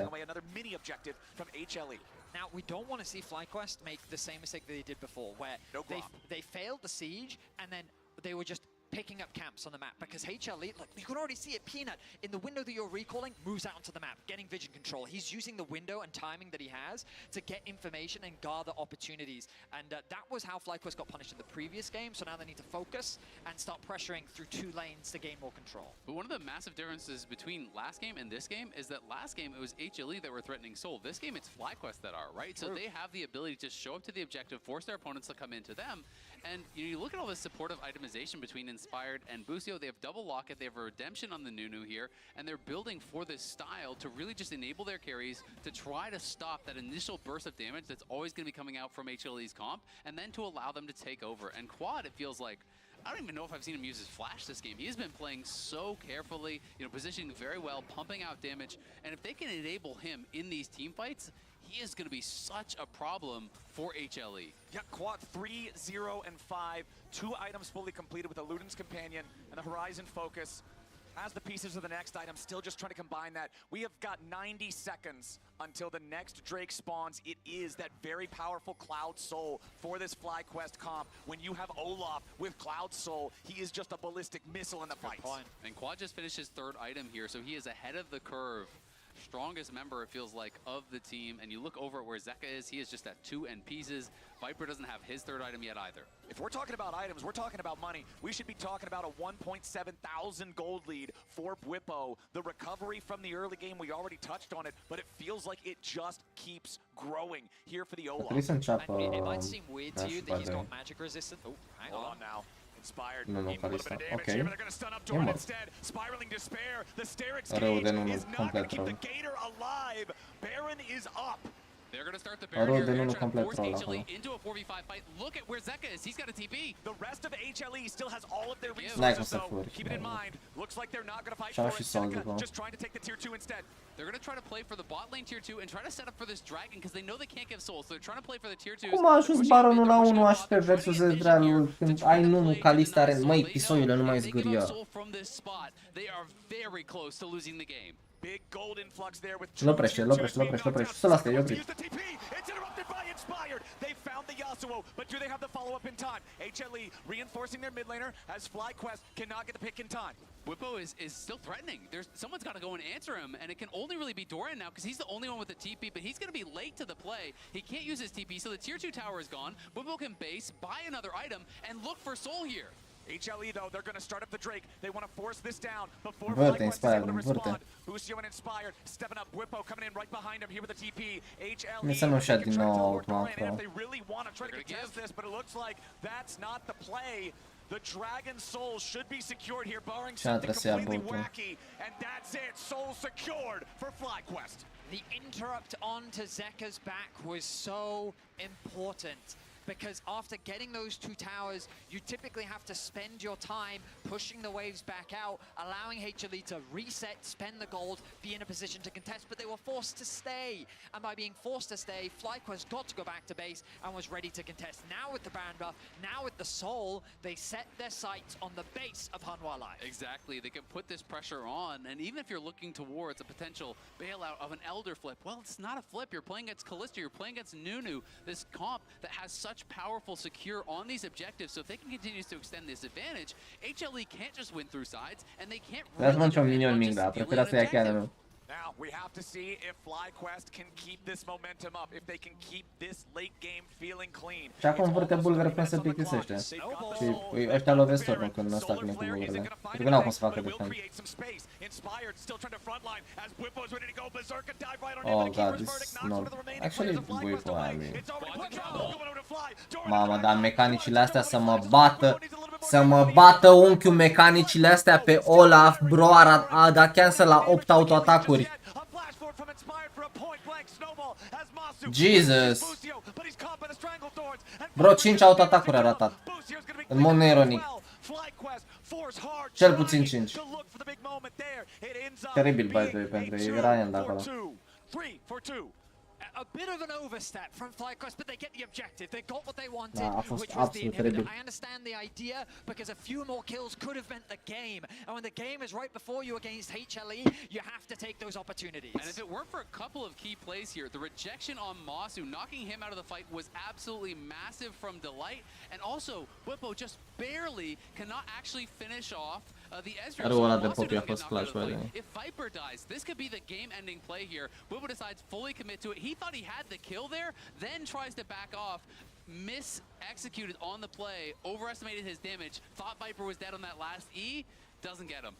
If that axe hits Viper and he can't go back and heal, come back and contribute to the fight here, it might just be the end of the game. You can see the frustration on Whippo's face, but he's got to get it together, got to keep his head on straight. The game goes on. FlyQuest still up a little bit over 3,000 gold, 2.5 minutes till Baron, 3.5 minutes till Elder. I mean, this is huge for not just FlyQuest, but also for North America to put the pressure against the first seed from the LCK. Expectations were, I mean, like, you told the story at the very start of the series, which was that both of them were like, the bridesmaids, they were the brides, then they became the brides, everyone was happy, and then all of a sudden, no, back to bridesmaids. And because it became the story of Team Liquid and Gen G on the return, like those were the stronger perceived teams. And then FlyQuest coming into this, we all agreed, expectations clear. Very, Hanwha Life should be clear favorites, LCK first seed, and like this should be a war. So the fact that FlyQuest are competing in the team fights, they're punishing the mistakes is huge. Inspired rolling in with a snowball here, but not a whole lot to find. Nice combo though, snowball into the severing bolt, chunks out Viper quite a bit, and they're gonna threaten here. They want to fully engage this time. They've got a lot of damage onto the light, and that is an easy pick for FlyQuest. 5v4, now for the next 40 seconds. They're gonna continue to push under the tier 3 turret. Stranglethorn's used to not great efficacy. Peanut still trying to dar nu se lovește turnul deloc. Kalista asta putea să lovească turnul de 1 miliard de ori în tot timpul ăsta. FlyQuest needs another wave as HLE hold on. And they're just trying to force mid because there's I mean, just play Nash, Elder. Câștigați fight-uri, nu ai de ce să încerci să forțezi. Whippo obviously not playing Flash, so Peanut can just utilize that base gate and just walk to the left, walk to the right there, forces Whippo in a position where he knows, okay, I gotta back off, I can't actually get this kill. I admire the amount of respect that FlyQuest is showing because they should Dar sunt de acord cu tine că jocul a evoluat în asemenea mod încât diferența nu mai e chiar atât de mare. Adică e diferență, for sure, dar diferența e pe macro, nu pe laning. Înainte te băteau în laning foarte tare.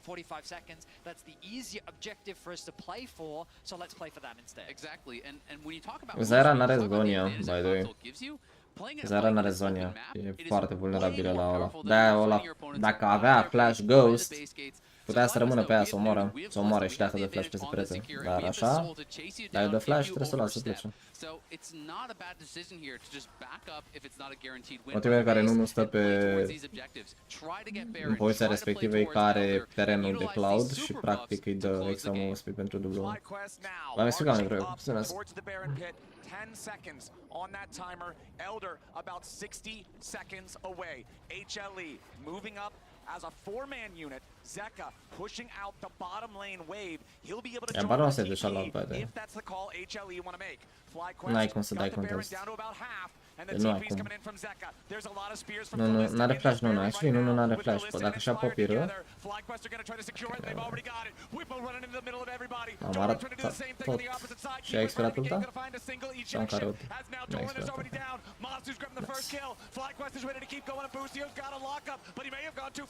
Predic.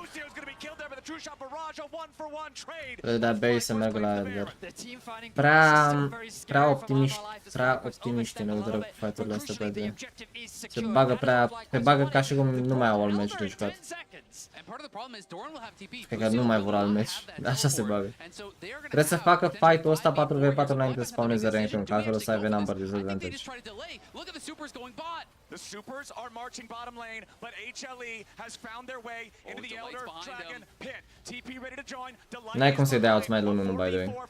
Nu-i dai outsmite lui 1. A murit Yasuo. Ok, Yasuo 19. A murit și ăsta. Ok, Buipo?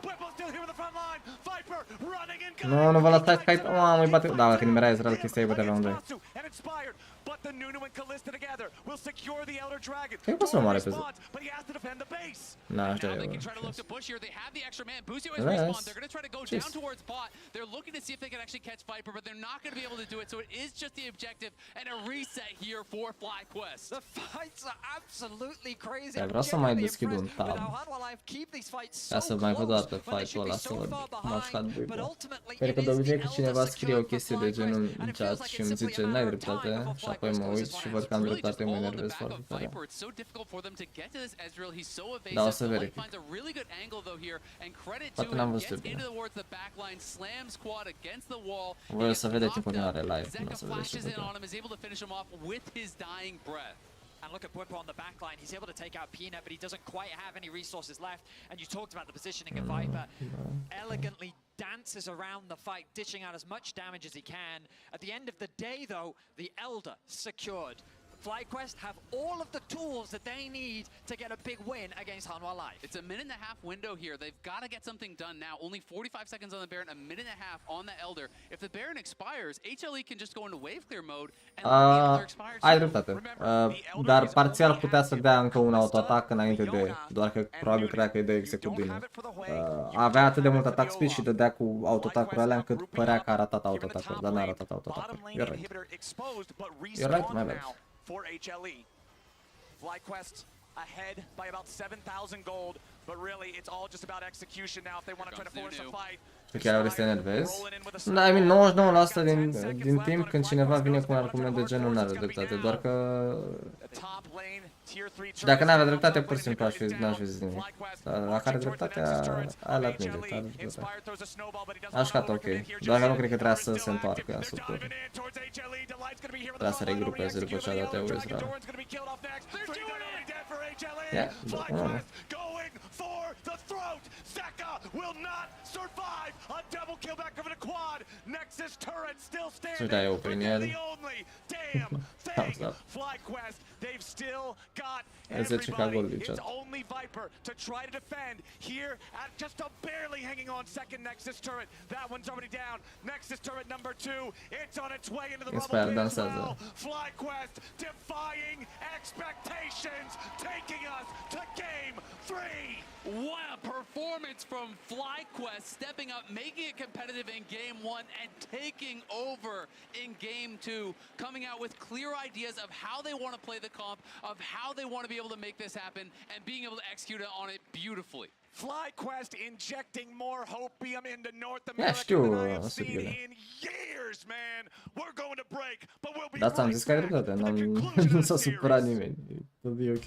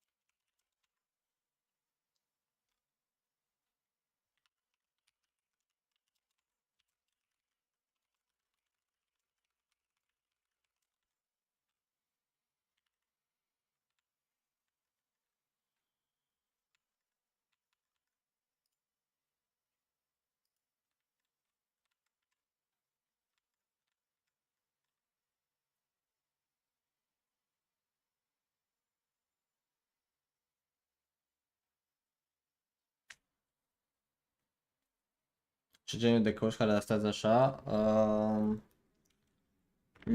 Miogdak cu Miti. Revii imediat când începe treaba.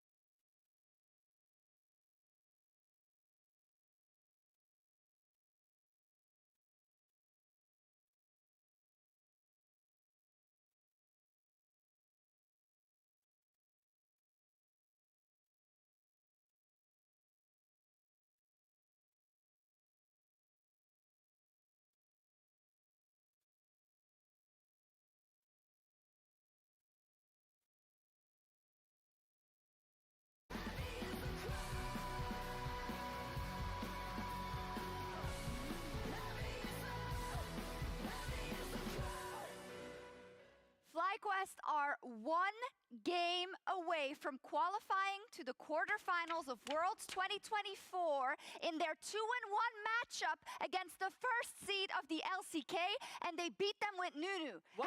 Did you think you were ever going to hear this sentence? I mean, what can I say? The #1 seed of LCS, just maybe 2 years in a row, they're going to make it in from the 2-1 match. It's crazy.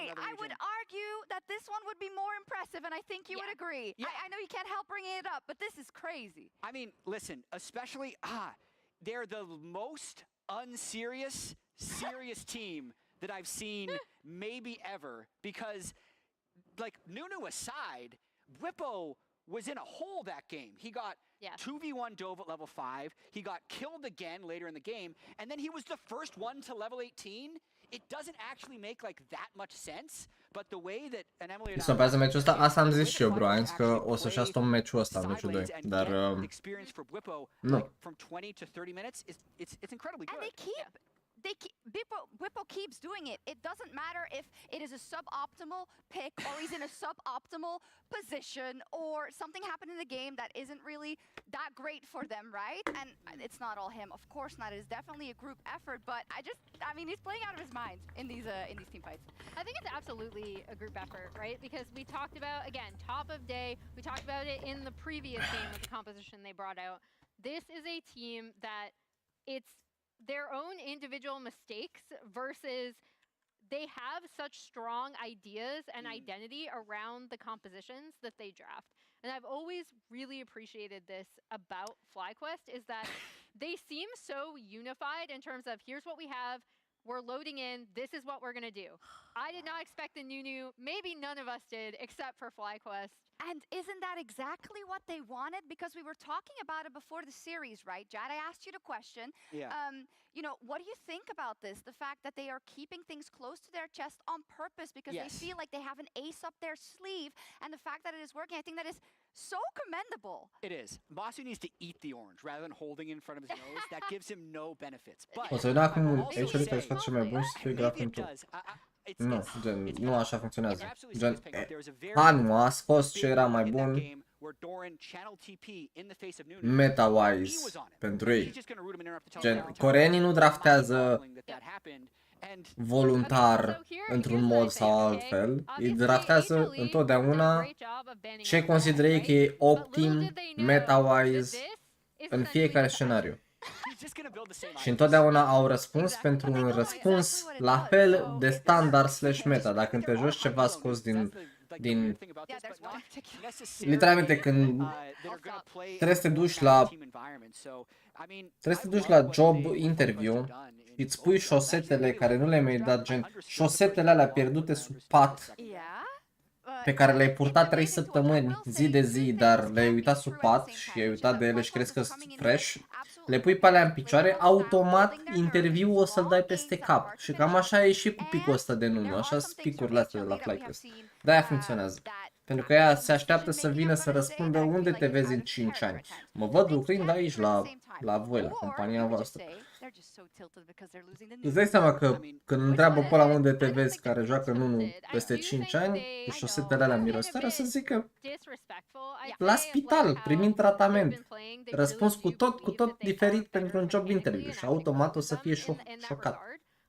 But I think you see that here, right? With a lot of the way that they've been over chasing and over diving in a lot of fights. Game 1. Yeah, and behind us we actually have game 1 and you can see Tu nu mai joci, faci pânzele pe Ancient la degete. Sezonul ăsta, prietene, am 155 de meciuri jucate. Eu spune că mă joc, doar că nu m-am jucat pe stream.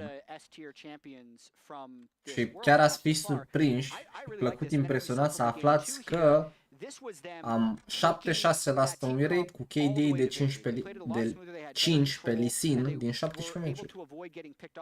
Adică practic cel mai bun Lee Sin de pe planetă. Uitați-vă, dacă cred că e fake info, nu e, v-am pus acolo link. Nu știu, bro, nu știu cum joacă, salut. Și salut, Kitsuya, nu știu că te-am salutat, domnule.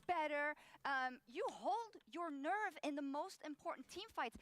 I mean, Viper was a machine also in that last game, right? These are not easy fights to fight out. I think we have an example of some of them, one where they lose the Drake, but they win the fight. And this has now happened enough for me to think that perhaps they could be the better team in the series. I think they could be the better team if they keep getting these strange matchups. Like one thing that we didn't talk about as much as we're talking about the Nunu is like, what is this Yasuo doing in this team composition? It doesn't really make any sense. And as this fight plays out, even though Nunu got knocked away and couldn't get the Drake, you see the Yasuo fly in and really do absolutely nothing as we cut to Bwipo on stage. Why not? Shocks. Yeah, it's I don't know how you and Emily feel, but I'm suddenly nervous. I came into this with very low expectations. I was thinking, okay, maybe FlyQuest can put up a fight, maybe they can cheese a win, but because game 1 felt so winnable and game 2 was actually a win, now I believe that if they have a third strategy, that they could actually win the series. I mean, a couple of things.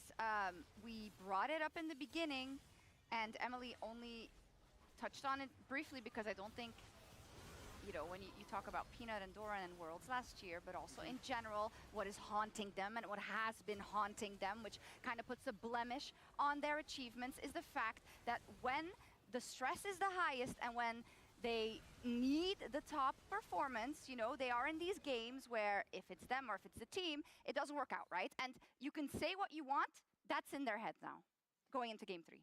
Yeah, I mean, I'd say less of that here and more of I do think they fully believe that they're the better team. I also don't think they've been performing super badly individually. Like Peanut has had a really good early game in both of these games. I'm not saying that. I'm just saying, is that not haunting you going into a game 3, losing the way you have?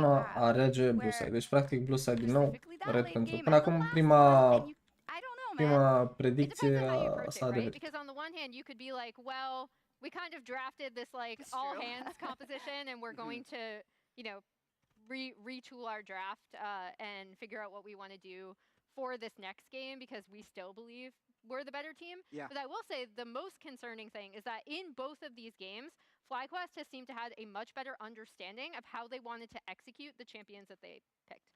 One more win for FlyQuest. And one more red side win for FlyQuest. It's actually super interesting that HLE decided to stay blue when FlyQuest has a strong preference to red, and I think has outdrafted them both games. Oh, I asked him before, but I'm going to ask him again. Azale, do you believe yet? Of course. Questa arăta mai bine ambele meciuri. You have to. I feel like after those first 2 games, bro, nu știu că ne uităm la același meci. Nu. Primul meci au arătat teribil și-a luat stomp, doar că adversarii au fost mult prea overconfident și au făcut greșeli foarte mari. și le-a permis să revină în joc. Adică au luat baronul și în loc să dea disengage, cum ar face 99,9999% din timp versus ăștia din moment ce cred că nu sunt foarte buni, voiau să se bată cu ei după. Pur și simplu, e lipsa de disciplină, ceea ce e foarte rar când te joci versus echipe din Asia. Pentru că sunt foarte disciplinați în jocul lor. Since that has happened, this is the LCK's #1 seed, and they are now Ar da bine pe picuri. I mean, yeah, I guess draft a fost ok, dar nu poți să zici că au jucat mai bine FlyQuest. Și nici picurile lor nu sunt neapărat mai bune, doar că sunt... Dacă Hanwha nu trola, erau 2 meciuri de 25 de minute. Asta cred. Eve? I mean, no, Eve e bad. O să fie... V-am zis, o să fie draftul așa. Asta banat Renekton, deci nu o să fie chestia acolo. Ok, never. S-a banat Renekton. Why ban Renekton? Cred că nu vor să mai joace, nu vor să mai ia first pick. Vor să ia altceva first pick. Nu first pick. But then they allowed that pull to be pinched in mid, forcing him into. He didn't want to go Trist, so he au banat Kalista. That's important, by the way. Pentru că Kalista le permitea să fie foarte strong pentru Drake Pie să stacheze dragoni. Sperând. Nu m-ar surprinde în continuare Olaf flexat până în last pick. Dar actually fără Kalista, never. Never mundo. Obviously, he has really developed as a player and moved away from that reputation of being a melee-only guy. He played AD carries very well in the LCK, but those are not nearly as viable now on this path as they were before. So, if you are just going towards melee style, I mean, dacă e Ashe în Skarner, merit să pierzi. Dacă vezi Skarner și dai loc în Ashe. Going to be enough to get you across the finish line. Okay, so we've got the Renekton banned out by HLE alongside Masu's Kalista, Inspired's Ivern, the Jax and Yone, those two powerful split pushers from game #1, removed by FlyQuest alongside the general ban. Econ nu-i dau smite pe unul și nici Evelyn. Actually, Evelyn poate, pentru că damage-ul instant și poți dai time la ultă plus smite, dar cu Echo e greu pentru că prima oară trebuie să arunci bumerangul, să-l lasă să lovească și să dai time când vine înapoi cu EU și autoatac, gen, e foarte situațional. Eu poate să-ți iasă, dar nu o să-ți iasă 100% din timp. Vai. Trebuie să scoată ceva nebun vai pe top lane. Ăsta vai e buică. Posibil să vedem Kaisa flex mid, by the way. Obișnuia să fie meta. Dar dacă nu, o să avem Ahri. Nu-ți face Kaisa în Oriana Forshore, o să fie Ahri. Oh, Silas. Atunci ar putea să joace Kaisa mid, by the way. Poate să ia Ezreal aici. Sau Casio ar fi mega fain aici. Ia, Casio e best pick. Au 3 milis. Please ia Casio. Arată că ai tupeu. Bravo.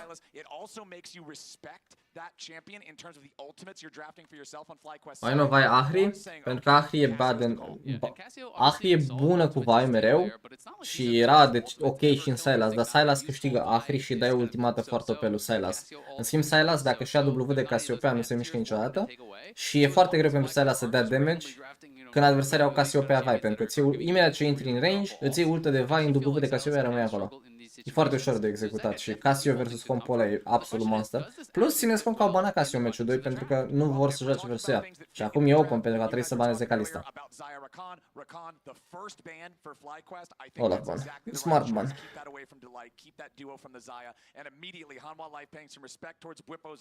Even though they set it behind so massively last game, it still showed up huge. And I think that was so impressive from Bwipo to be able to battle back and make something happen on that. But I do kind of wonder why we wouldn't have just gone ambele banduri de la FlyQuest pe second rotation sunt foarte bune. You probably could have just gotten that later in the draft. So I do think, it is worth questioning. Why not just go support on 3, get this incredibly powerful duo, and your support his best champ? Well, the problem is they're going to concede the Rel, and I mean, what do you even bring? Maybe Braum? No. Maybe Braum? Yeah, I think they'll go with defensive champion. I think it'll be Braum. I think the other possibility is like, I mean, you could go towards Nautilus as well, but I think Nautilus could really struggle in this draft. Yeah. Yeah, I'm not sure. I mean, they banned the Leona away themselves. I think it's Brahma or an Enchanter. But we'll see where he wants to go. I mean, you can still go just towards engage champs and say, you know, Dacă nimeni că e în LCS pentru că e teribil. E un pic oribil. Poppy obviously was pretty effective last time. And there is, you know, Rel, Vi, and the ultimate, the Killer Instinct as well from Kaisa can all be interrupted. So definitely a lot of playmaking there. Yep. It's a dash. It's just a very long Poppy e broken aici, Aurel plus Van. Dar nu cred că face multe. Poppy pur și simplu se adaugă în pool-ul de campioni inutil versus Casio pe ea. Casio e literalmente bread and butter pentru compul lor. Dacă Casio e head, se câștigă jocul. Dacă Casio e foarte behind, e GG. Dar e greu să faci pe Casio să fie behind. Da, e cel mai bun blind, I guess. Poate există ceva pic de ăsta foarte slinos, un Pantheon cu Ignite sau ceva. Hai, Buipo. Ceva versus care nu s-a jucat Doran în toată viața lui. Sion. That's fine. Ai frontline. De ce nu poți da jungle ușor cu Kane sau se bazează mult pe fight? Kane este un campion foarte slab pentru că Kane nu este un campion până nu-ți faci forma și forma în general ți-o faci în solo queue pentru că te bați random cu oamenii și sunt slabi și se bat cu tine. Motiv pentru care nu vezi Kane nici în solo queue, în Hilo, pentru că e foarte slab, mai ales în momentul de față. Obișnuiai să-l vezi înainte cu forma albastră, pentru că shizuiai și era foarte broken în forma albastră. Acum singura formă viabilă e roșie și iei Kane odată la 5 gazilioane de ani când te joci versus Sejuani plus încă ceva tank top care nu-i Casante, că Casante îți dă one shot și nu poți să joci în el. Și nu știu, te joci versus Sejuani cu Sion mid sau ceva și ai nevoie de tank shredder sau ceva. Dar și atunci ai opțiuni mai bune decât Kane. Plus că până nu-ți termin forma ești useless, gen 15 minute din joc ești useless. Nu există, nu poți da alt jungle ușor cu Kane. Ce înseamnă alt jungle în competitive pentru tine? Ambii jungleri își farmează jungla. Nu poți să intri peste el în junglă sperând că îți iese invade-ul sau cheese-ul level 1 pentru că se wardează și toată lumea o să răspundă instant când încerci ceva. Gained an appreciation for how the series has been playing out, and the biggest value I see of Bwipo is that he is getting. Kane e foarte open low elo, în bronze, în silver, în gold, în iron. Bine, OP. Îl joacă toată lumea pentru că e simplu, dar în opinia mea nici acolo nu e bun. Sion is such an effective lane swap champion. This screams to me that FlyQuest is once again gonna look for a lane swap in the early laning phase. Mi-a arătat bine cu Sion data trecută, dar nu pare genul de draft care să funcționeze pentru companie. Nu știu, I guess. I mean, cu siguranță e mai bun draftul lui FlyQuest. 100%. He has not been playing a lot this split in the LCS, but if you've been watching his stream, watching his champions queue, he's been spamming a lot of Sion. He loves going these more kind of bruiser aggressive builds with things like Sterix and sometimes even Titanic he'll go towards. We also saw him play it in their first game of Worlds against Gam, where he dominated. He was, you know, very, very effective in that one. And if you guys are talking about, you know, if you're this FlyQuest comp, you don't have to play the dive, you can play for counter engage. Sion, I feel like, can be a very effective champion at that because not only are you the brick wall, but once they finally punch through you, they have to disengage again just to get away from the dead body because it's so powerful. Exactly. I mean, it's really tough, right? Because when you're looking at the comp, you know, damage profile-wise, you know, from HLE, it's vor să facă lane swap-ul ăsta pentru că poți să-i dai dive lui Sion, dar dacă îi dai dive lui Sion, Sion are pasiva să culeagă wave în continuare și ei doar gold-ul. El e XP-ul și gold-ul, deci nu-i pasă. E probabil cel mai bun top laner pe care îl poți folosi într-un scenariu de lane swap. Pentru că poți da deny total adversarului pe partea opusă și dacă moare Sion nu-i pasă. Gen, lui Sion nu-i pasă dacă moare. Din cauza pasivei. I mean, I'm of the opinion that they aren't really playing, you know, super disrespectfully. I think that it's just more playing the style of champions that they're playing, right? When you play Yasuo and stuff, you have to play very aggressively, you have to play in your opponent's face. And generally speaking, if you look at the expectations for the series, it would just be that they'd pick these mechanical picks and they would just heavily outplay FlyQuest and dominate you in the 5v5. So I feel like they're going to play the similar way to what they've been playing. I agree. O să facă level 2 Sion. Ia nu mi-a dat de prea târziu. și îl zonează pe Gnar. E mega win pentru FlyQuest, by the way. Gnar e zonat total, Buipo ia tot scripting. Campionul perfect pentru Buipo. Yeah, I agree. I agree, sir. Ăștia cred că vai e topside, by the way. Se dau pinguri la blue-ul lui. Dacă cred că lui vai e frică să nu dea de Poppy plus care are la pachet în jungla. Ok, are smite. Bine câștigă blue smite. A luat cu peanut. I mean, this is just bad din partea lui Spire. A făcut clear așa, what?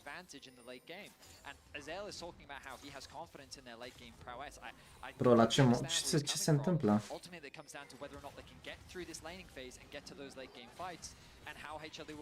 Nu se level 1, trebuie să-l bată. E flash out. Oh no, bro, what?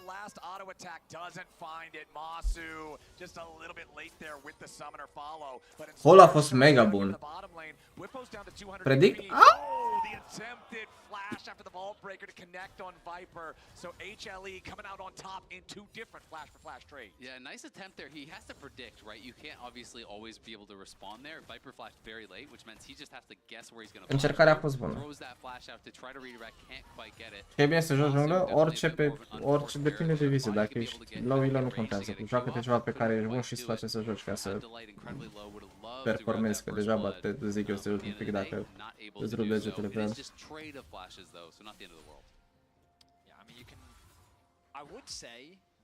Joacă-te ceva ce-ți face ție plăcere. Meta Pix în momentul de față, Viego, Jarvan, Lisin, Belvet. Cam asta e. Rengar, dacă îți place. Dar Rengar poți să-l duci în orice meta, dacă ai nevoie de multe meciuri să înveți. And one advantage that we haven't really touched on yet, though, was Peanut being able to actually cross-map and steal away some of these camps. He started on his Wolves and then was able to cross-map, take away the blue and the Gromp there from Inspired. So Inspired really had no job. He had nothing to do on the map. So that's why he looks for this early gank down towards bot lane to try to actually fund his Viper. So at the very least, he was able to trade flash for flash there. But you can see la clear-ul atât de tare Inspired că nu s-a dus în top să se ia. And his early game has been excellent in all three games. Peanut really being a difference maker for HLE so far. Whippo just continuing to farm down here in the bottom lane with that Scion. Just wants to make sure he's stacking up as much extra health as possible with the Soul Furnace. It's something that you got to keep in mind too. The ability for this champion to generate so much free stats with the health stacking can turn him into an absolutely unassailable wall if they can scale to that point that we're already talking about. As Doran has to hop away, Lucio again threatening that Gnar, making him back up, making him play respectfully. Still a slight gold lead for HLE here in the early game. Quad continuing to farm up, has not been pressured on this Cassiopeia in the early game like he was in game number 1. So we're off to a slow and steady early game. No major advantages gained on either side. And interestingly, it was FlyQuest that kind of maintained the swap for the longest time. They've still got their bot lane on the top side, but now Hanwha Life, knowing that the grubs are spawning, have swapped their bot up towards top. You have to be careful playing against Desire this early on. Those feathers pack a serious punch. And so I wonder if FlyQuest is going to respect that and instead prioritize the dragon. Keeping my eyes, it looks like Inspired is heading towards the bot side of the map. And honestly, for FlyQuest, trading is the right choice. If your gold is even, you're winning this game. You heavily outscale, I think, in the 5v5, and I don't think there's massive side lane threats unless Zeka or Doran gets super fed. So for FlyQuest, you don't need to Era momentan, ca să știm să avem haos. Yeah, pretty much. Play cross map and trade objectives. Exactly, that's what they're doing right here. They know that Hanwha Life is more interested in the E mult prea controlat jocul. Corenii se bucură când jocul e atât de controlat. E foarte slow. Dar până la urmă nu-ți displace să fie slow atunci când ai Casio.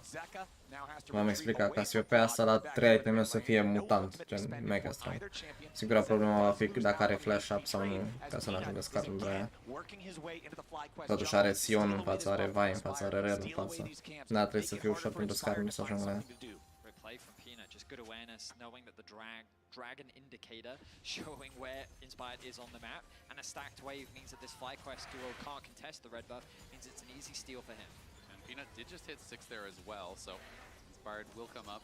to be able to clear his Krugs, but then he's going to get the bad news. At least they do have a ward spotting him in Tri-Brush, so they know he's around, and if Peanut were to look for any sort of a dive, Inspired is close enough to respond, so I don't think HLE will go for anything. Again, Peanut just taking this slight advantage, is going to be ahead from that early game, obviously gets more experience as well from the Grubs, and is pretty happy with how things are going, but Bwipo definitely in his comfort zone here. If Doran is not ahead on the Gnar, it is very hard to pressure Sion. Yep. You know, you get enough levels, you get enough armor, and all of a sudden you just kind of become this brick wall that is so frustrating to deal with. Yeah, he's chilling. He's got a wave, massive wave, piled up towards him. HLE clearly trying to leverage the fact that their 2v2 is winning, and Xayah is so much stronger in the early game skirmishes. So Masu going to fall a little bit behind in terms of farm. You can see that gold discrepancy slowly starting to build. Overall, though, FlyQuest. Why? Dar de ce ai face trade-ul ăsta, bro?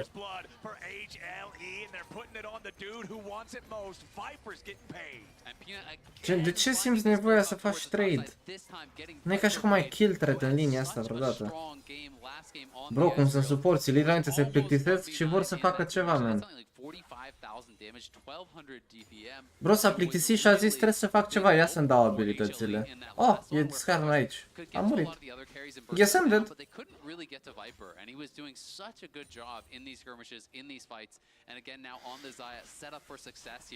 Getting that early kill creates another solid advantage for HLE. Literalmente e boala suportului. În toți suporții pe care îi cunosc au aceeași boală, și anume se plictisesc în linie, făcând nimic. Trebuie să facă ceva, altfel, nu știu, îi furnică încheieturile. Opa, s-a furat un complete. Hai băi, pe două plate-uri. Dai cu ciocanul. Nu este un ciocan, este un... The thing about Ezreal is you can be self-sufficient, which is where I think Viper really thrives. Topor. On top of that, Desire is the same, right? You're not afraid of this dive. If the Vi comes onto you, you're just making it even easier for Desire to play.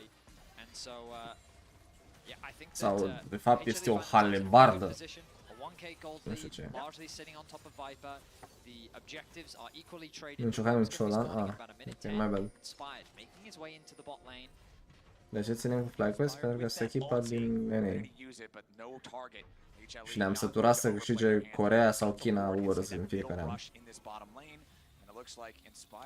De ce? De ce? Bro, are ultă de Xayah și Poppy lângă ea. Nu o să iasă niciodată chestia asta.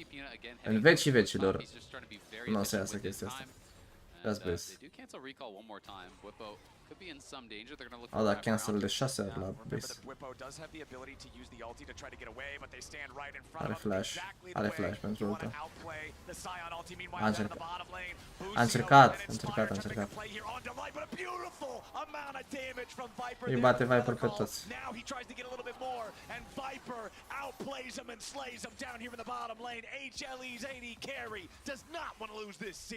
Viper is absolutely popping off. They go for a play onto the bot lane 2 versus 2. But you got to remember this Essence Reaver gives Viper so much damage.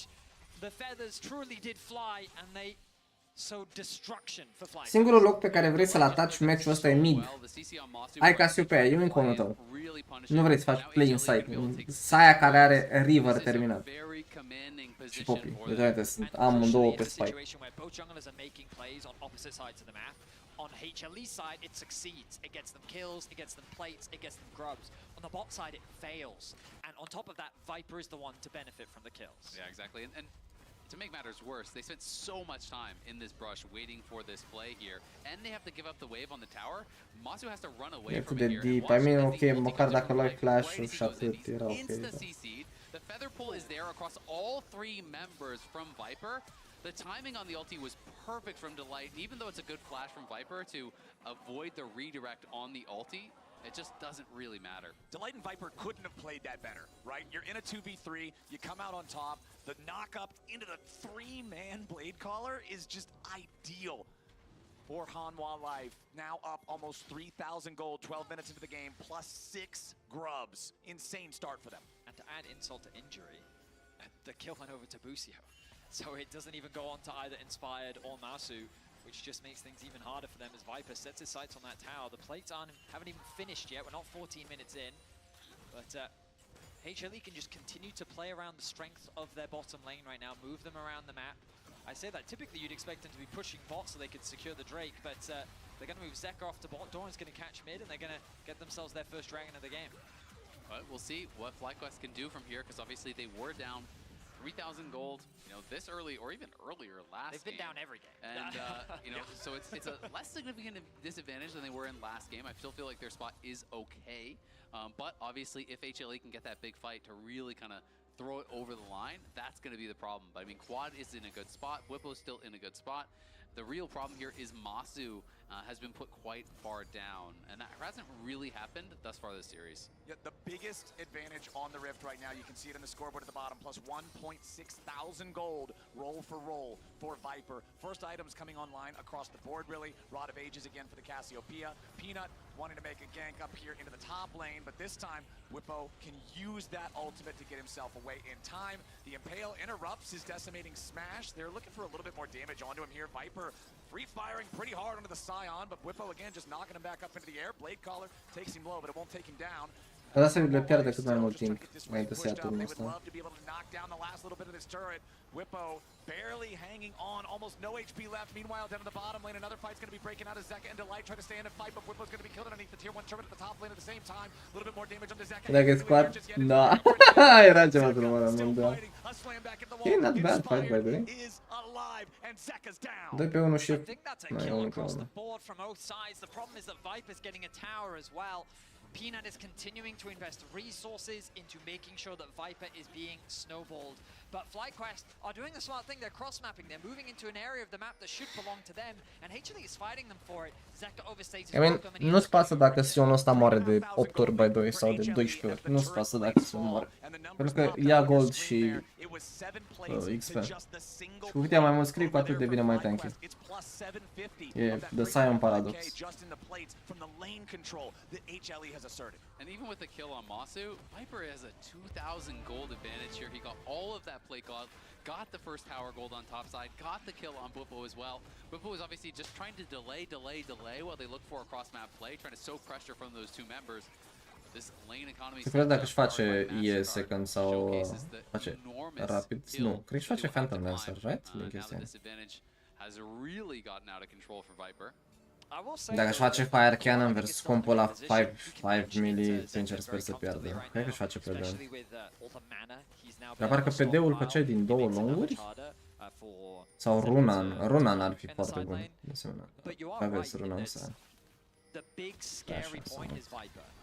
But the good news is that if you take out Viper, the scary point disappears. Now, I'm not saying it's easy to take out Viper. Pretty difficult, actually. Yeah, in fact, his whole toolkit is designed. Îți faci Navori. Navori își face.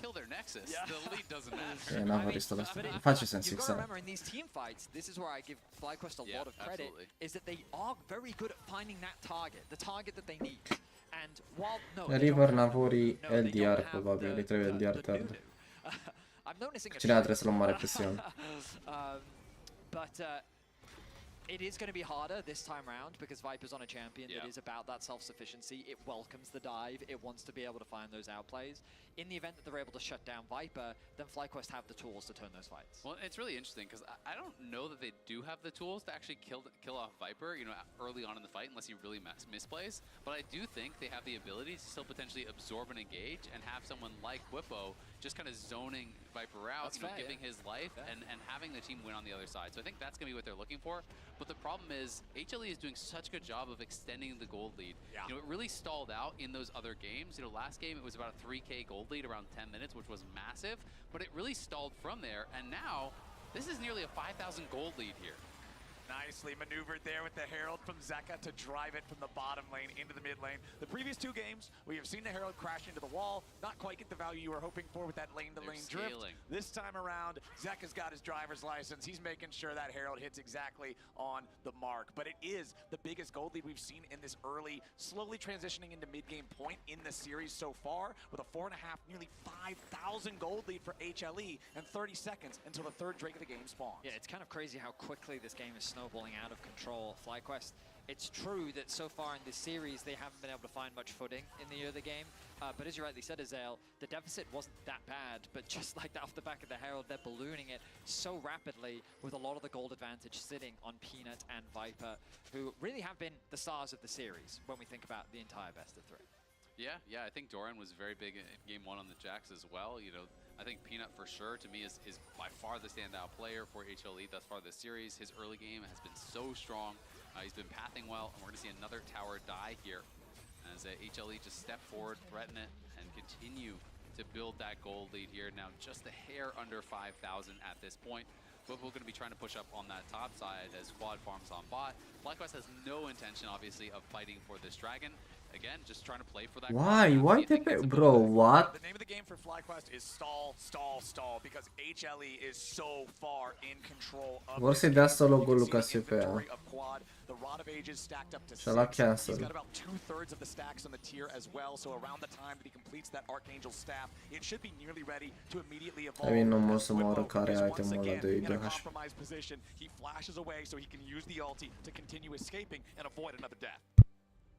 Fortunately for Bwipo, his base was interrupted there by Delight, who was able to find, he was able to find Bwipo and be annoying. It's the TLDR. They get the flash out, and so that's a nice win. The Dragon was also secured there in favor of HLE. And Marsu now being sent bot lane to catch that wave. Ultimately, it's just a map game once again for HLE. They're not really trying to overforce any fights. They're just leveraging the pressure that they have to kind of split FlyQuest apart and slowly but surely kind of dissect them of their resources, suffocate them with jungle farm, deny them any vision, and look for these type of picks. So what I'm kind of looking at right now is this sort of 9-minute timer on FlyQuest for the Dragon Soul. That's the point where you're really going to start to feel this, okay, we can't really stall anymore type of moment. Since they got that first Drake, luckily it's not super soon. But you're looking at about, what, 28 minutes on the clock, and that's about how long FlyQuest is going to have to scale. You can see that Archangel staff that I talked about is now fully completed, so the stacking towards the Seraphs is going to be that much further accelerated for Quad. Still only one item on Inspired, not feeling super strong on that Vi. As soon as he presses R, it's pretty much a guaranteed one-way ticket. 2 items completed now on Masu with the Kaisa, though. Really wants to hit 3 to feel like he's got some good firepower. Yeah, absolutely. And it's always this difficult situation when you are a 2-threat comp like FlyQuest have, is that HLE can just full send it on the one strong member potentially, and if you don't have that secondary carry to really kind of punish, that can be very problematic, and that's a situation that I think FlyQuest are finding themselves in a little bit now. Masu does. Meciul trecut tot la 5-2 am plecat și m-am întors, era 5-5, dar de data asta văd că nu este 5-5, este în continuare 5-2, deci ceva s-a întâmplat. Sau mai degrabă spus, nu s-a întâmplat. Hold on, win a team fight, you know, they can pull it back, but one good team fight from HLE and this game is probably going to get out of reach. I mean, the good news for FlyQuest is this first Baron.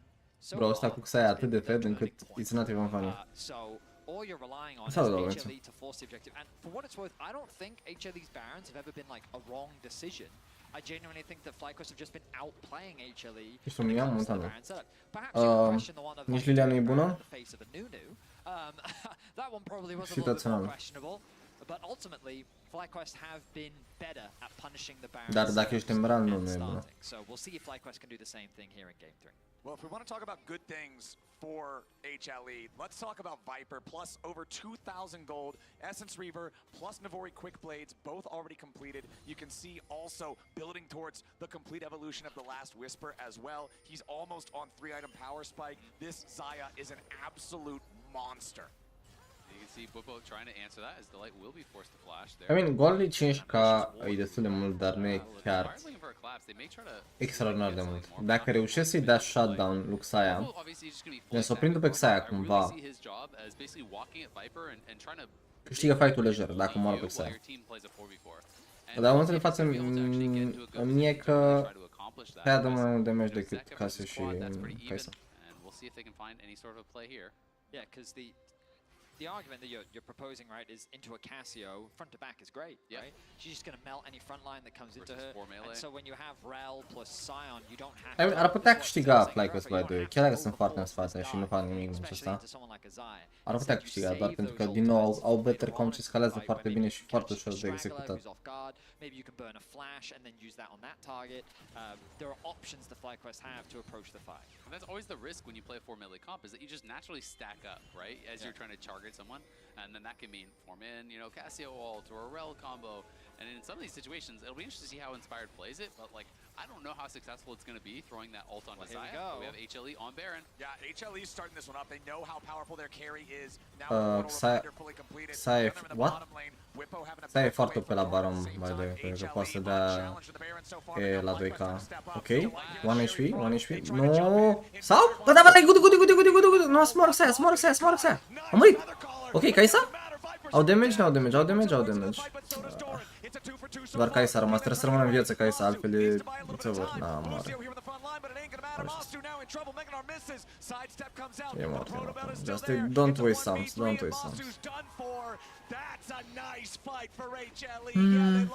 Aici a fost super bun engage-ul, că s-a dat red de vai pe Saya în W de Casio, a fost mega nice. FlyQuest successfully shut down Viper, but they had to commit absolutely everything to do it. With Zeka still alive, they were able to turn the fight onto quad, and as Azel has been saying, when you have this 2 damage threat composition, if you lose one of those sources, your damage is cut in half. A promising start to the fight in favor of FlyQuest, but HLE close it out. Ne-a fost Buipo? Unde a fost și clar, și-a dat pe amândoi în fight. Toate că mi s-a părut că a venit puțin cam mai târziu decât Buipo. Poate Buipo și-a terminat recall-ul să-și ia randuin sau ceva. Aici sunt curios să ia. Artic-ul. Reflash, that was good. That was very good. No, it TP at the same time, bro. Same time, literally.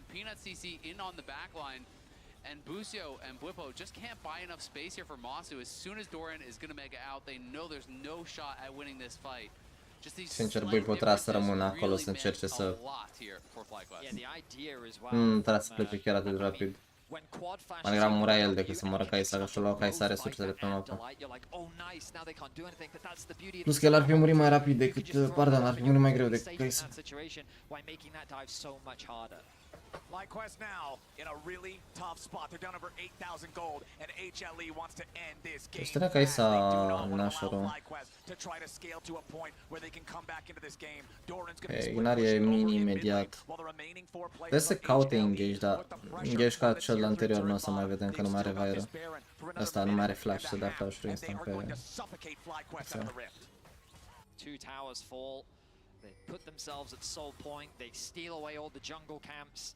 8.7k is the goal difference between them, and Hanwha Life, they recognize the failures of their previous Barons, and instead they use this one to turn and fight. And while the start of the fight did look a little scary for them, they're ultimately able to out-execute, and now they can play the map with confidence, knowing that they are the ones with full wallets as they set their sights on FlyQuest base. And this lead now, you know, you really are depending upon mistakes from HLE. You know, it kind of is a game that becomes a little bit out of FlyQuest's hands when you are down, you know, over 8,000 gold, when you have your opponents at soul point, when you have your opponents with that Baron buff. So FlyQuest gonna have to wait for mistakes and see if they can find an opportunity. Zeka's the target, but he uses the stasis to get away from the Vi ultimate. Magnet Storm followed by the Killer Instinct from Masu. A pick for FlyQuest for the HLE mid laner, but at the cost of so many resources. Bwipo now trying to defend underneath the tier 2 turret here in the top lane, but the rest of FlyQuest is coming to the left. I mean, in combat se healează. Coming up behind Delight. Bwipo surely going to be killed here, but remember that he comes back to life. FlyQuest still trying to keep the fight going. Busio goes over the wall. Delight's going to be your target here with a Shattering Strike coming out, but a little bit more damage is still going to be required. Slow fight. Slow fight. Just take the scar. Take it. Oh no! Massive impale from Peanut to turn it right back around. That might just be the game from the Hanwha Life jungler. Bro, și-a arătat de bine, bro. Are și ăsta TP cu Sylas, e TP de Sylas, man. N-am ce să facă. The three-man ultimate into the Buipo. will mean that the inhibitor will fall and HLE set their sights on the Nexus. Aveau number advantage, trebuia doar să aștepte Buipo. Ah, Murixea. Nu e end, by the way, nu e end. Nu e end. N-acum. Down to about 1/3 HP as Zeka has to retreat now as well. Peanut trying to get away back through the bottom lane. He cruises through the wall. HLE heading back away. Peanut gonna try to execute to the turret. The shield to buy a little bit of extra time, but it still doesn't matter. Busio will get the kill credit. FlyQuest hang on ever so barely. Yeah, by the skin of their teeth, FlyQuest do hang on. Să avea râa, I love the attempt at that play after the pick onto Zeka, and honestly, if it wasn't for that buffered ulti there from Peanut, I think FlyQuest win that fight. They were in a great situation. They land the petrifying gaze stun onto Peanut, but that ulti, the buffer there, really changed the whole game. Because Whippo obviously is getting taken down, but FlyQuest, no, this is our chance. This is a 5v4. If we can ace them here, we can make something happen. Delight is sectioned out and really goes down pretty much for free. Whippo buys a lot of time. Quad is poking around on the side. Doran has no mega, but it all comes down to this ultimate. From this spot, this is a very winnable fight here. No mega on Doran, the stun lands, but this ulti comes out right Dar n-ai voie să se iei de Skarner dacă ești Kai'Sa, n-ai voie. N-ai voie, bro. And it is absolute cinema from the HLE side. The FlyQuest coaching staff knew that was their moment to try to come back. You could not have a bigger, badder, better Skarner ult than what Peanut just did to guarantee. Aveai flash de Xayah, aveai flash de Vi, aveai flash de Rel, aveai... N-ai cum să-ți iei râd de Skarner pe 3 oameni în Xayah Feathers, like, come on.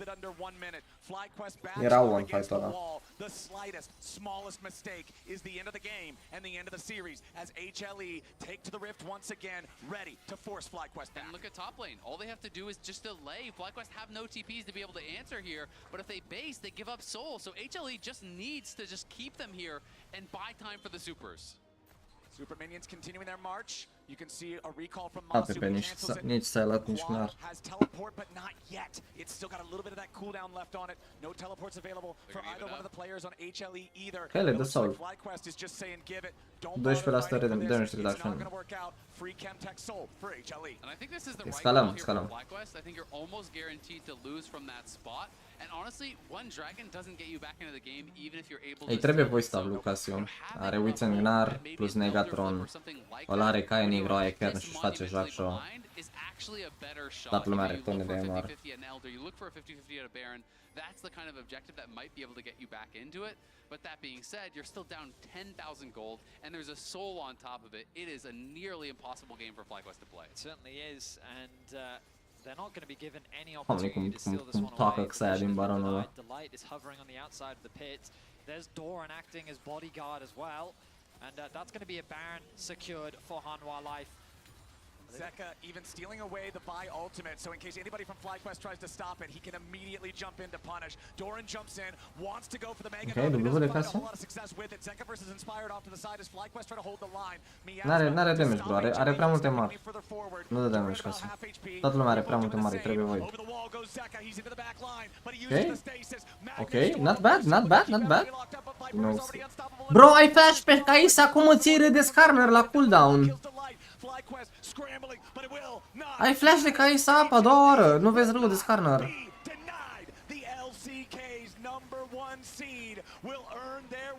Am intrat să fie 2-0 pentru FlyQuest. Ai. Nu bine, boys, v-am lăsat și eu astăzi. Ne vedem mâine cu G2 vs T1 și apoi BLG vs PSG. Mă bat.